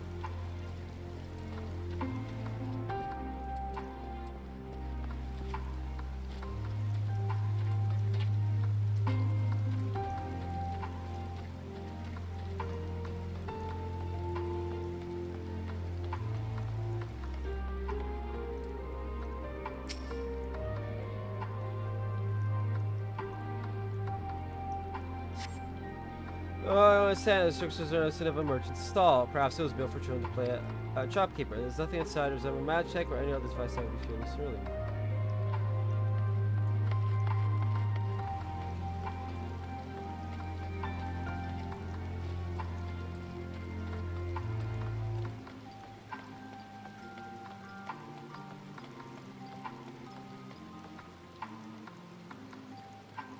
And an ether current. Let's go grab that. You know, while we're there.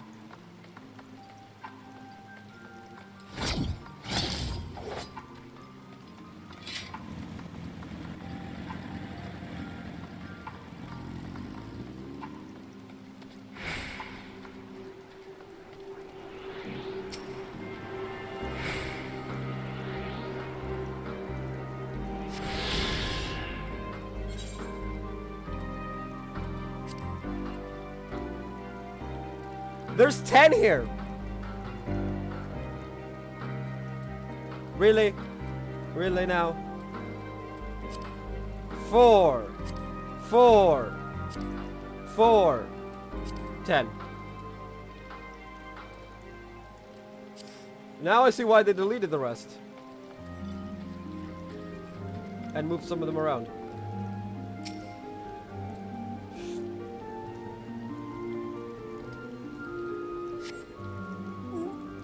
Yeah, I don't think I'm gonna be able to push through. Oh my lord, I'm dying. 0 points of interest are marked on the map for Ceruleus. The pawn children's players, to your knowledge, or none would require the use of Ceruleum. We're gonna finish this quest and then I'm gonna end because your boy's tired.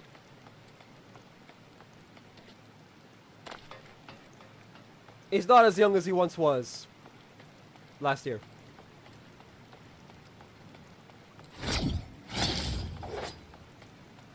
No, like seriously, my health is infinitely worse since last year. It's actually really bad.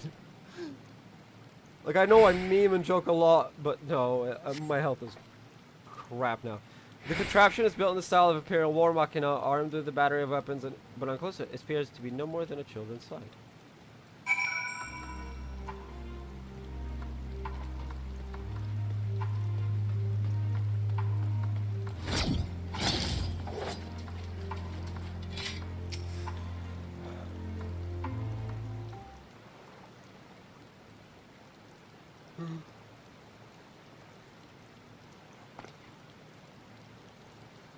Oh, it's you. Any luck?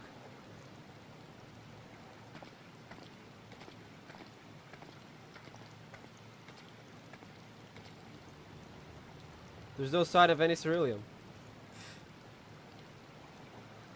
Hardly surprising, but disappointing nonetheless. I couldn't help noticing you gazing at the pond. Is something the matter? What? Yes, I mean, no, It's just I used to bring my brother and sister here to play. The pond was heated to stop it from freezing over, so like all other children, they just had to wade in and splash about. Would have stayed there if I didn't drag them out. We'd be sopping wet when all was said and done, every time. And every time when we'd get home, Mother would scold us saying we'd catch our death walking around like that. The pond was heated. With a cerulean-powered heater by chance? I suppose it must have been, come to think of it. I remember seeing engineers changing out the tank beneath the hatch. But that was a long time ago, when the water still flowed clear and wasn't this brackish muck. We can't see a thing, and I can't remember where the hatch might be. When the machinery most likely broken, the amount of filth in there is probably the only reason it hasn't frozen over. I'd wager it's still unbearably cold, though.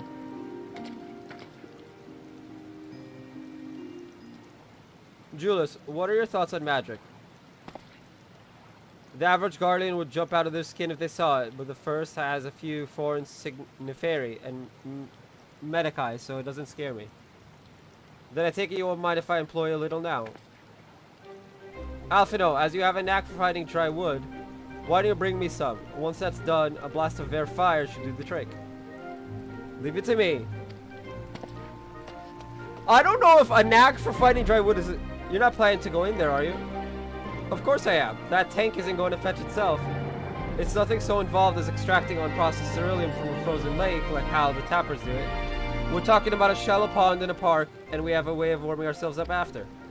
But that's insane. So, fancy a dip? Why am I going in?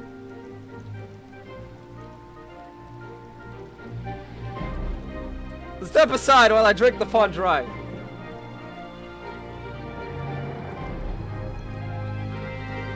That may be the stupidest thing I've heard in a while, and that's saying something considering who my brother is. I mean, she's not wrong. She's not wrong. I love Alphino, but the man can be a bit dense sometimes. I can't fault your enthusiasm, though. Let's do it my way first, and if that doesn't work, perhaps then you can try your method. With Alphino's help. Ver fire! We need a Ver Inferno. Just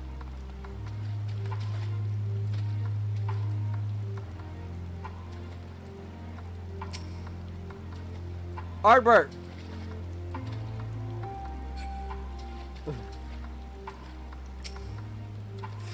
Interacting. We'll come up empty-handed to add injury to insult. The icy wind on your tap. Clothing chills you to the bone. Bruh.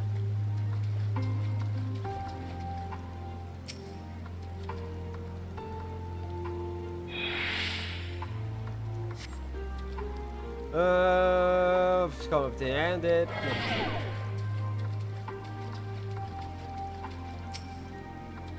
And it takes like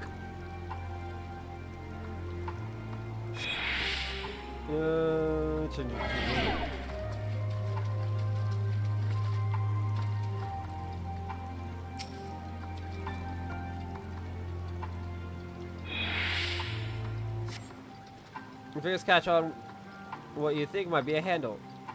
Hey! I found it! I make it sound like I'm like talking to someone like in this section, but there's just a wall here.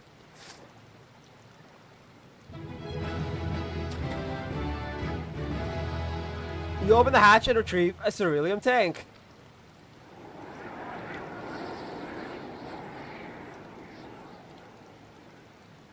However, your grand discovery comes at great personal cost as you come acutely aware of the freezing cold and a rancid odor emanating from every ilm of your body. Julius will doubtless feel compelled to pinch his nose shut when you deliver to him your prize.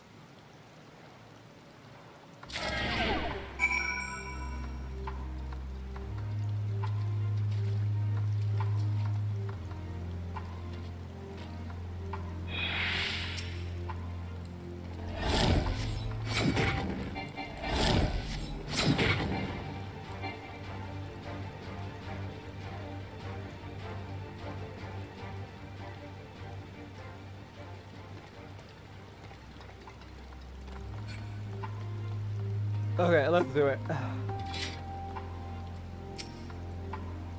you find anything, Sniff Sniff? I hope you did.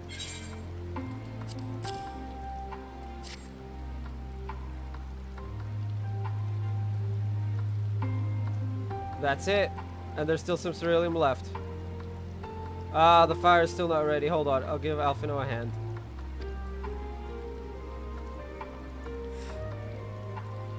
He's chilling out. He's like, I need to be pompous for like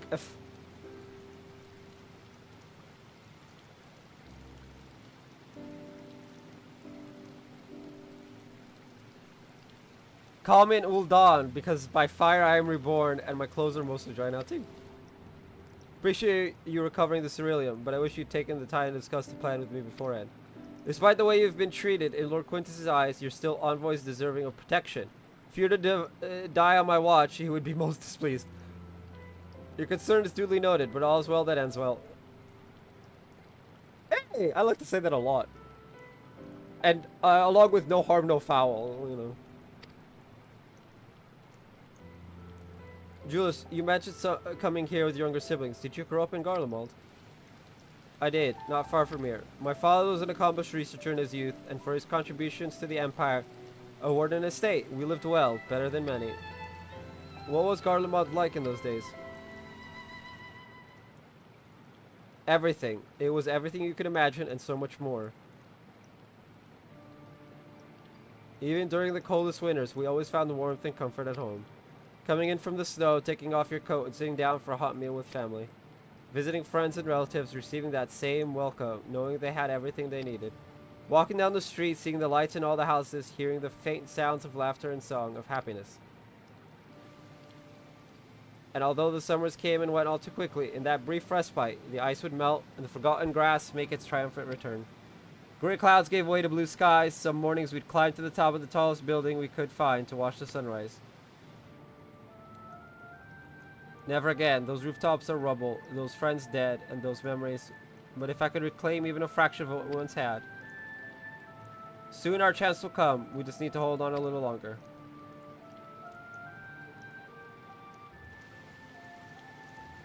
Bro, your chance will come soon. I'm about to take down the tower. On the next episode! No, I'm not going full anime. It will be next stream, yes, but I can't, man. I'm like dying. So let's activate the coffer.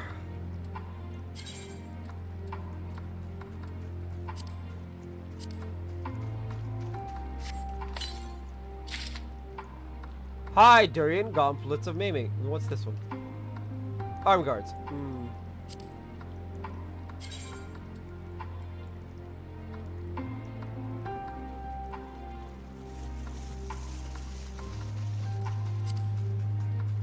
Let's dye it black first. We're gonna see. Versus this. Oh?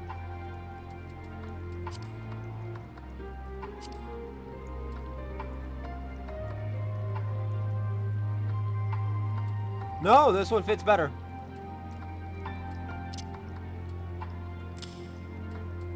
I'm not the biggest fan of the like blue etchings. They're like not a good blue color, but you know.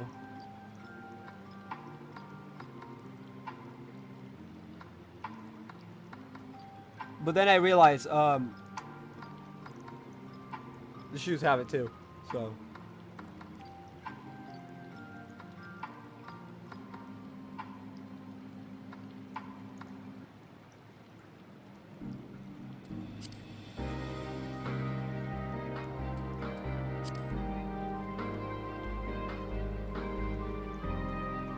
Actually, we'd have to show the weapon. What do y'all think? It's less than what I have currently for the armor, so I actually wouldn't be able to replace it, but you know. It works. Anyway. With that, I am gonna end the stream off here. As always, you know, thank you for watching. If you're watching on YouTube, hit like and subscribe and all that. I'll be back tomorrow with more. Bye-bye.